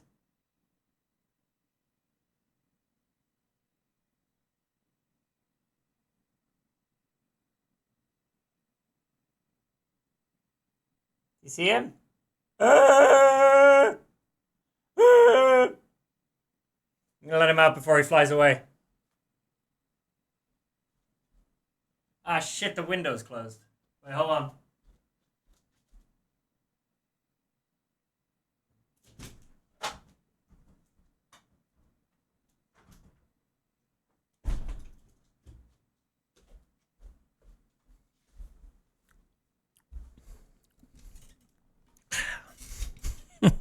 No, I let him out. I promise. This looks fun. I like this. It's like a third person make way.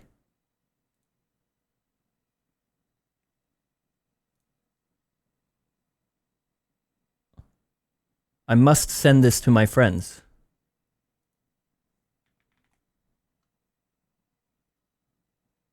Where... Oh, fuck, I don't remember what it's called. Game? Co-op? Oh, here it is. No, that's a very old one. 2023. Jesus.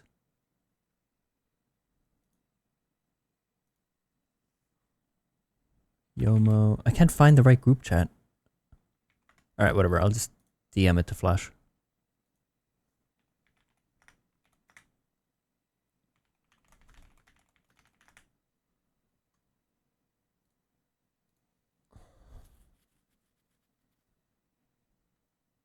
Why did you eat it? What the fuck? Okay, well, I mean, like, logic-wise, that bug dies, like, tomorrow. What is it truly doing for us? If I eat it, protein.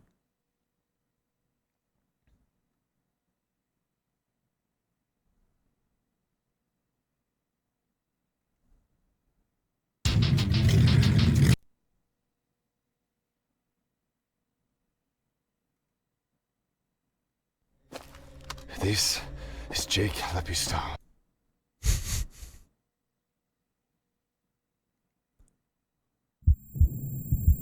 Oh, it's this one. Wait, this one got mixed? Why? Why mixed? Needs a lot of work, feels like a mobile game. Wait, never mind. I haven't seen this one before.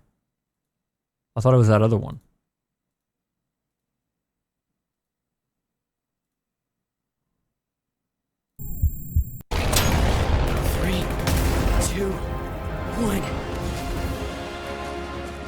This is going to help. Yeah, it does look a little mobile gamey. Yeah, just play Arma. No, that's such a sad way of putting it. But it didn't look that.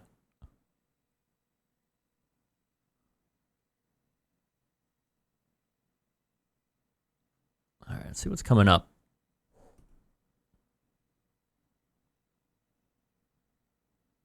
Yeah, I mean, like, look at this. There's so many... Wait, Berglund Gnomes? Oh, like, out of early access? Oh, Mecha Chameleon's coming out. I don't believe this is gonna work, but, you know. Like, as in, I don't actually think that you can actually hide. I've seen some of the clips on Instagram and stuff, but I just don't... I don't understand. I might play it just out of curiosity.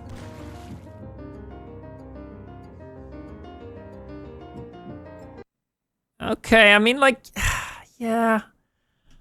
I guess if I'm just looking around, I don't actually see this. But then I walk past, I don't know, it's a really fun concept. It's a really fun concept, and I want to try it. I don't believe.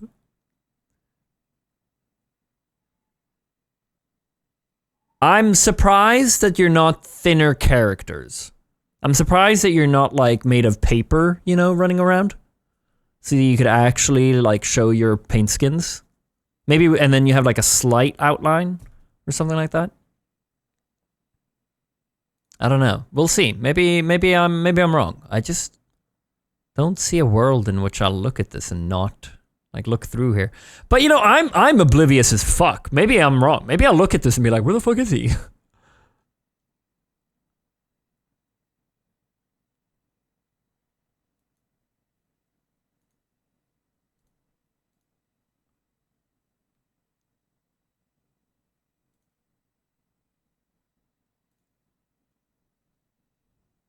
Are you fat shaming? Yeah, always. No, I don't know. We'll see. We'll see. When does this come out? Wednesday?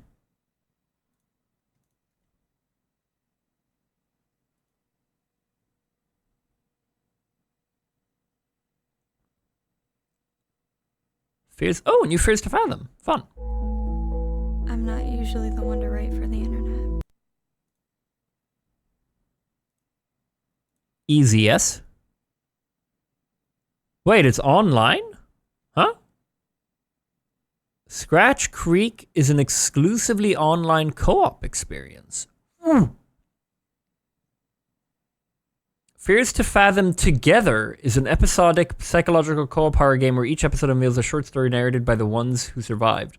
Oh, it's a co-op version.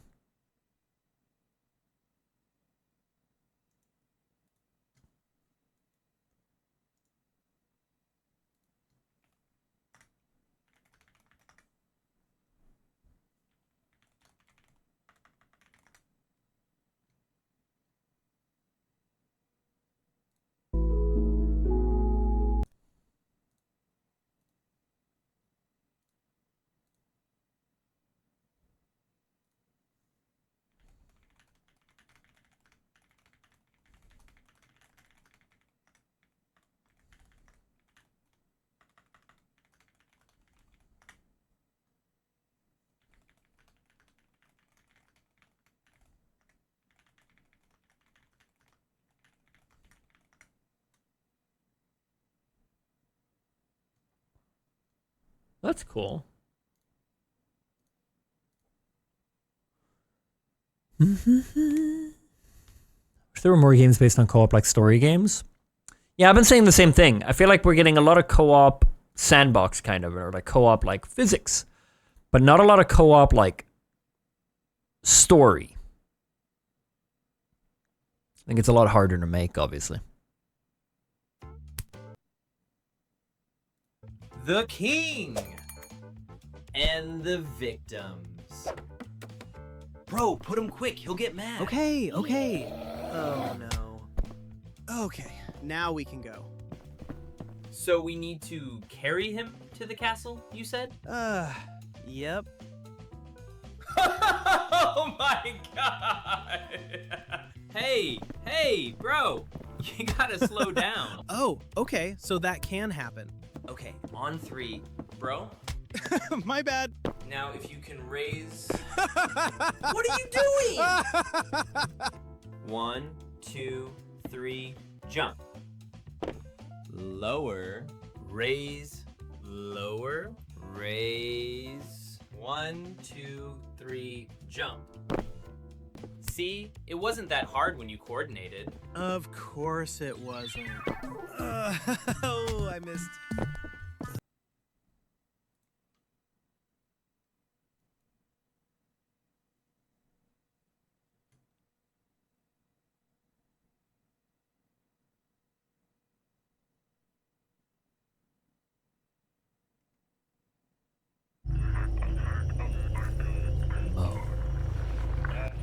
That made me feel nothing.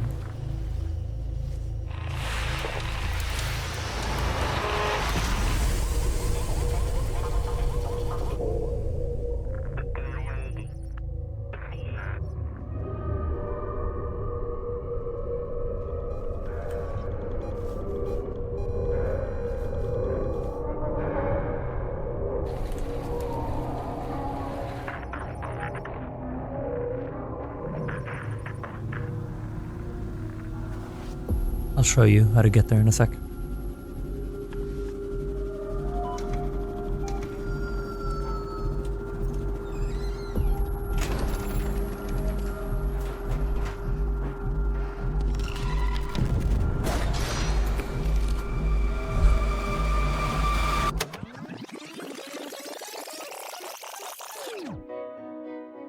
Cute.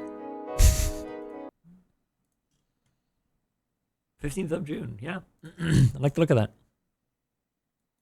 You go to more at the top, and then special sections, hover over it,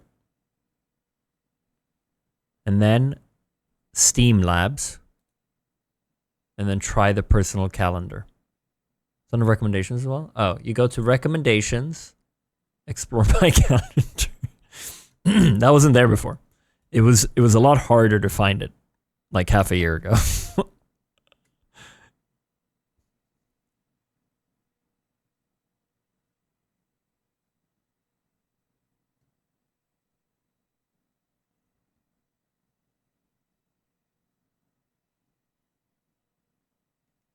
It got added fully last week, I think.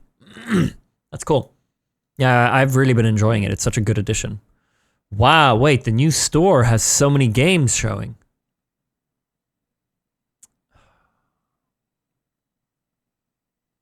Oh yeah, they've added the calendar here now.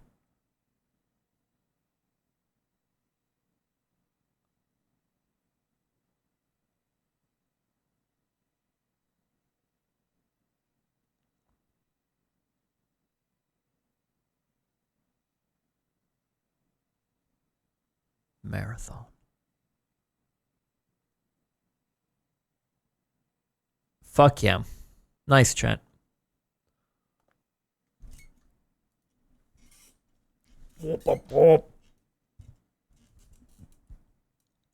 Clover Pit vibes. I mean, shouldn't I play Clover Pit first? Why go for another game?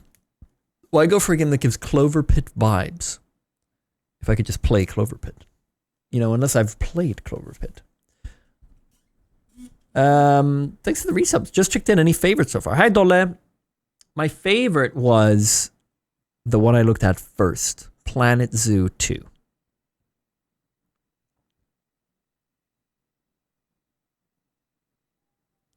Love the 007 playthrough, despite the fact your James Bond is as subtle as a clown with his cock out.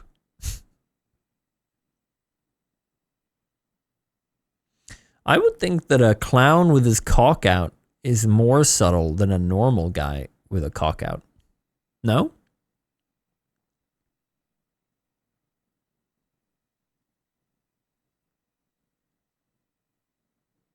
Yeah, I think it blends in way better. Did they reveal anything about the Thieves game? Oh yeah, that game. I remember, did you end up showing me it or did I just see it somewhere? I haven't seen anything about it, no. I don't remember what it's called. That like co-op Thieves game?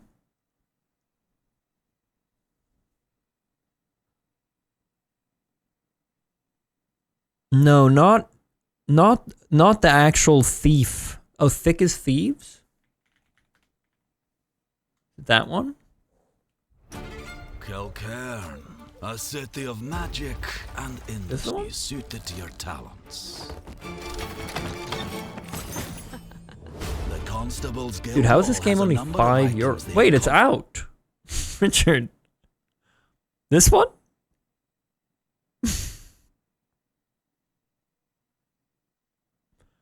Came out meh, and it's story based now. It switched its genre. What? That's not a good sign. They came out with a game, and in like 2 weeks, they're like, you know what? You guys are right. I don't believe in this at all. That's not good. What, 2 weeks after release? You're like, you guys are right. This sucks. We gotta change genre.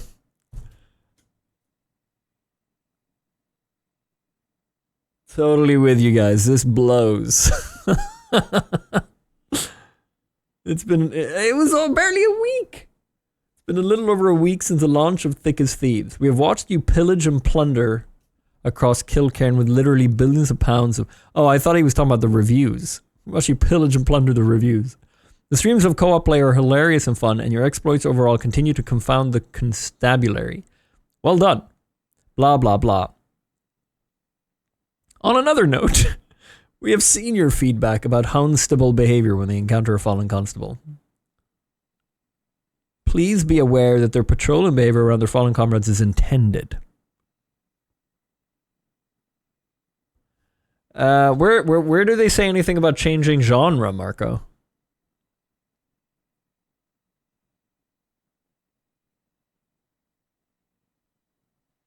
It was before coming out? Oh my god, really?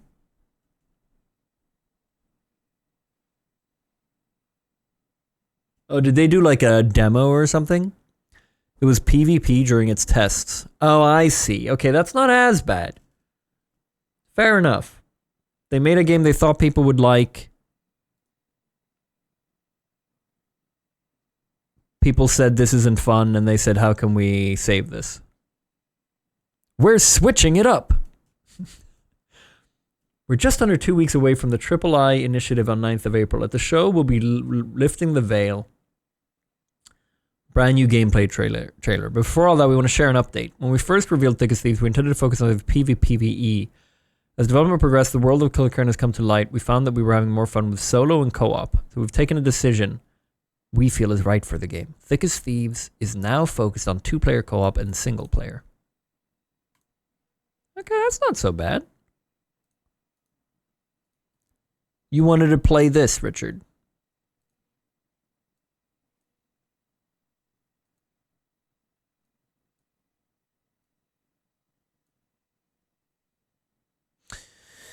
I struggle with this. I struggle with the Dishonored art style. A lot of games has this Dishonored vibe. There's been a few games we've looked at tonight that has the Dishonored look, and I don't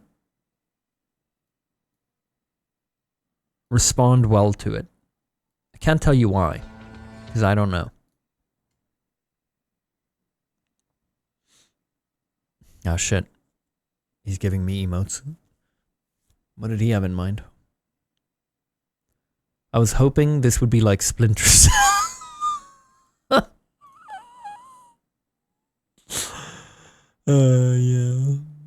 Yeah.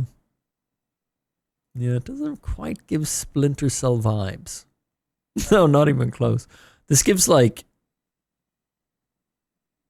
You know what this gives? This gives Dishonored adds a co-op game mode vibes. You know, like you're in the menu of Dishonored and it says like new multiplayer. You hop on, you invite your friend, and it's like one mission.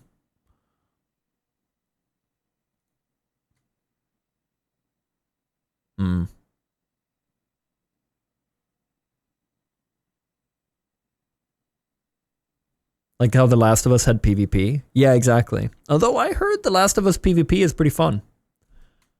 I bought The Last of Us on PC because I intended to play like the roguelike game mode. Never played it.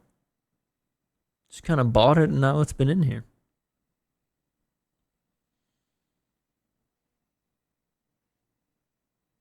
What? It has a roguelike game mode? I think so. Wasn't that why I bought it? What does it have? It has something. Yeah, it does. Okay, yeah. They have a roguelike game mode. Yeah.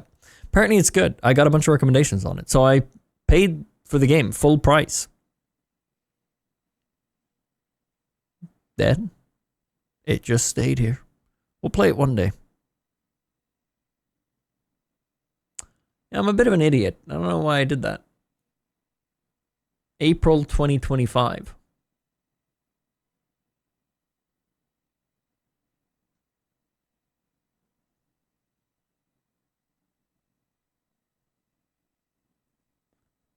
A bit. No, we all know I'm not going to play it. It's not happening. If I could, I'd give this to someone. Steam. Introduce that feature. If you buy a game and you have under 2 hours played, but it's been more than 2 weeks, then you're outside the refund window. But give us the option to gift the game.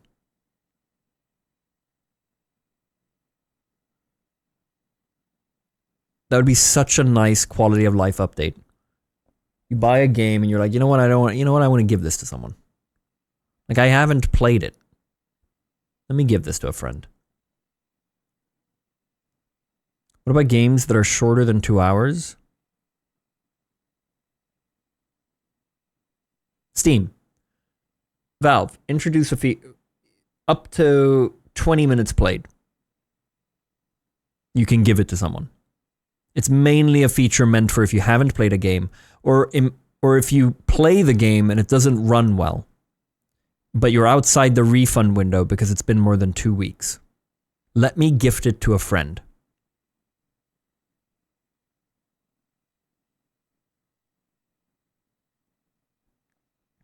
As if the refund system isn't generous enough. The refund system, I think, is based on EU, like they're forced because of the EU. So that's not really Valve. What if you can only gift it to someone after you get 1,000 hours and all achievements? I like that. I do like that. Yeah, like, oh, you've played this so well. Like the developer, actually though, the developer like rewards you. It's like, you've played the shit out of this game. We're going to reward you the option to give this because you're done with it. You're fully done. You've completed this start to finish. You've checked every inch of this game. You've lifted every cup. You get to give this to a friend now. That's kind of sick. Let the developer add that if they want to their game.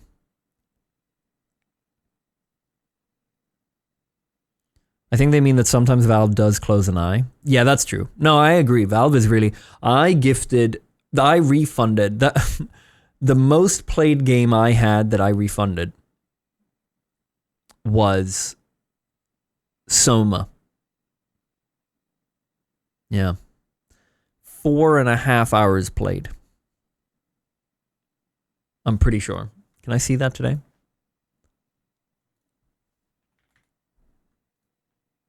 Wait, why? Because I was so mad. Hold on.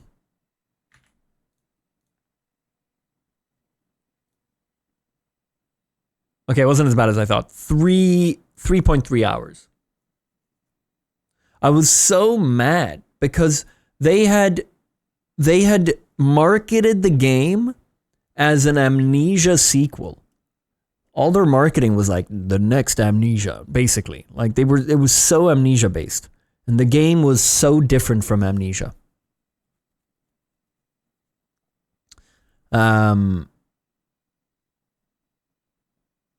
Yeah, so we played like 3 hours. Back then, I don't think neither Richard nor I mean, it's not the type of game you sit down with your friend and play, I think. I don't think we'd play Soma today. Unless we do, you know.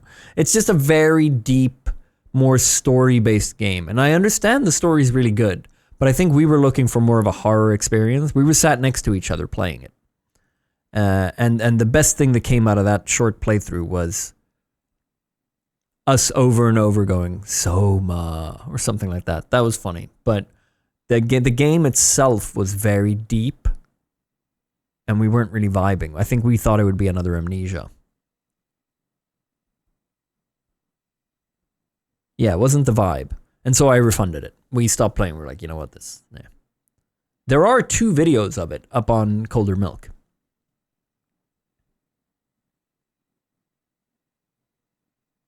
How long did Amnesia the Bunker take you? I don't know, 8 hours maybe? 6 hours? 5 hours? 8 hours? Damn it. I was right on the first one. But that might be with a replay. Seem to remember I fucked around a little. I don't think that's just one playthrough. Or no, wait, no. Wait, the bunker. Which one is the bunker? No, yeah.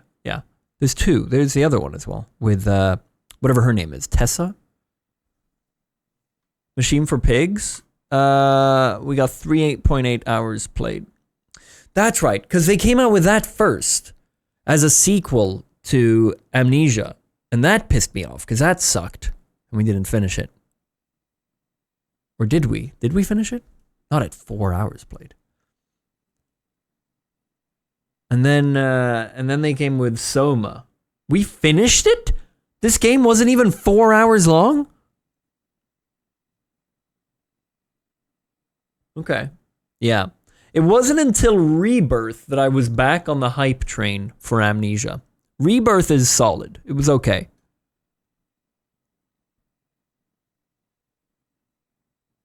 Yeah. And then, but then they really nailed it with The Bunker. This is a great game. Very Monstrum. You know, you're just running around trying to pick things up. It's like a big puzzle with a guy chasing you. Yeah, these games are great. No, Rebirth took me, if you meant Rebirth when you asked how long I played, it's 10 hours. Rebirth was a little bit too scripted for my taste. I seem to remember saying that the first half of Rebirth was good, but then it started getting tight because like you never actually had any. I think there was one moment where you had a monster chasing you, and it wasn't like a scripted scene, but it was more like, "Ooh, where are you gonna go? Like, where is he?" It was like 1 or 2. What was the protagonist's name? I want to say Tesha, Resha, Sesha, Fesha, Faya, something like that. Faita. I don't know if Tassie. That's the one. Yeah. Tassie.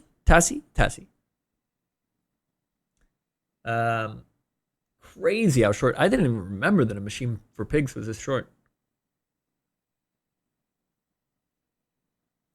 But the Bunker's great. Aren't they working on a new one? It's where they announced something that looked really good. Was it Ontos? I think it was Ontos. Yeah, this looks good.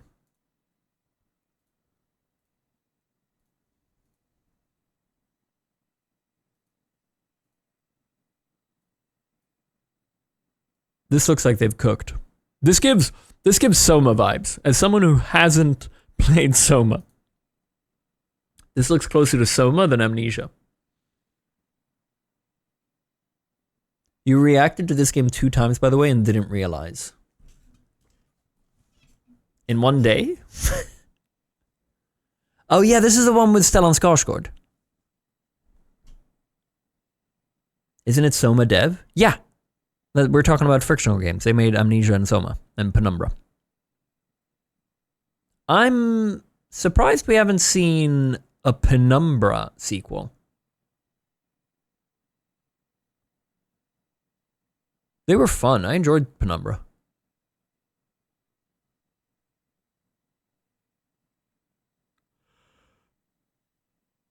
You reacted in TGA, then reacted again a few months later as if it was the first time. Okay, but in my defense, TGA is on like 4 in the morning here in Sweden.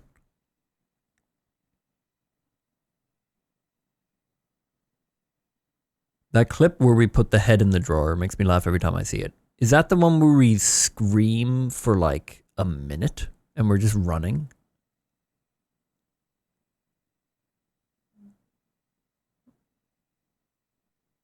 Yeah, dude, I forgot about that clip. That one's so funny. It's both dude, it's a shame we didn't have a cam for those videos. But it's also, there's something so gold about just the raw gameplay and just the screaming. And It's just, there's something so old school about it.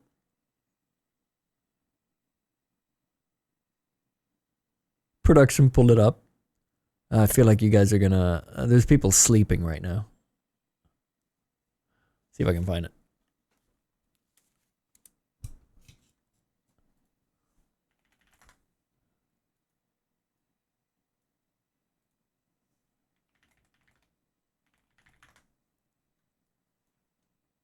Oh, past 500,000 views.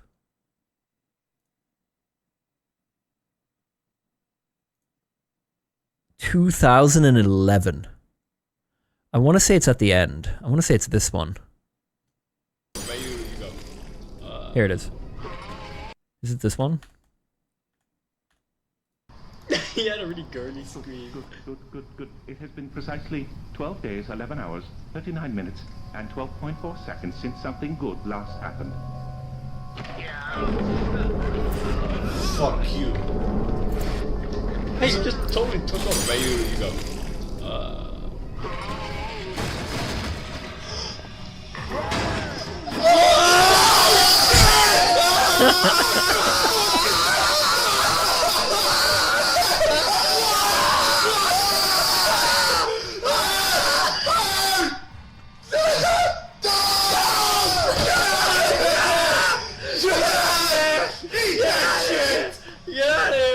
Get out! Oh! You can't stop here. The book. What the fuck is going on? If he comes through here, I'm gonna beast him. He would have come through already if he's after you. Oh, fuck you! Fuck you! Oh my god!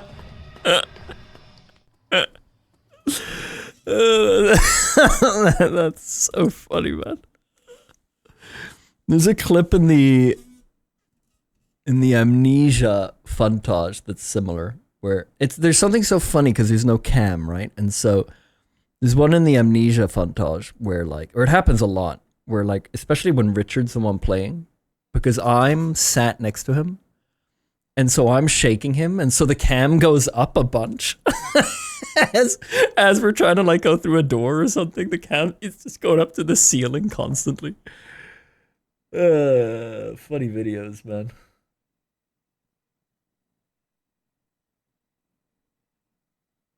Yeah, we're sat in the same chair, exactly. And so it's really just shaking each other, and the fucking camera goes all over the place. Good shit, dude. That's so funny. Ah, man, it's been so long since I saw that clip. I know that this is one I used to rewatch because I really recognize this. Good. It has been precisely 12 days. The way he freaks out here. Good. It has been precisely 12 days, 11 hours. I think I used to rewatch this clip.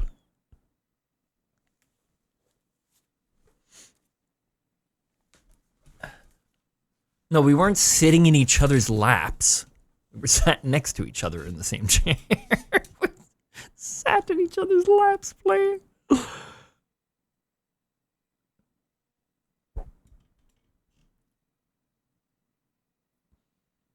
I fear $15. First live stream, Theo. What the fuck did I tune into? I haven't been watching for long, maybe 2 to 3 years, but generally one of my favorite content creators of all time. Your group is fucking amazing. Thank you, man. That's really nice. Thank you. 2-3 years. What made you find the channel? Do you remember?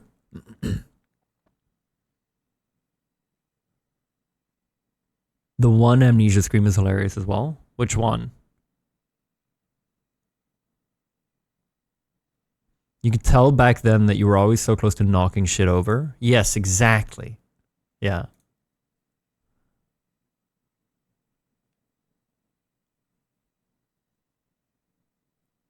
I may have just stumbled upon it one day. Hell yeah, man. Thank you very much. That's lovely. Appreciate that. Oh, the one, yeah, I dare you to look back. That one's so good. Yeah, I could hear that in my head. Yeah. That's the one at the door. I think you push me and the camera goes up.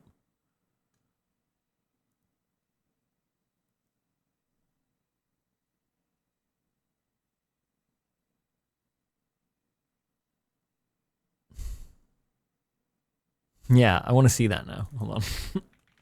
I need to see it. That one's also at the end, I think.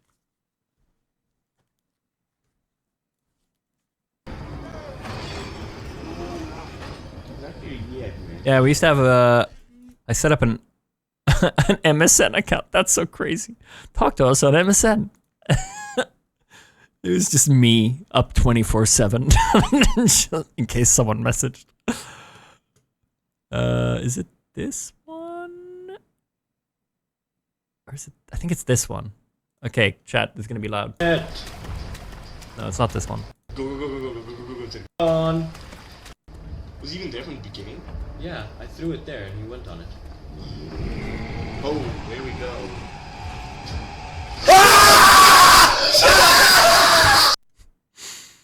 That one always fucks with me, man.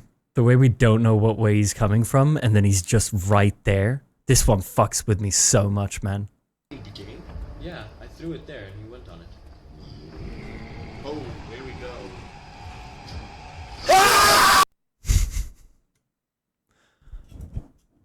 Yeah, I think we used like a really shitty mic. It might have been... Maybe it was the snowball? Or maybe it was just like a laptop mic? But then I beast him with this. I had so much trouble trying to balance these videos audio. Because we're like whispering, and then we scream. I hate these. Yeah, this was our first, I mean, for me, I think it was our first like proper horror games we were playing. Quiet. Oh, he's coming, man. He's coming. Whoa. Son of a bitch. Fuck! Where'd I go? Get out of here. Run. Just run up and run. I dare you to look back. Shit!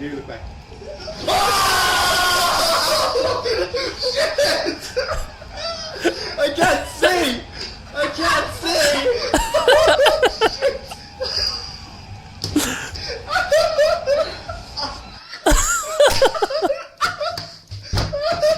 That is so funny, man. I think he tabs in again.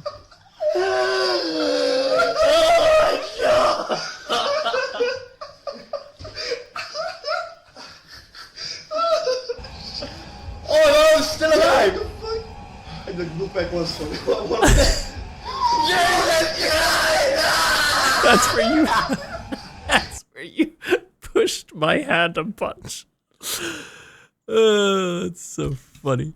Yeah, this was our first proper... I mean, before this, I think we had played like Resident Evil and maybe a little bit of Silent Hill, but nothing on this level. So this was our first... I think it's easy to watch this these days and be like, this isn't scary. But when it's your first... There weren't real horror games like there is today. Like, this was by far the scariest game out there, you know, like, or for us, but by far the scariest game that we had played. There wasn't anything like this. The games like Fear and stuff like that, they weren't scary in the same way, where you're just like, there wasn't a game. You know what it was? It was the fact that it was the first game where you're useless. No other game, there were no horror games where you were useless on this level. Maybe Silent Hill in a way, but it wasn't the same kind of scary. So like we were truly terrified when we were playing this. Every time he popped up, like I remember, you hear it on us, like we're dying. It's so... Oh, he's coming, man. He's coming. Son of a bitch. Fuck! Where'd I go? Get out of here. Run. Just run up and run. I dare you to look back. Shit! Oh, that's funny, man. Yeah, that might be my favorite clip from back then.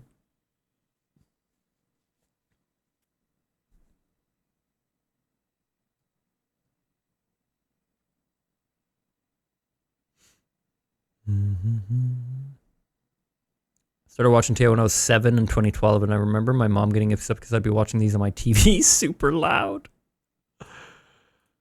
Yeah, we would do these. There was like half a year where we would get together to play these games, and I'd ask my mom. I'd be like, "I'm sorry, is it okay?" Because we were up I mean, this is probably in like 5 in the morning. This is towards the end of the game, maybe 6.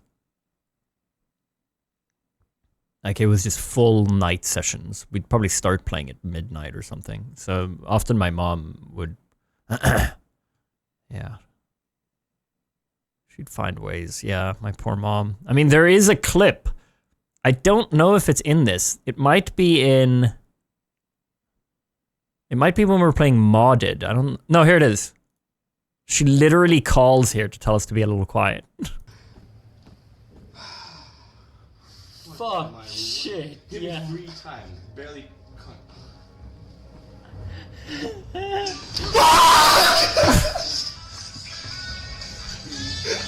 God. You're probably too loud. Did the fucking ringtone. Yeah. Yeah. Yeah. W mom.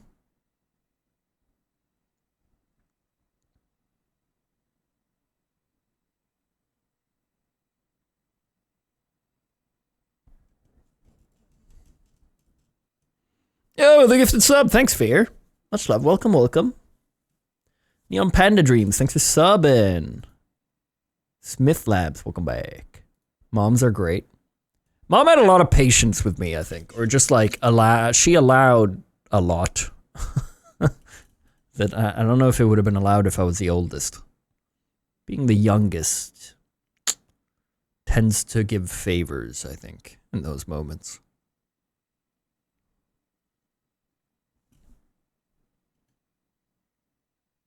They tend to relax a lot.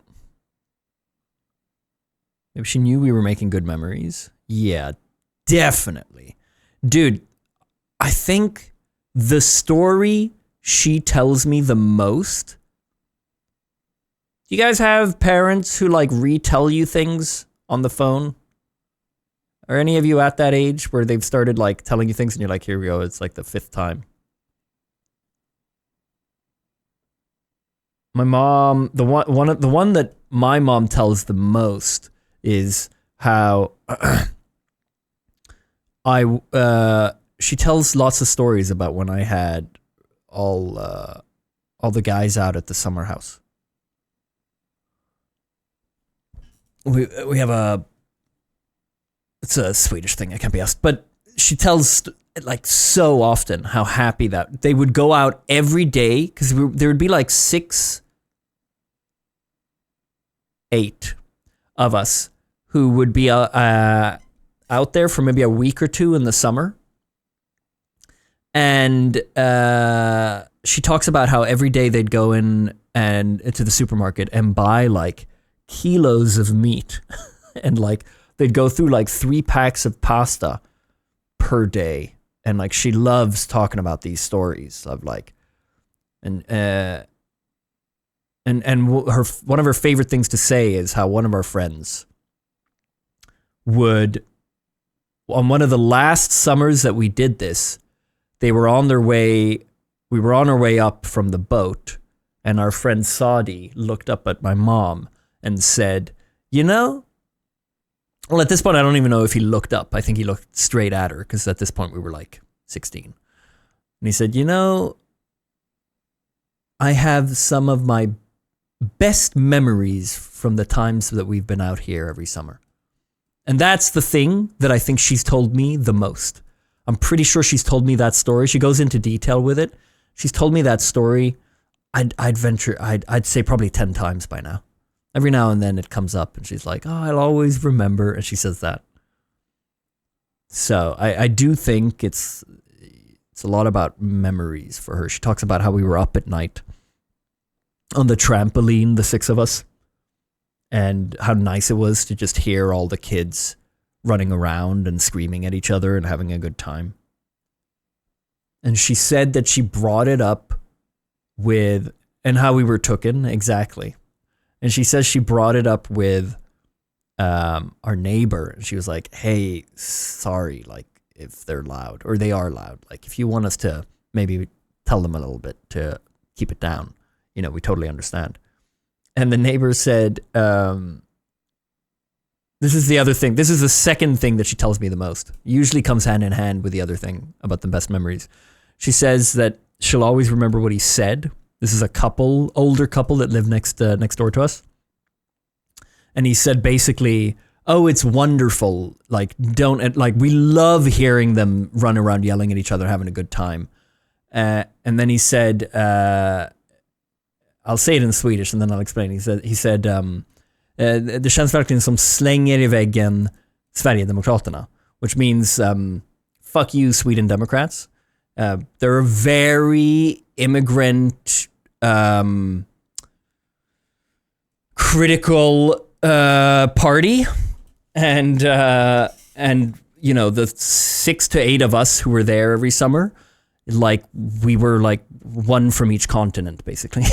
So, and this is like a really Swedish older guy who's like, I love seeing it, like all this culture, and you guys, they're just running around having a good time. And she loves telling that story because she's just like, she can really remember what he said and how nice he found it, that we were just running around and it's all these kids from different countries, and like he was just really happy about it. So he was like, yeah, no, like keep going. Yeah, so I think I'm really grateful to my parents. I think they really invested a lot in our childhood, for sure. Don't know how they'd be if I was the oldest. I look at my oldest, or my brother who's the oldest, and I wonder, I don't know if they were as as like open to it with them. He went on to be a future Mrs. Universe. I love world peace. Yeah, he was really lovely.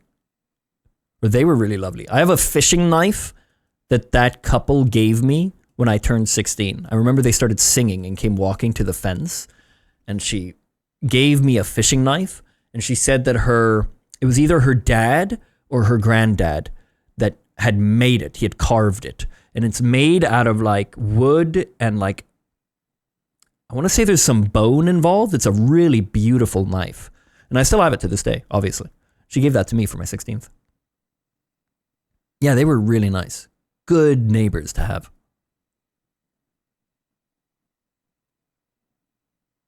Yeah. So yeah, back to the amnesia thing. Where they're screaming and stuff, I think like her patience with that was definitely just to do with hearing. That's the other thing. And that's the other thing she tells me. That's the other thing that she tells me so often, along with our friend, those other two things. The other thing that I've heard 1,000 times from her is coming in and offering Max a blanket because he would always sleep on that chair behind us. When we played Amnesia, I had this big leather like chair, that one of those like that pulls out, you know, so you can lay, and he'd always sleep on that. And she says how wonderful it was because she'd always come in and he'd look cold and he'd be sleeping on it, and she'd give him a blanket. So my mom seems to have a lot of good memories from my good memories, which I think is really sweet. I should tell her that, I think.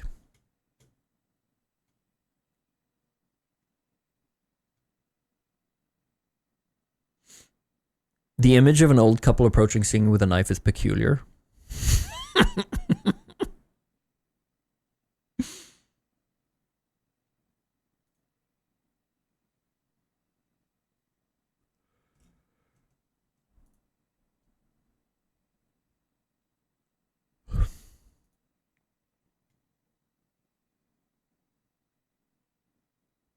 Yeah, it was right here, Von Murray. We're on it right now.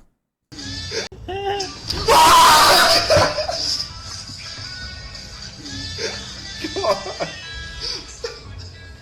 You're probably too loud, my mom. Let's show her. Oh, show her this clip? Yeah. Yeah, I could do that.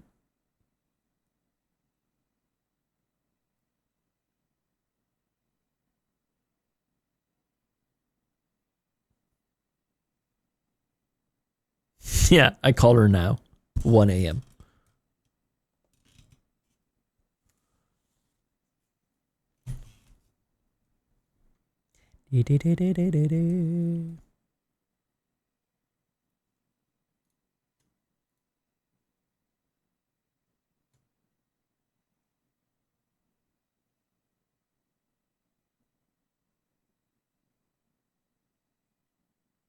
Just like old times, still keeping her up.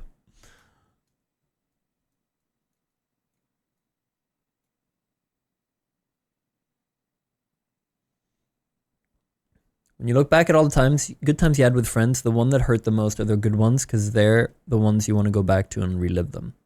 Yeah. Dude, that's so true. Yeah. Yeah. I mean, I don't look back at... That's so true. I don't look back at sad memories in a way where they hurt today. Whereas I look back at good memories and it hurts a little bit because I miss it. Wow. I never thought about that.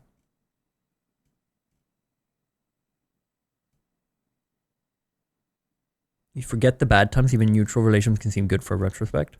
No, I have plenty of bad memories. I have plenty of sad memories. I have other emotions when I think about them, but I don't think I think about them. I don't think they hurt today. I can get angry and I can get all kinds of stuff. But the way that a good memory can hurt, I don't get that from bad memories.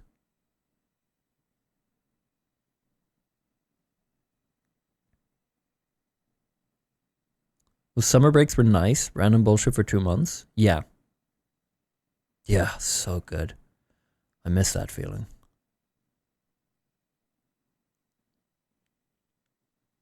Funny for me, it's the opposite. I remember bad stuff much better than good stuff. I think it depends. Memories from my childhood, I remember mainly the good stuff. Memories from adulthood, I remember mainly the bad stuff.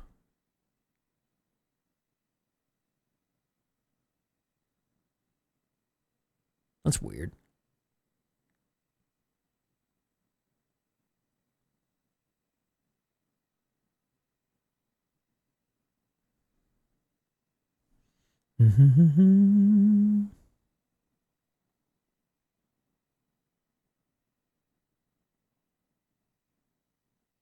Bad stuff kind of gets seared in sometimes. Yeah. Guess. Even though we all experience things differently, we can have a moment in time where we can reminisce with the people we love. Yeah. This is a real kumbaya moment. We're all memories.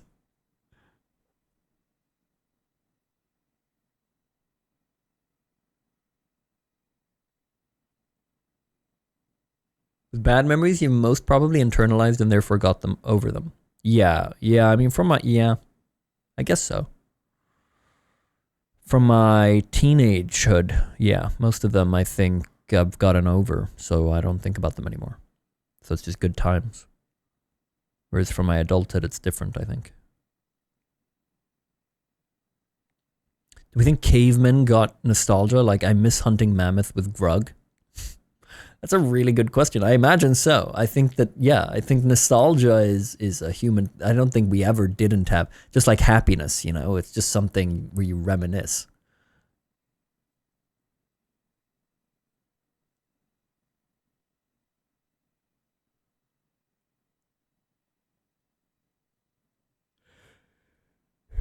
Yeah.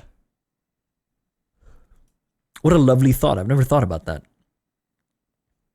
You guys still get a lot of paid vacation days as working adults. It's very difficult to get a job in the US that gives me more than 7 to 10 days a year. Depends on the country, I think. I think it's 5 weeks in Sweden, maybe?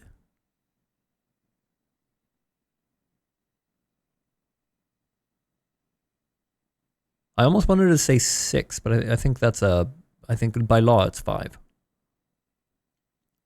People can share the exact same experience and walk away with completely different memories. Which one is true? Probably both, probably neither. Yeah, I mean, memories are changed as soon as we've lived them, you know? And so you look back on things and you kind of remake them every time in your head. until in the end it's probably super different from what actually happened and how it was.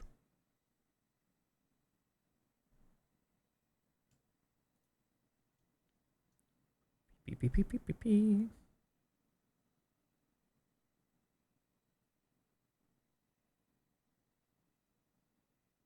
Good night, Anthony. See you later.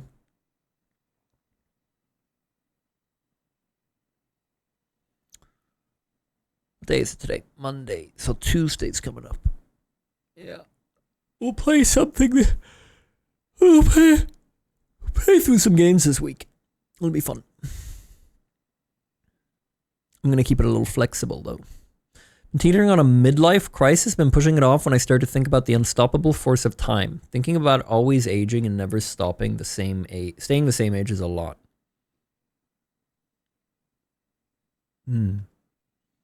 Interesting. I don't think I look at life like that.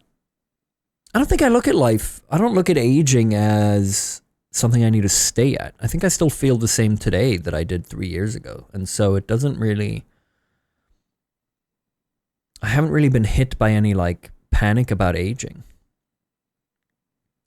I maybe panic a little bit about my parents, you know, going through things and stuff, but not for myself. Oh, really, Bome? I haven't heard of that. Will you be streaming tomorrow? Let me shake the 8-ball. Most likely. I don't know for certain.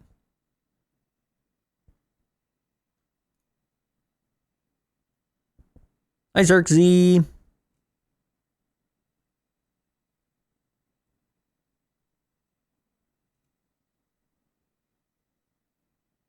Yeah, I looked at them both, Fear. We looked at them both today. Gears, big fan. Can't wait. Halo, looked great. Can't wait. But mainly Gears. Gears, I think I'll be playing with Richard on day one release. I think that'll be a ton of fun. Halo, you know, we'll see.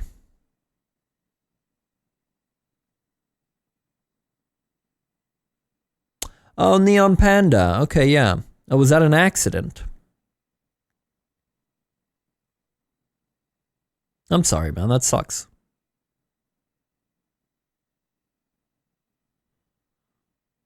I think it helps you've led a healthy lifestyle. You're on a good path versus someone who had bad vices like smoking, massive weight fluctuations, and such. Yeah, with noticing my age? Yeah. Yeah, that's a really fair point. That's a really fair point.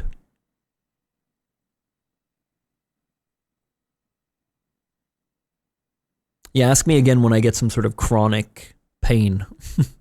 I've got a wrist thing going on. Maybe that won't go away. The thing that I did with like a shovel 2 months ago, still there.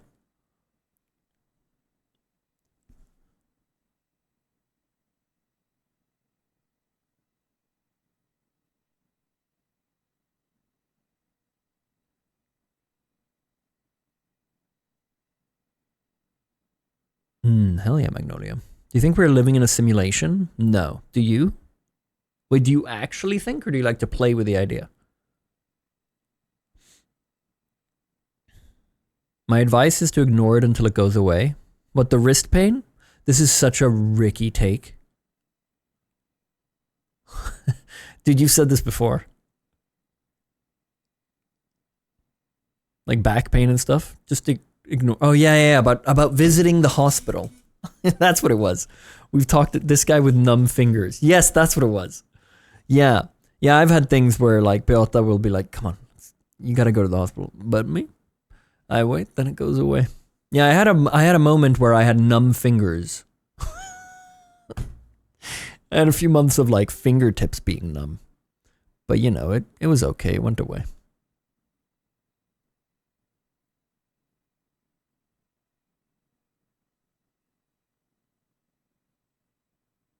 I just couldn't be asked, you know?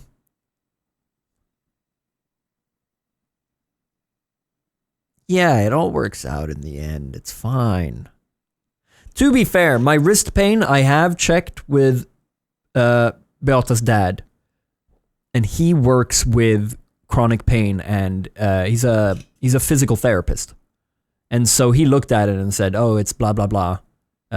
You need to keep using it and get some support for it.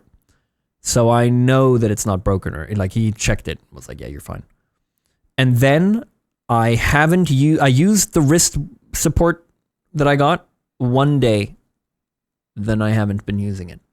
So the reason the pain is still slightly there, probably because I didn't use it. It's probably on me. You stopped bouldering? No, I don't think I've ever stopped bouldering. Do I go at the moment? No.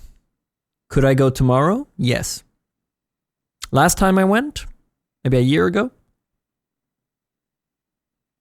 Recently, I'm more enjoying going to the gym because it's way closer. But we don't know for sure. Exactly. We don't know about the wrist pain. It'll just, but all I know is it's slightly going away week by week.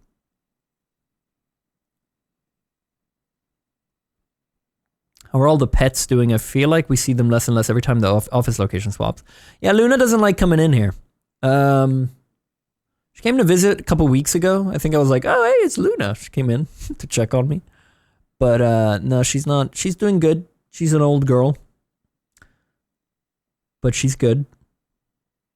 And Zelda, she's a cat. You know, she's doing cat things. Not old, but Luna is old. Take her for nice, slow walks. It's also summer, so she's really slow at the moment. Once it gets colder again, she'll be all right.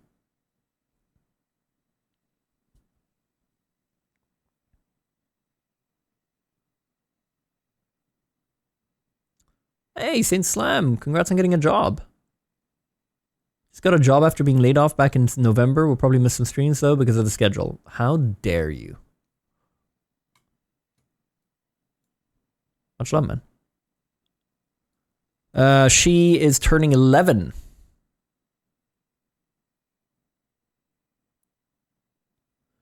Hey, Zagrigo, been loving the contents always. Just moved to Manhattan for a year for a research fellowship, so a lot of changes in my life lately, but I'm glad you're always here to entertain. Hey, much love, buddy. Thank you.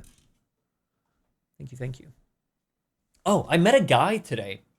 I went to a restaurant that I haven't been to pick up some food, and it was fairly new. And I asked him, we were talking, and this isn't an interesting story, actually. I'm not going to finish it. It's going to take me like 3 minutes, and I realized you guys aren't going to find it interesting enough where it's worth it. So that's the end. That's it. No, you can't do that? Okay, yeah, I mean, that, yeah. Okay, so I met a guy at the restaurant. We got to talking. He said welcome in English, so I spoke to him in English. And he's from Switzerland, and his wife is from London. And I asked him what made him move to Sweden. And he said it's because he's an aerial engineer. And so he moved here on a project where they're making planes electric. To Sweden. Making electric planes. He was, sorry, not an aerial, aerospace. Thank you, I was looking for the word. An aerospace engineer. And it was so interesting to talk to him. But then he said and I was like, so how did you end up here at why did you start this this joint? This it's like burgers and some other stuff. And so because I was really curious, how'd you go from aerospace to this? This is a big shift. And he said that they relocated the project from Sweden to Los Angeles.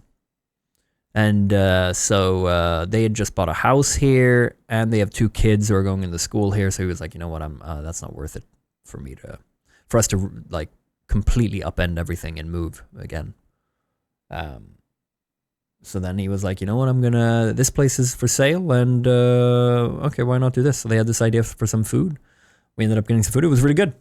But I found it very interesting that he was he's an aerospace engineer, and he was working on electric planes.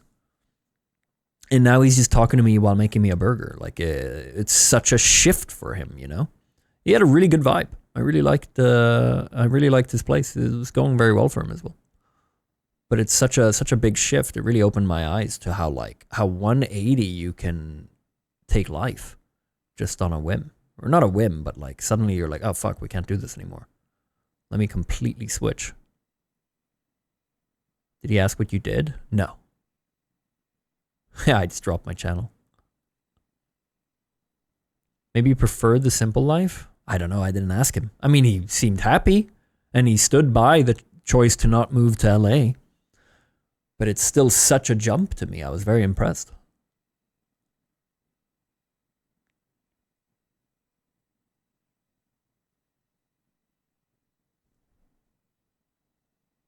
Oh, wow. Helio, Sen. No, it can't have been easy. Can't have been easy at all. But he's nice. I'm going to go there more often. Makes sense. I'd rather live in Sweden than in the US. Yeah. I don't know how much that... Well, we did talk a little bit about how different of a culture it is. I mean, for the kids, since he was thinking so much about them, that's a bit of a shock, I think, for them. You say, well, I'm a bit of an engineer myself. Smirks, shows him Kerbal Space Pods. You know what I'm gonna do? If it comes up next time, I'm gonna ask him if he's played Kerbal Space Program. Just out of curiosity.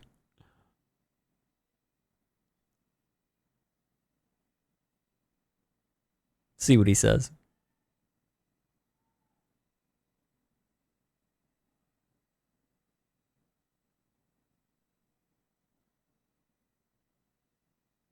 "100% played flight sims." Yeah, I mean, like, he's probably a bit of a nerd and stuff, so I'm curious. Curious if he's played any. And if so, yeah, then I can be like, I landed on the moon. Or no, I didn't land. I rescued someone who was in orbit around the moon.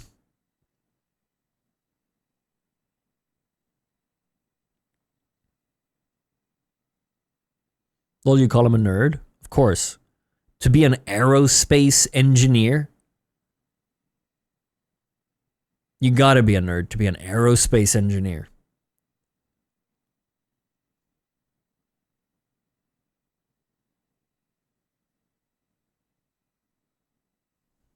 Hey, Modulogy, thanks for the resub. Just Achy, 101 months, thank you. Thank you. What about mechanical engineer? No. I think mechanical engineer doesn't have to be a nerd. But most likely, still nerd.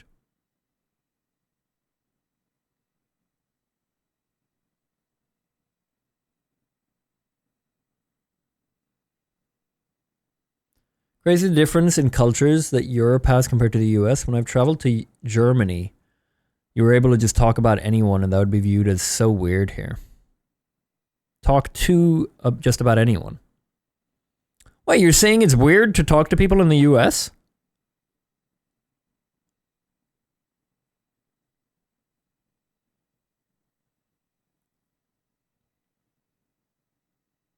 I would have thought that people think it's easy to talk to people in the US.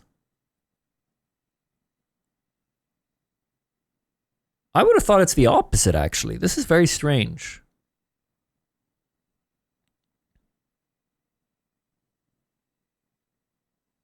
Communicating with strangers is kind of odd. Really? How would you compare culture of Sweden to other European countries like UK?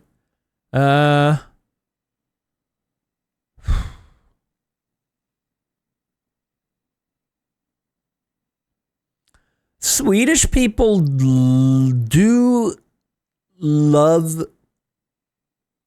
They enjoy talking. Like, Swedish people enjoy talking to strangers. And Swedish people will love to offer you to help. But they are terrible at initiating. And that's why they suck. Like, Swedish people are they come off as very non-social if you go to Sweden. I feel. Swedish people do not talk to you. Like, you're at the supermarket, nobody talks to each other. But it's not because they don't want to. They just cannot initiate. So if you go up to a Swede and you start talking to them, they will not be rude. They will be nice. But they will be taken aback. They will be surprised. And they'll be a little like, but then once they get on they're like, oh my God, yeah. Like, and they'll be okay and they'll talk. But they will not start the talk. Someone has to start it. And that's the part that Swedes really struggle with. Autism as a country, pretty much, yeah. Yeah. If we're in line at the supermarket, nobody will talk. But if I decide to say in front of to someone else, like, hey, like you know, I could say whatever, they'll be absolutely fine and normal and lovely, and they'll be kind, and it'll be fine. It won't be weird at all. I think that's what I notice in people when they talk about Swedes. They get that part wrong. They say Swedes are very antisocial. I don't know if I'd use the word antisocial, because if you do talk to them, then they are social. It's just the startup that they're nerfed at. Everyone's too scared to start the conversation.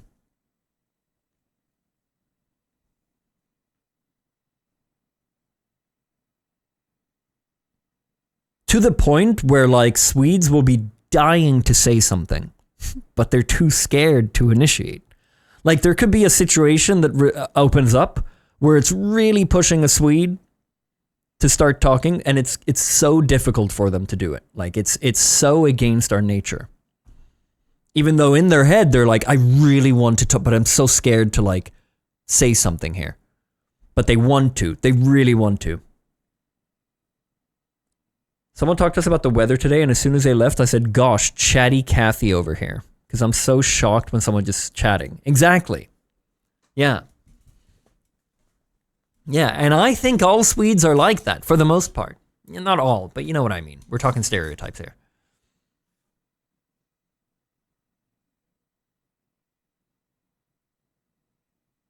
If something happens that causes someone to say something, everyone will be talking like they know each other. Exactly.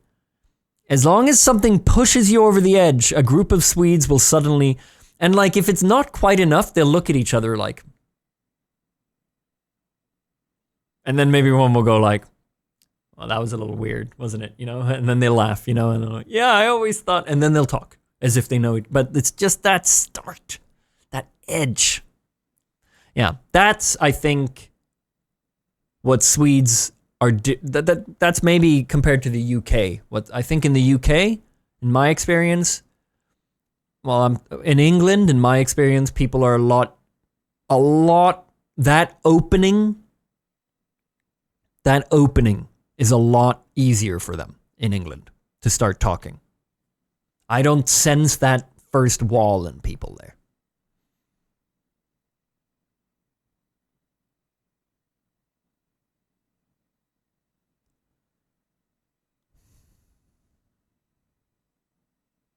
Yeah, for sure, Trick.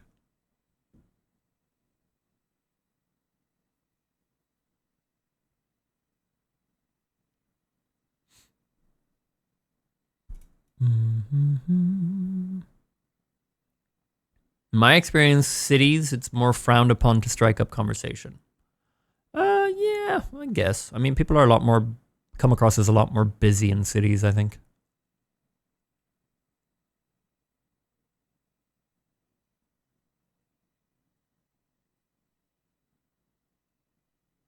What would you say is the best way to break the ice? With people? I mean, that depends on what the reason is that you're talking to them.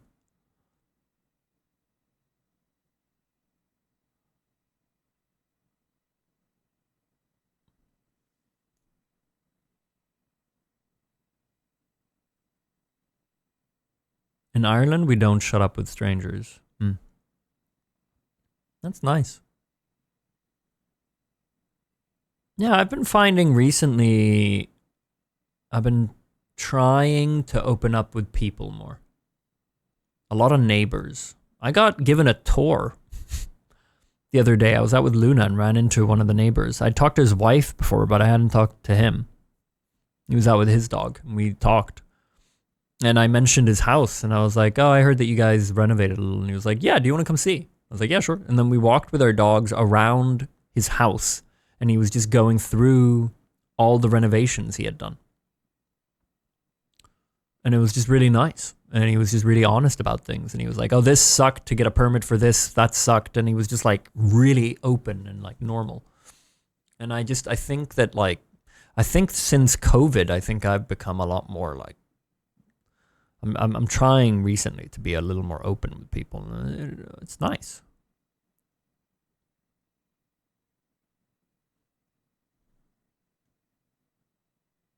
Streaming, do you feel like you become more social generally, like starting conversation with strangers and stuff?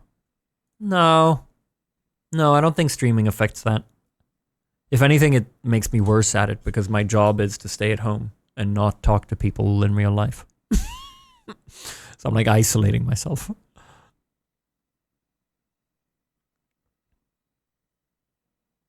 I need to get better at going with the flow like that. Yeah. Yeah, because I think if you told me when I'm at home, hey, you're going to go out with Luna now and you're going to run into someone and he's going to give you a tour of his house, like in his yard and stuff, I'd be like, okay. I'd be a little anxious, I think. You know? But then you go out and it happens and you're just like, yeah, okay, sure. And everything's just really normal and nice. You know, and it's actually nothing scary whatsoever.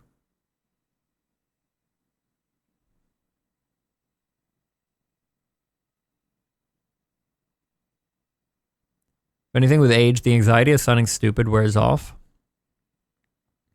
Yeah, I find most often when I'm talking to people, I'm just honest. I'm just really honest. No reason to hold back or be like quiet.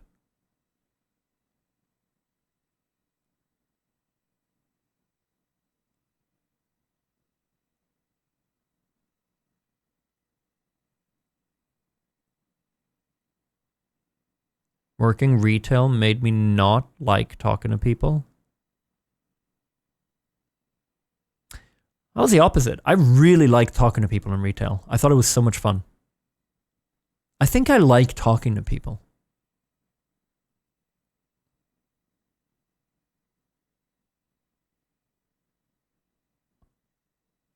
Why does plant look sad? He needs a bigger pot. I also need to water him.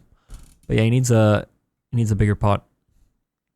Streamer shows breaking news. He likes talking. Fuck you.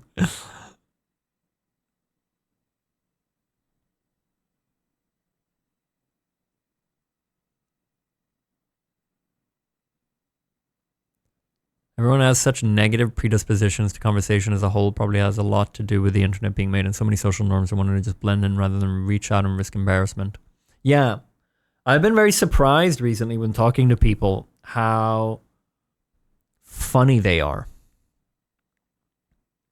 It makes me realize that I hold myself back. Usually they have to tell a joke first for me to kind of be like, okay, yeah, I could tell some jokes. I'm trying to work on that.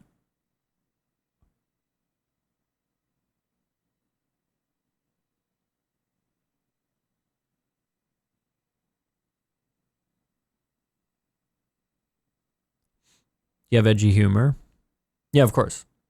Yeah, so they'll make me laugh a lot. I'm like, oh, okay. And then I'll tell my favorite racial joke. Just to test the waters before I get into the real dodgy stuff.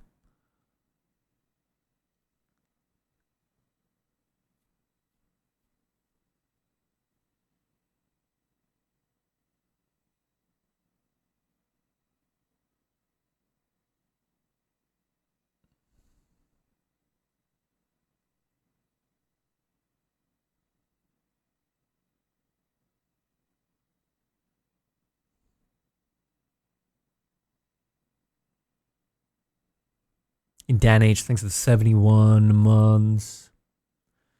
Much love. You want to know something funny, actually? That stream we did a few weeks ago where we looked at old commentaries from me and I was so cringe. But I was so like unapologetically me at the same time. That really inspired me. I said that then, and it's still on my mind these days to the point where it's inspired me like to be more cringe. And it's been really nice. It's been really nice. Yeah, I've been embracing the cringe. And I've noticed sometimes when I say something and I'm like, yeah, that was cringy. That's nice. I'm just going to own it. I'll look over. It's so funny to see people in chat be like, what? But I've been owning it. It's been all right. It's been all right. Like I've genuinely said stuff where I'm like, yeah, hell yeah. That was weird as fuck. I don't know how to. Like I've been embracing it a little.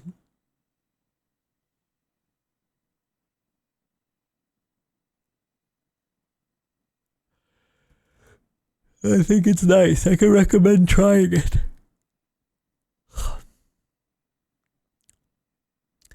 Do you think the reason you were such a happy, cringy dude was a happy background? No, I think it's just because I was a teenager. It's just, I think, in all honesty, I think most people, confident teenagers, end up going to like, that doesn't stick in the same way.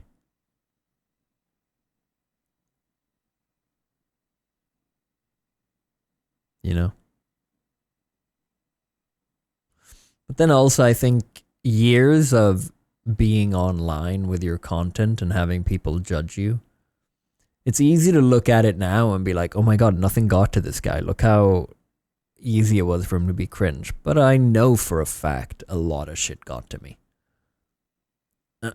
So that'll definitely have molded me, you know?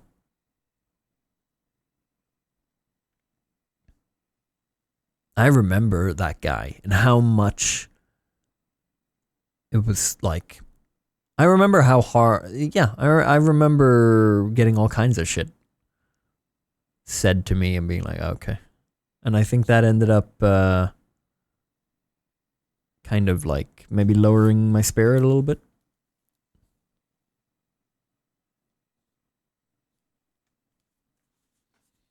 But it's hard to see that when you just look at a video today and you're like, oh my god, he's so cringy and wild. Like, no, I mean, he was, yeah, but it was still getting to him.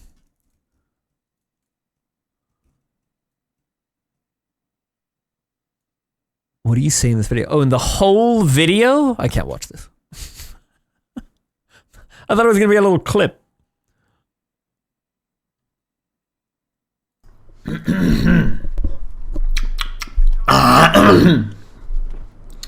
Hallå, hallå mina legender. That's funny. This is just a commentary in Swedish. I got asked to do a video in Swedish and I thought it'd be funny to do one.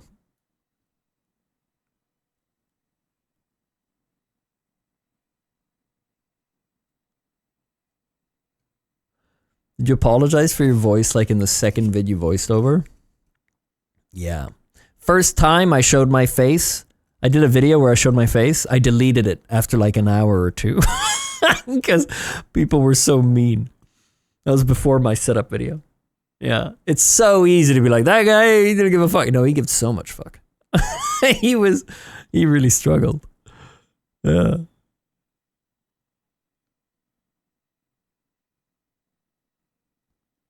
Yeah, but I mean, I was like 15, 14.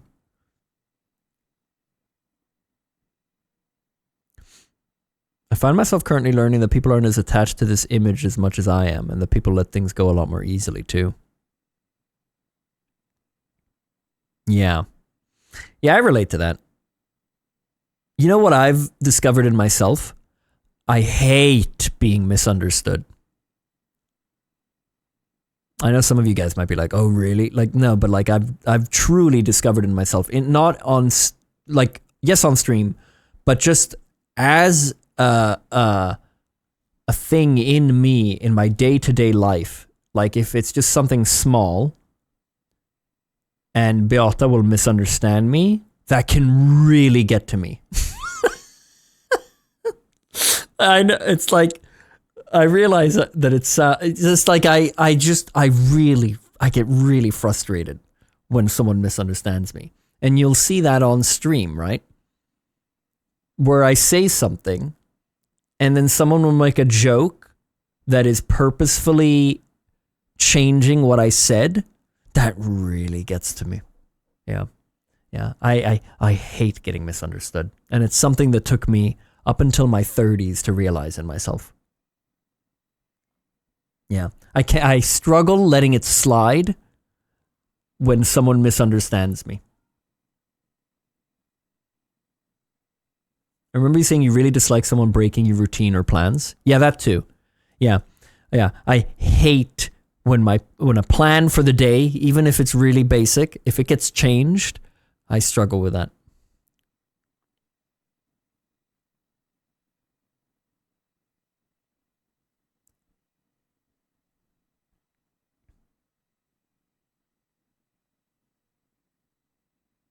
I don't understand.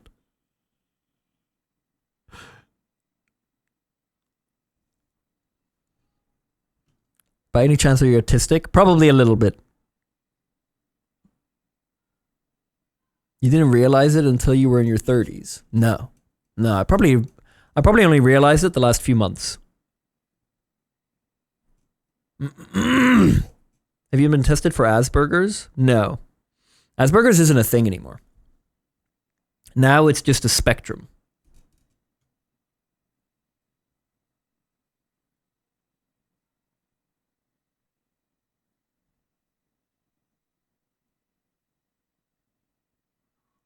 So did niche get to you? Well, yeah, that's probably why I struggled with that so much. That's an example of it, right? Where I'm trying to make a point about a game, and because I use the word niche, everyone's like, it's not niche. And that, to me, I think, is a moment of people misunderstanding me because I happen to use the wrong word. And so then I try to explain what I mean and say like, okay, it's not, okay, fine, niche might not be the right word for it then. At that moment, I feel like I'm being misunderstood because you're all jumping on, and you're not all jumping on me, but it feels like I'm being jumped on for the wrong, and it's like, well, that's not what I'm saying. I'm saying, you know, and then that gets me frustrated.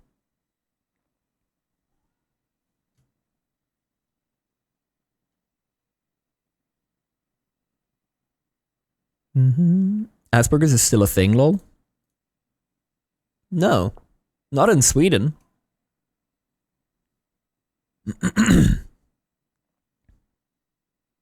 No, it's a spectrum now. It's part of the spectrum, I think.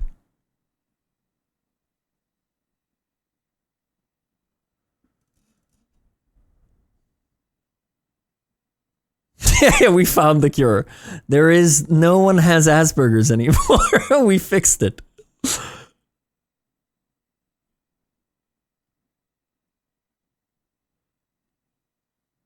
Oh yes, Sven and Station is right. As a professional in English, that is indisputably a rhyme. Thank you. Well, that's another example of it. And I think it can be really obvious when you realize it. And then you look at it and you're like, oh my God, all these times I've been frustrated. It's just about being misunderstood. But if you don't have that thought about yourself, you may not realize it.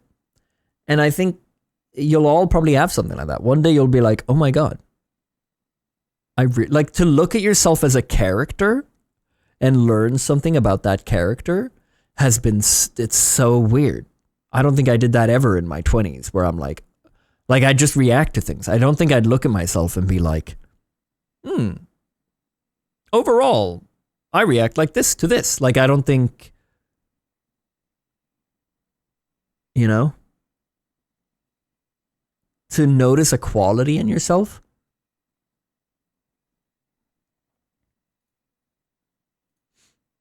Does this mean I'm banned from Sweden? Yeah, we sent all the people with Asperger's out, and then we said we cured it.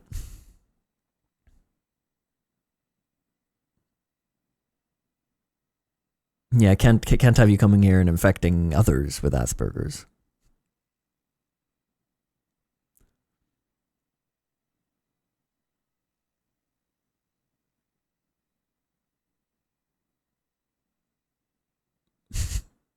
So like there are no depressed people in Finland? Yeah, because if everyone's depressed, then that's the new normal. Then no one's depressed.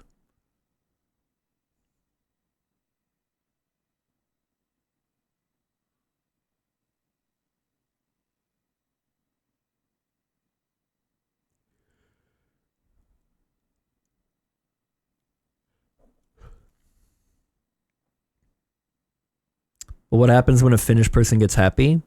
Well, then he's already moved, so then it's not their problem anymore.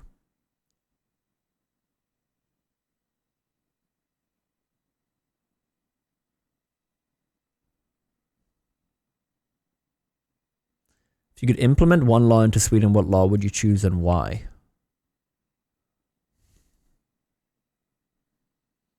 I don't know, legalize weed? We're like the most anti-drug country in Europe. Because of a guy in the 70s. Who, 70s and 80s. His name was, I want to say Ingvar? Did a bunch of anti-weed propaganda, basically. Big politics against it.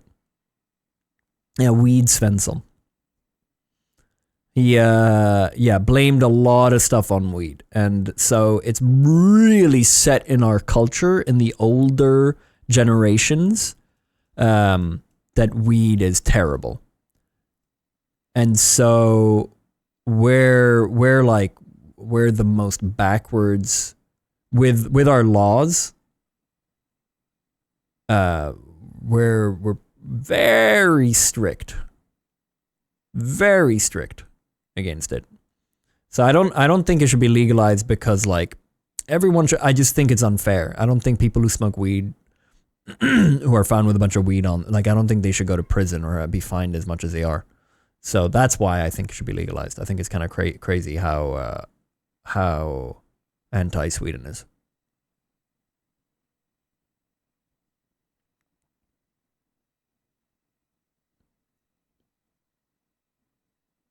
I think, and one of the main reasons as well is that Swedish gangs use weed as a way to make money. They deal weed, and so I think my personal opinion is that I think it would hurt them to make it legal. I don't think it would make them disappear. That's always going to be around, but I don't see it helping them. But I'm sure there's arguments that could be made against that. This is just one guy's opinion. You just want to smoke weed. Yeah, exactly. I'm bullshitting. I just want to smoke, you know. And too scared with it being... No, I think that's the only one I can think of. I think in general, Sweden has pretty good... Like, that's the one law I think that we're a little backwards on. Everything else I'm pretty fine on.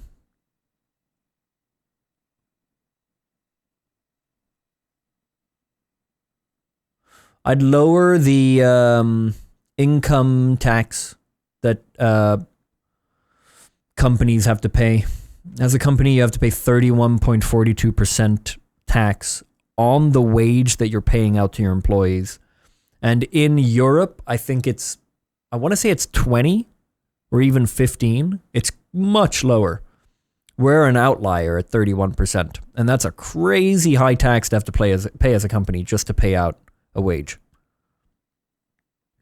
So, you know, if that counts as a law, I would change that and set it to the standard. I think it's either 20 or 15 in the rest of the EU. And we're up at 31. So if I pay myself as a wage, just as an example, if I pay out $5,000 to me, the employee from the company, I have to pay a 31% tax on that from the company. And that's before I've even started paying my own tax on it. It's just crazy high. I don't think it needs to be so high. It's the only country where it's that high in Europe, as far as I know. So it's either that or weed. Ja, arbetsgivaravgift. I want to say it's 15, or is it 20? It's one or the other in the other countries.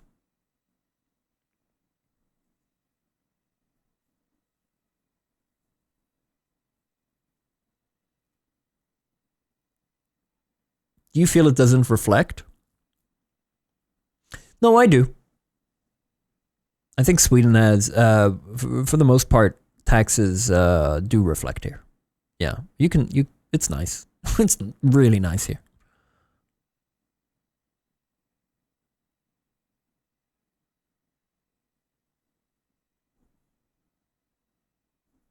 The focus here isn't people smoking weed, it's on the dealers. I find it hard to imagine someone carrying a little bit of weed getting prison, just a fine probably.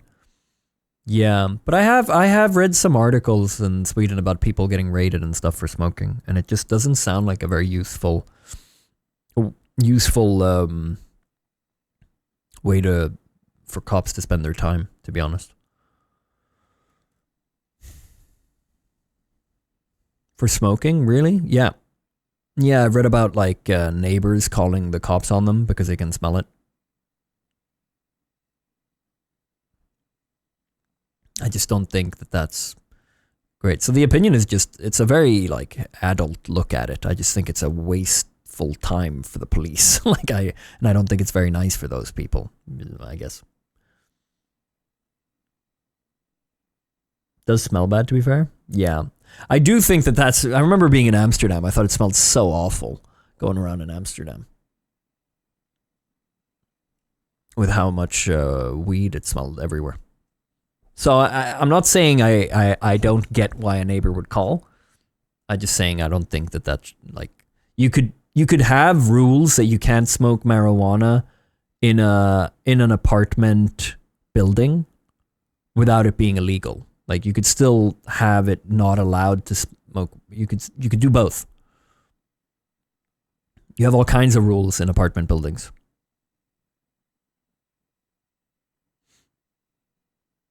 I smoked weed when I was in Amsterdam, and I tried it in Denmark because they had like I think they got rid of that now, but they had like an area where you could, it's called something. What is it called in Denmark, in Copenhagen? It's called like Freetown or something. And I'm pretty sure, Christiania. Yeah, Christiania. Did they get rid of that cake, or am I misremembering? Like the police, it was kind of an open secret, and they were... I swear I read that they finally like fully raided it. Not actual Christiania, but the area where they would have actual drug dealers.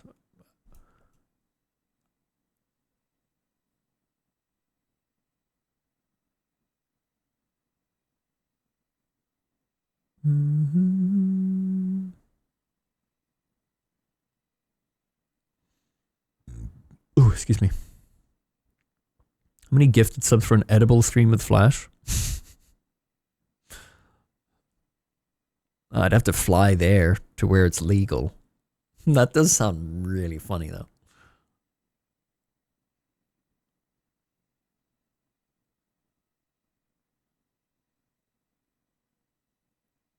The drug logs, they finally happen.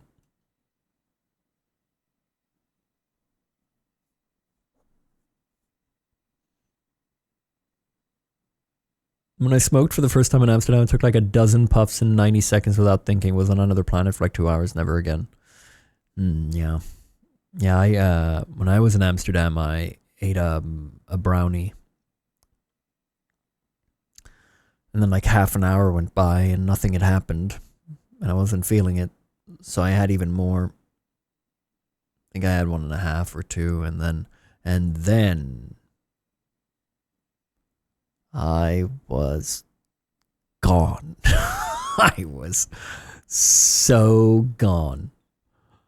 Yeah, it was funny. I still remember the feeling. Time was no longer a thing. We went to a steakhouse, and I thought I had been eating that steak for like forever. I literally remember thinking like, we've been here forever. I'll never finish this steak. I just felt like I was just eating this steak forever.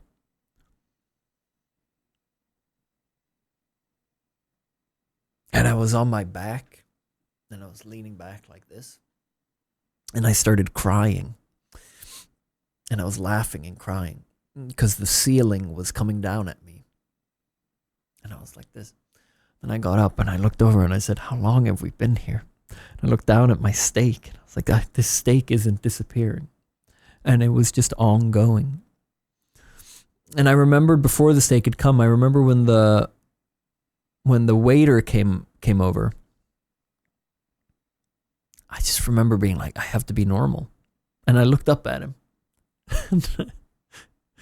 I had tears down my cheeks. And I don't remember what I said, but somehow I got a steak, so I must have ordered. But I just remember saying like, I can't look high. And I just remember feeling how wet I was because I had been crying so much, like laugh crying, you know. And I just looked up and then I got it just felt like I had been there for hours, really. Like it must have been 20 minutes, you know, but yeah. And like the ceiling was just liquid. It was just the weirdest fucking trip. And then I finished my steak and then I felt so sick that I had to run to the bathroom and I threw up. And then somehow I had to get back to my hotel. And I was so sick on the way home. And it's a core memory for me, throwing up in the bathroom at the hotel. Because I remember the puke. Somehow in that high, that's what I remember. Yeah. I've never puked like that. It was the weirdest puke. Yeah. I remember the detail of it was weird. It was weird. I felt like, yeah. No, not rainbow. It was okay. If someone's eating, hold your ears for like 10 seconds. It was like the thickest porridge. And it came out so slowly. Like it was not liquidy. It was so thick and so gray. And it was just so slowly coming out of me. And it somehow like felt so good because I felt like I was getting rid of the high in a way. And that's my core memory because I don't remember. I think after that, I just simply passed out. Full passed out. And then the next day I woke up fine. I've never thrown up high. That sounds horrible. It was just horrific. For the rest of the time I was there in Amsterdam, I only smoked because that terrified me. Like I was like, I can't get that high with that. Like it's so much harder smoking. I figured. So I actually haven't done an edible since. That was my one edible when I've been out. Yeah, and I don't think I ever could again. But you know, who knows? Maybe one day in the right country, in the right place.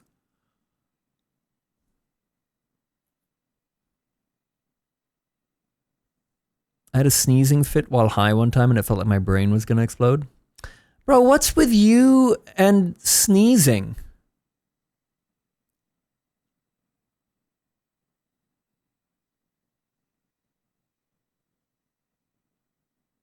Something's up with your nose, man. This was pre-spreadsheet. For those who don't know, Adam keeps a spreadsheet and he writes every time he sneezes. So he has full stats by year of sneezes, day by day, hour by hour. I'm pretty sure he timestamps them.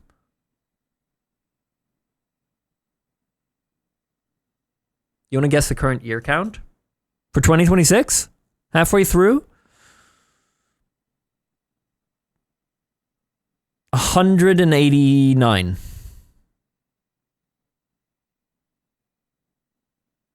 You sneeze a lot.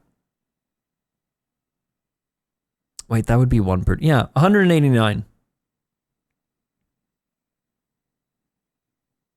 Whoa, you guys are going high. You think he's sneezing more than twice per day?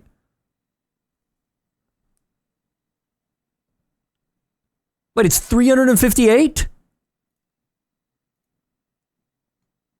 Wait, so you're sneezing twice a day? And if you're not, then you have days where if you're not sneezing twice a day, you're sneezing 4 times every other day.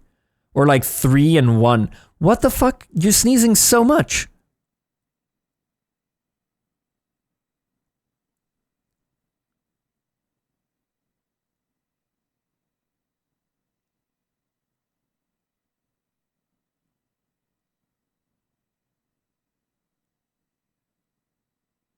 You gotta have allergies. How many times do you sneeze a day, Teo? Maybe 1 to 2 times.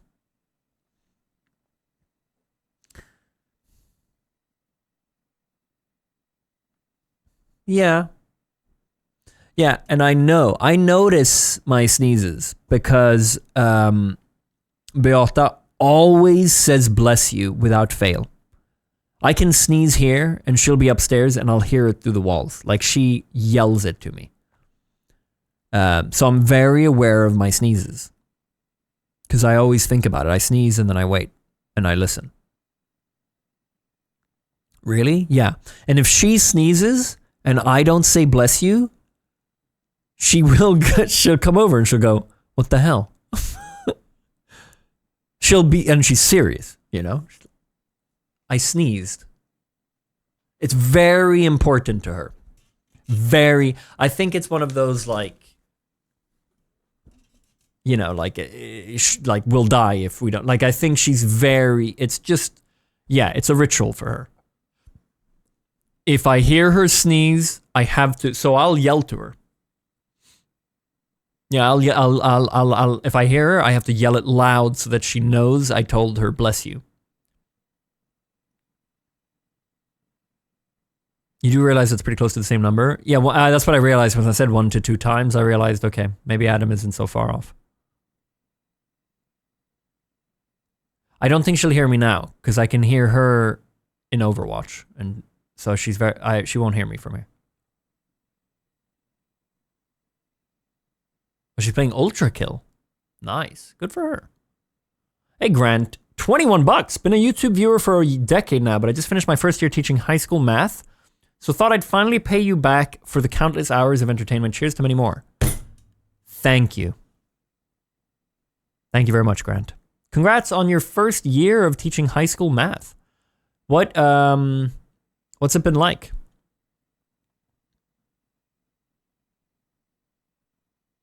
It's a good conversation piece, my sneeze list.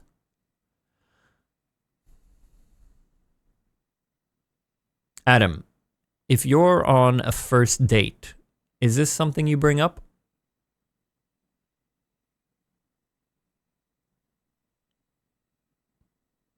Absolutely not. Second date? Or is it more of like a 28th date kind of thing? You're about to move in together.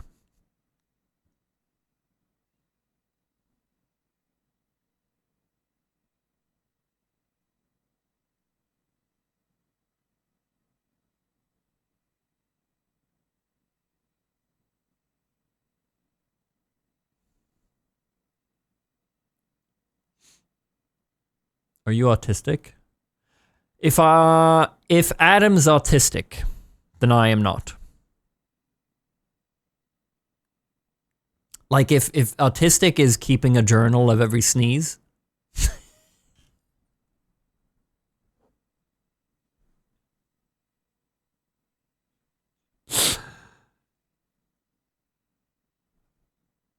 Then I'm too far off from him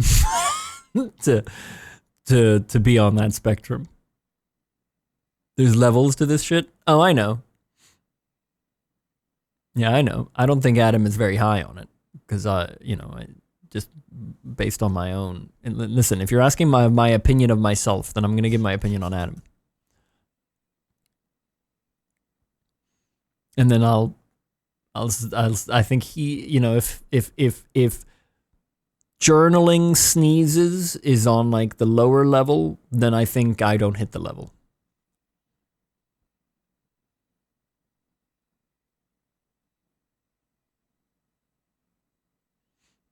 You could have hired an editor that didn't track their sneezes. This is the better timeline. I agree. I think it's great that my editor tracks his sneezes. It's a great little, it's good for you, man. It's a good conversation starter. Where does it go? You know, on that date when you finally tell them.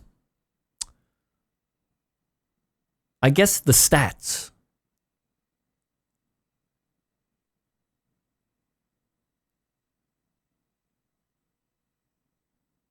Like, other than that, and if they don't ask about the stats, it gets kind of weird, right? Because they're like, oh, why? And you're like, I don't know. Thought it would be a good conversation. And then it gets quiet. So then you're like, you want to hear my stats? You want to hear the highest I've done in a year? And then they're like, okay, sure.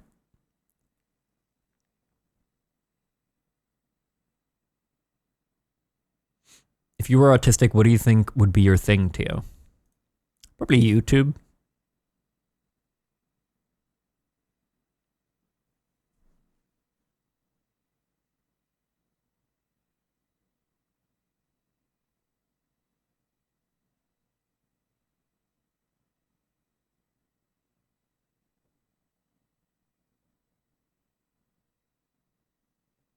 So you are already? Yeah, that's the joke that I was trying to tell.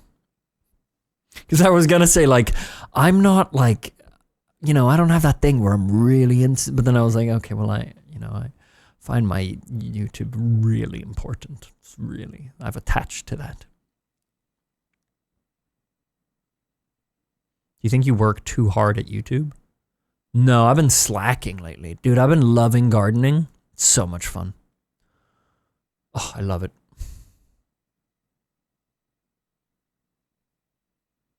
Today I read a comment. I was sat in my garden having a cup of tea. And I read a comment from some guy.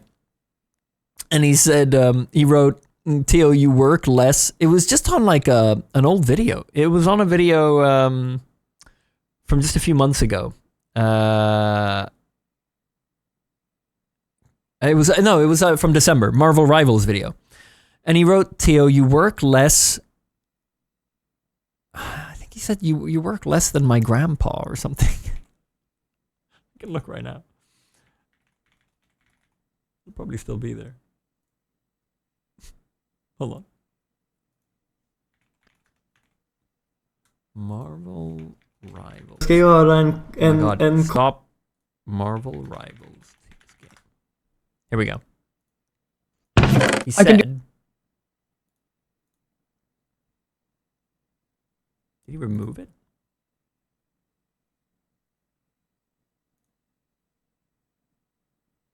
I must have been a reply to someone. We'll never know what he said. Oh, I'd really like to know what he said.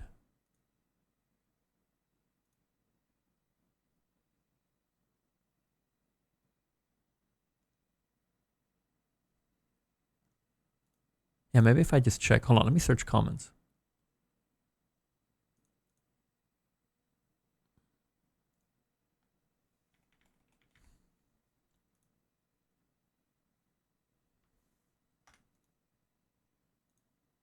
Maybe he deleted the comment.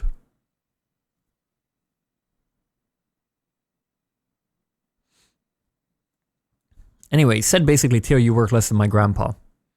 I swear he said like on... It was like half dying or something. He added something. And it made me put my cup of tea down and come down to my office and watch through the Walking Dead video to finally send the final notes to Adam. I read it, and at first... I was like, this fucking prick. And then I was like, maybe I need to like let's hit a little today. I was like, maybe he's a little, you know what? I'm gonna go down and fucking work. So I went down and sat down and immediately watched and sent the notes. Yeah. This is how we circle back to the thing you said earlier about comments getting to you. Yeah. No, I think there was some truth in it because I know it's not like it hit as a surprise. I have been taking it a little bit easy, but then when I read that, I was like, oh, I should work a little more maybe. So he woke me up a little. It's like, you know what? I don't have to sit here and drink my tea. I'll go down. Yeah, it gave me a little bit of awareness.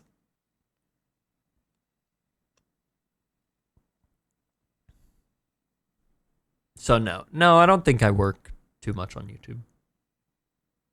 I work a normal amount on YouTube. I work a normal amount. Some months I work a lot, and some months the thing is right now it's like summer is hitting in Sweden, and like we have 6 months of absolute darkness, and you get depressed. You get seasonal depression, and so when the summer hits, if you're like me and you have a flexible job, you tend to take it a little easy so that you can like just be out. Because it's the time of year when I'm meant to go outside. Like I have to go out. I have to be outside as much as possible.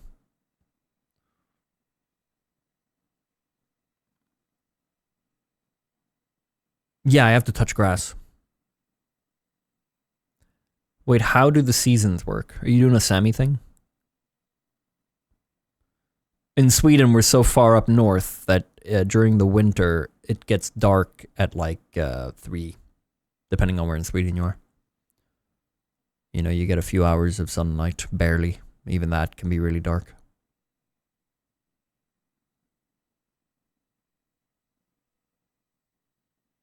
Yeah, it's the same in Canada.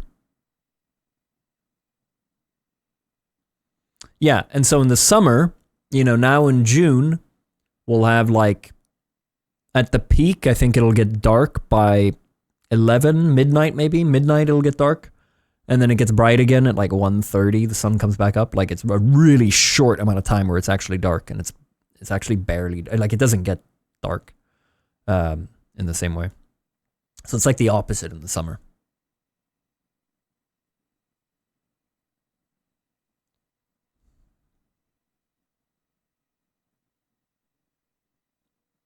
No, it's not that bright yet. Yeah, maybe I think around 3:30, 4 right now it gets bright. Something like that maybe.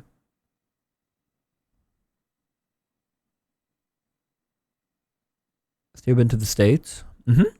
I've been to Texas, New York, LA.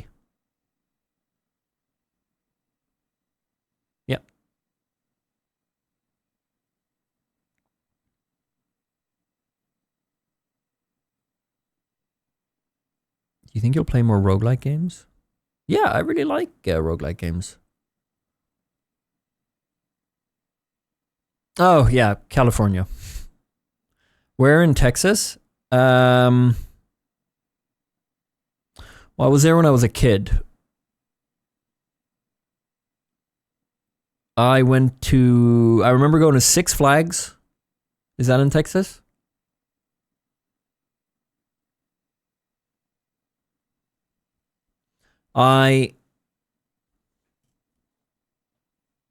For the first time and only time. Oh, yeah, I think I was in Dallas. Yeah, no, I 100% went to Dallas. For the only time in my life, I won a big bag of chocolate at Six Flags in Dallas. And I was so happy. And I have a memory of having it. My dad comes walking because he's been, you know, with one of my siblings or something, and he's coming and I've been off doing this with my mom because I was too short to do a lot of the rides. I've got it. I'm so happy to show him, and I run to him, and he takes me up in his arms. I've got this big bag of candy, and I'm so happy about it. So I have quite a nice memory of Dallas Six Flags. But at the same trip, we went to a lake, and it was super hot that summer. And we were hiking for like an hour through this blazing hot forest, these woods. And I was dying of thirst, and so we're almost at the lake, and I asked someone, might have been my dad, my brother, I don't know. I asked someone, might have been my uncle. I was like, do you have any water? You know, and he handed me the water. I was like, thank God. And it's like scorching hot. And I drink the water, and immediately I'm so thirsty that I'm not even thinking, and I just start gulping this water down. And after about a second, my head, like everything registers, and I realize that it's warm. And I thought it would be cold water. And as a reflex to it being warm, I just take it all out and spit it all out into the bottle. Because I was so surprised that it was warm water. And I want to say it was my uncle. Could have been my dad. Whoever it was. Yeah, I had a few people mad at me. And I was like 9, 8. And I was like, I'm sorry, I didn't know. And they're like, it's warm. How didn't you know? You know, and I think everyone's a little agitated because it's super warm. And I didn't expect, I expected cold water. And then I got really sad because people were mad at me. And I didn't mean anything. It was just my reflex. But it was so much water. And I fully just threw it back, all of it back into the bottle. Yeah. Yeah, I mean, I don't blame me. They should have warned me. I was a kid. But, you know, I also understand that they got annoyed because we didn't have that much water in the first place. I just ruined one of them with all of my fucking spit. Good night. See you, Doge. Cool stream idea, just looking at games. Yeah, it was fun. Should have warned me. Yeah, man. If I'm a kid, of course. Dude, if I'm out hiking today and I hand a bottle to someone because they ask for water, and it's like their first time, like, in this kind of scenario, I think it's on me if I don't say, like, okay, now this is going to be warm water, but that's okay. At the very least, I don't think I'm going to get mad at the kid.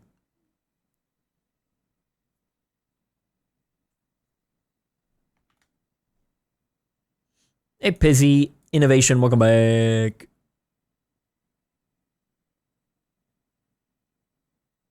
Hey, thanks, Innovation. No worries, man. I always find it surprising how people in the West hate warm water. Growing up in Asia, my parents would scold me if I drink cold water. Oh, because warm's better for you. Yeah. How would you make it warm, though? Would you leave it out? Because you're not meant to drink warm water from the tap.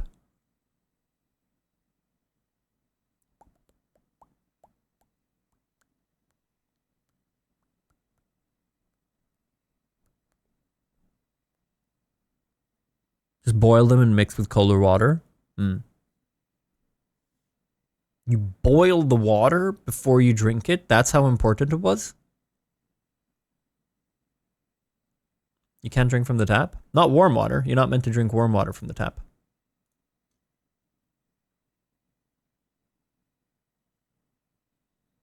Because it brings with... I think it's because it brings with stuff that doesn't come with when it's cold. Like in the actual pipes. But it might be another reason. It might be something to do with the heater, maybe?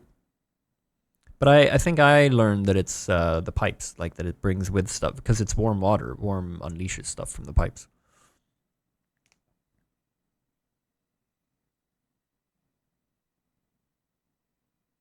Oh yeah, it could be copper. That makes sense.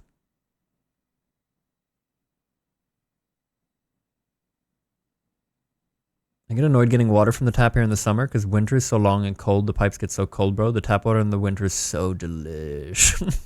Why don't you just get like a nice bottle and put the water in the fridge, Katie?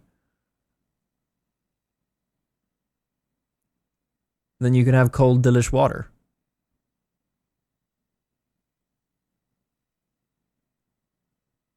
Now that's what I gotta do.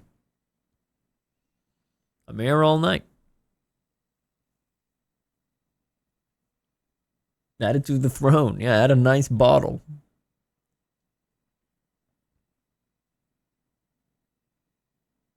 Sometimes I forget to refill. Just do it as like a first thing you do in the morning. Add it to your routine.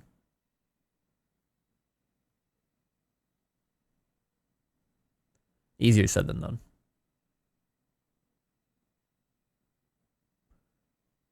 I used to wonder as a kid why we didn't collect rainwater for the bills. Isn't it because water is just really cheap? That like it's not worth cost-wise to go through the effort of collecting rainwater. Like that's a lot of work for not that much water. Yeah, I've heard it's illegal in the US in places. Hi, Mercy.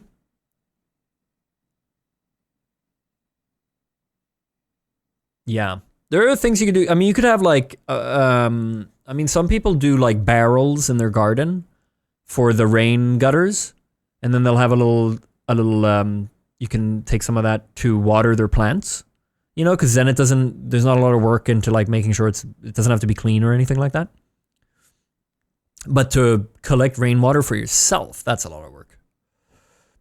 Hey, Wizlix. I've been watching you since TTT and Siege Days with my brothers. You, the boys, the mods, and everyone who made your stream happen have brightened my days. I'm glad I finally got to come to stream and say hi. Love you, chat, and hope everyone is having a nice day. That's so cute. Thank you. Thanks for the 300 bits. That's lovely. In Cali, collecting rainwater is a felony. Question mark. I do it. We use 3 types of filters and it's good to go. But you see, already that's so much work.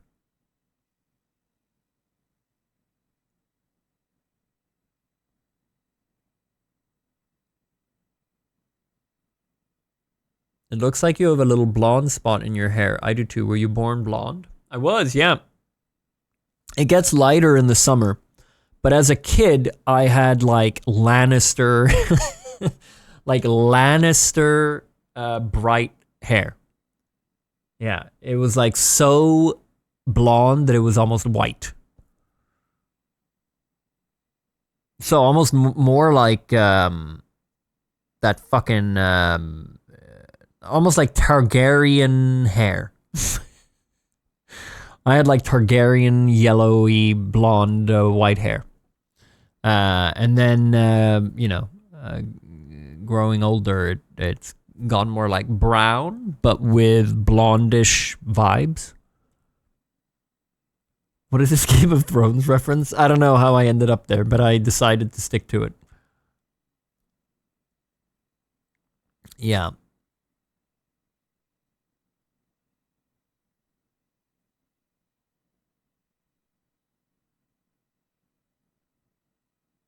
Was your hair always this color as a creator? Yeah.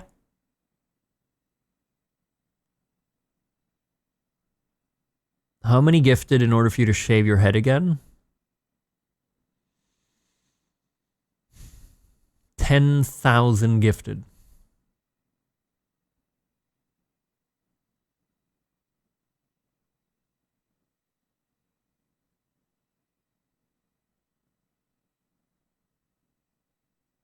You were bald for like a good chunk, though.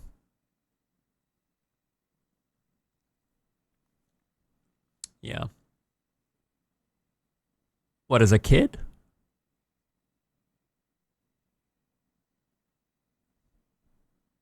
Would 5,000 do? No. I don't even know if I'm good. I don't want to shave my head. I take back the 10,000 gifted.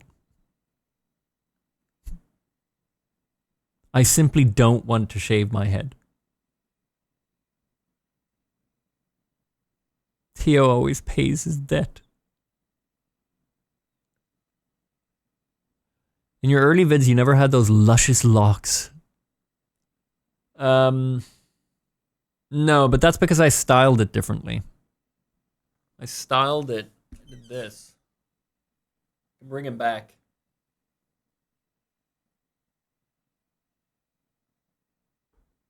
He's back. That's so much forehead.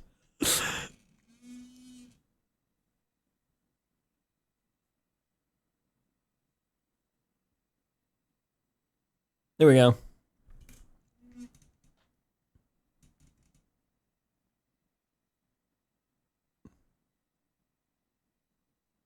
The logo, yeah. I mean, this is how I was for like all of my 20s.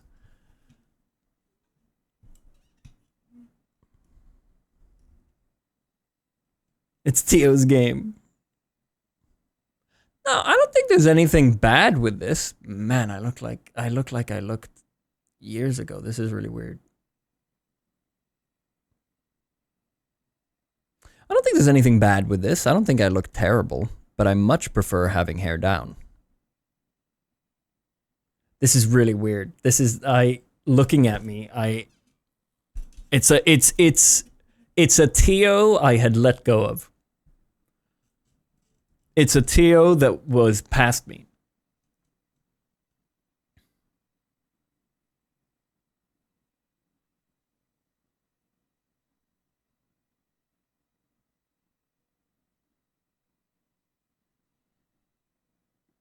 No, I can't do it the other side. This is my natural parting right here. What about accepting the cringe? No, this was post that Teo. This is 20s Teo. Yeah, this is a Teo we haven't seen in a long time.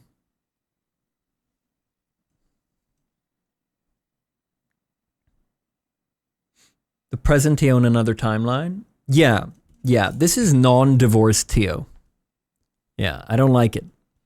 I don't like it, I'll be honest. I'm not ready to see this guy again. Not right now.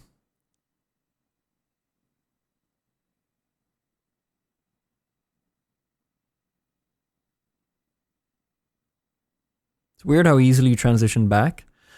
I got this, I nailed, it was like two swoops with the hand, and suddenly I didn't realize he's so close. I didn't, you know what I mean? I don't think I realized that this Teo is always there. This is just, I think it's creeped me out a little bit how close he is. You know what I mean? Like, I don't think, I felt like, you know, the hair is different, but, I didn't know, I like this. This Teo wasn't meant, I don't think he was meant to be here. Yeah, yeah, I haven't really done here, though. It's weird. Yeah, this Teo didn't stop drinking. God, that sounds like I had a drinking problem. No, I just don't drink. I don't get drunk anymore. So like, I think this is really weird for me looking at myself.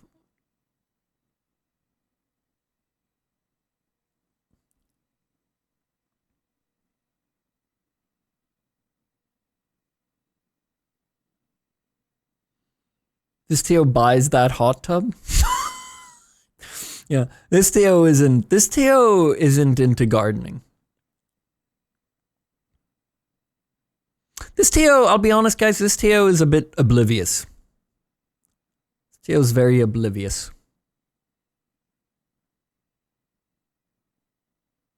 This is very weird.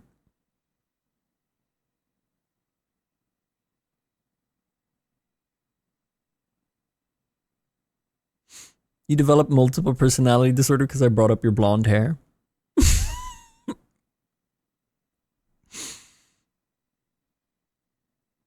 I'm slowly getting used to it. It's becoming more normal by the minute. I mean, it's still me. Just really weird to see.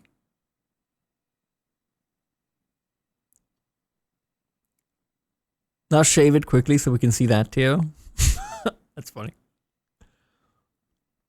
I got a message the other day that said, "Do you think you guys will hop on Drunk Siege soon?" I said hop on. Like it's casual.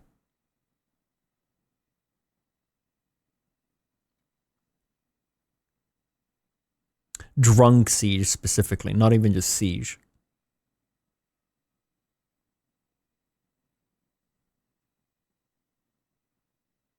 Can you start next stream like this to see what people say? I like that.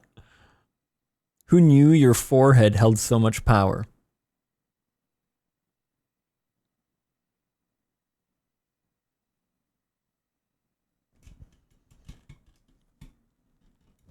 Let's play, guys. You guys want to play some Siege?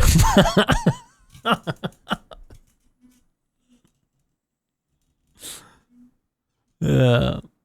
Yeah. It has, I know I said it as a joke, but it has genuinely weirded me out how easy it was to get this back. Now I look normal. This is, no, wait, what? Now I look, wow. Wow. Wow, I'm fully used to it. Oh, man. This is weird. What the fuck? I'm the same guy. I think it helped a lot to change hairstyle, you know? You know what I mean? Like, you go through something, you change hairstyle. There's something about that that really separates it.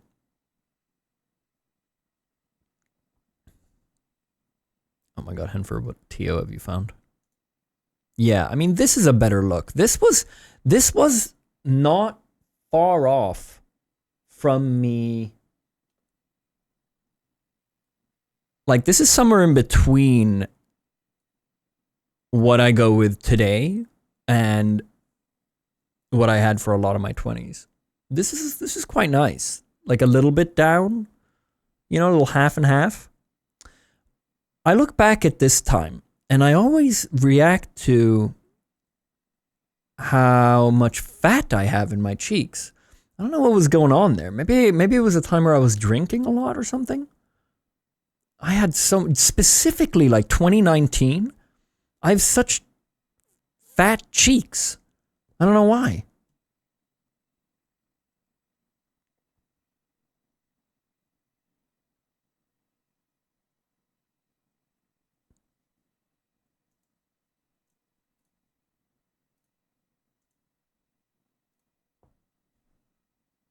Yeah, I don't know what this other image.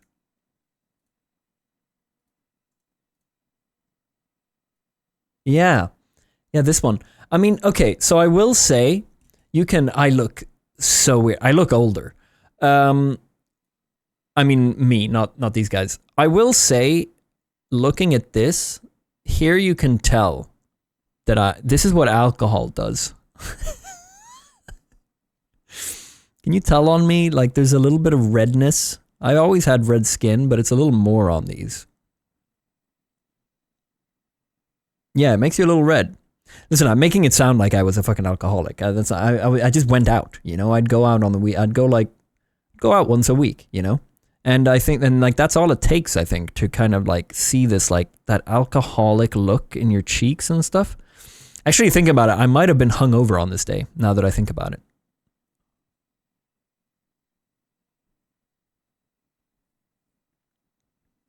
Yeah, I was probably a little bit, I might be a little, maybe I'm a little harsh on myself.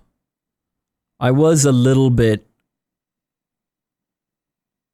active in this. I was hopping around. I was soaked in sweat.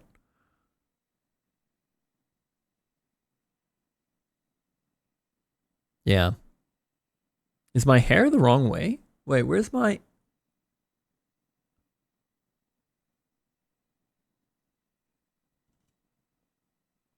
No, I'm flipped. I'm flipped. Yeah, I'm flipped. Look, it's mirrored. I've got my birthmark there, whereas here I've got it here. Yeah, we're okay. I hope you know I never saw you as fat or remotely overweight. Oh, wait, no, no. I'm not saying I'm fat here. Thank you. It's not at all what I feel. I just always react to the fact that I've always struggled putting on weight. And for whatever reason, 2019, during those videos, I had a little bit of fat in my cheeks, and I don't know why. I was still skinny, and I had nothing going on my body, but I had fat on my cheeks.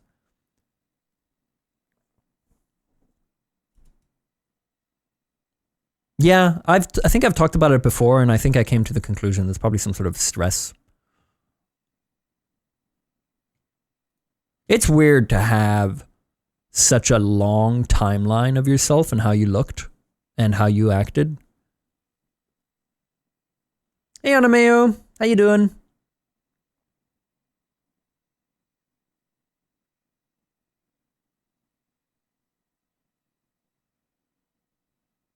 Why are you keeping the hair? Is it freaking you out? It's a revelation. It's so weird to me.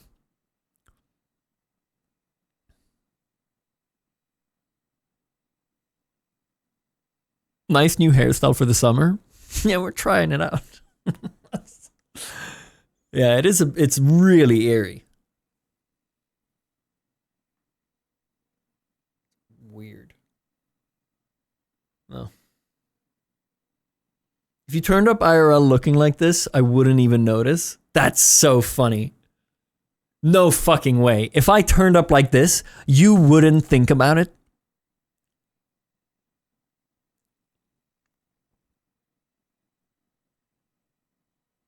Ask Beata what she thinks. Oh, I already have. I did something like close to this at some point, and she she said, "Ew." So it's okay. I'm with her, to be honest. I don't want this, Theo. I don't like this.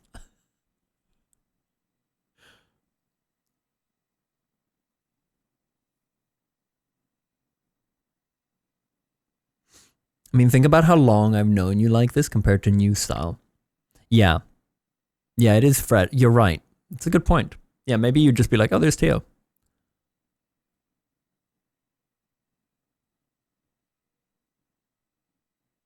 Hello, what is this hair?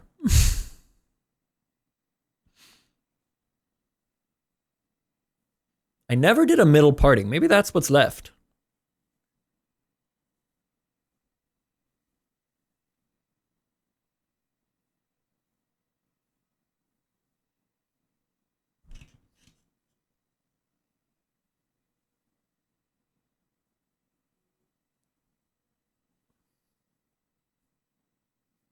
Doesn't have to be so flat, maybe. It's a little hard to just...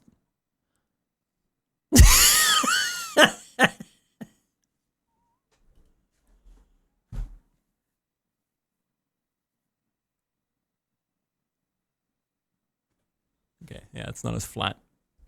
Okay, I think you can make it work if you just style it a little.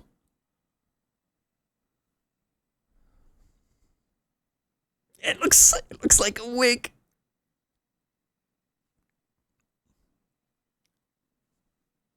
It doesn't look like it fits me. It doesn't look like my hair. it doesn't look like my hair.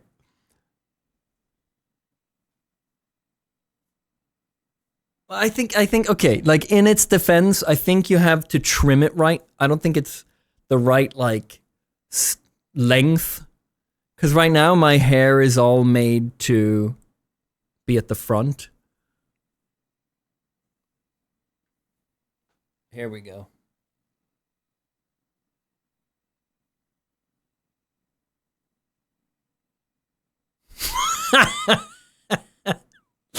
There we go, guys. Yeah. Lucius. Yeah. Okay. Should we play some games?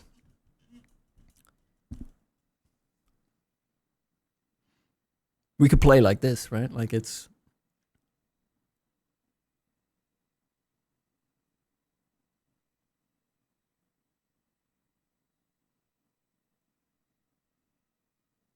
Gel? I don't have any gel in it.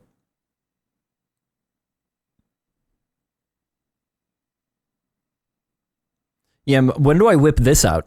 Prom? No. No, this feels like...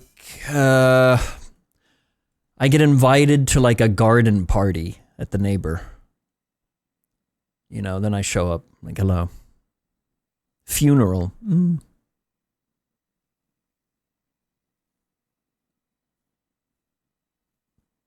Listen, I think I can make it work. The mid if I cut it.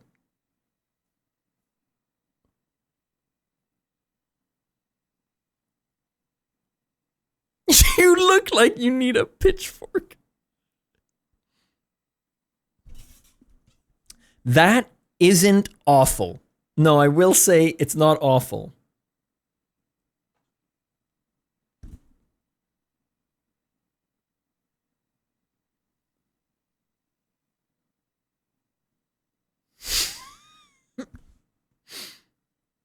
giving like evil Peter Parker in like Spider-Man 3 or whatever.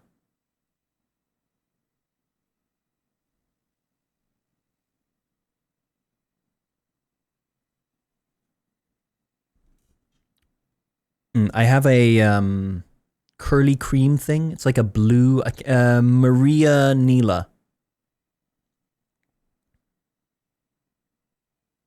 Do the dance. What is he? Doesn't he snap his fingers or something? I can't remember the dance. But he has it completely straight. Like hair paste? No, it just gives some volume to your hair. It's gonna be tough to.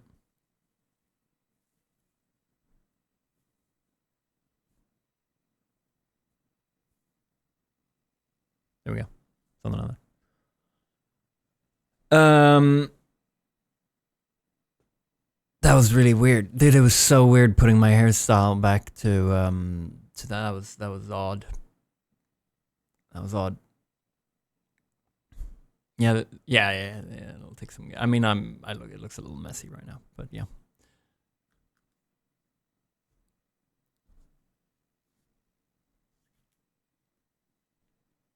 Feels weird now. You're back from just you being you.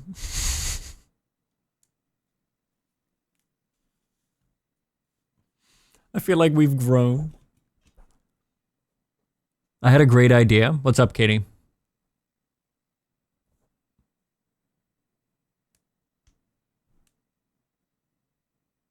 Hit me.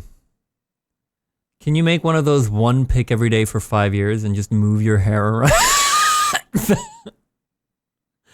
Yeah, that's funny.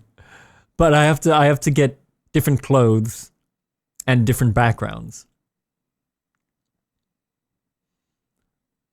Yeah.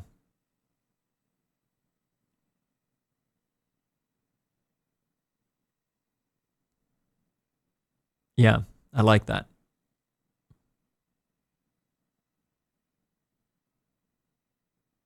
For the next ad? How do I connect it to the product? Hi, Samurai.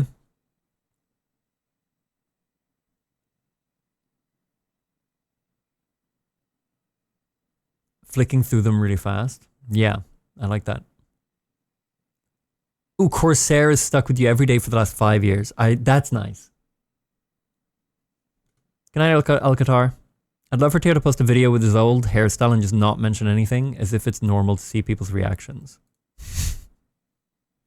That's funny. Dude, if I do a Siege video at some point, I'll always do the old hairstyle just for the Siege sessions.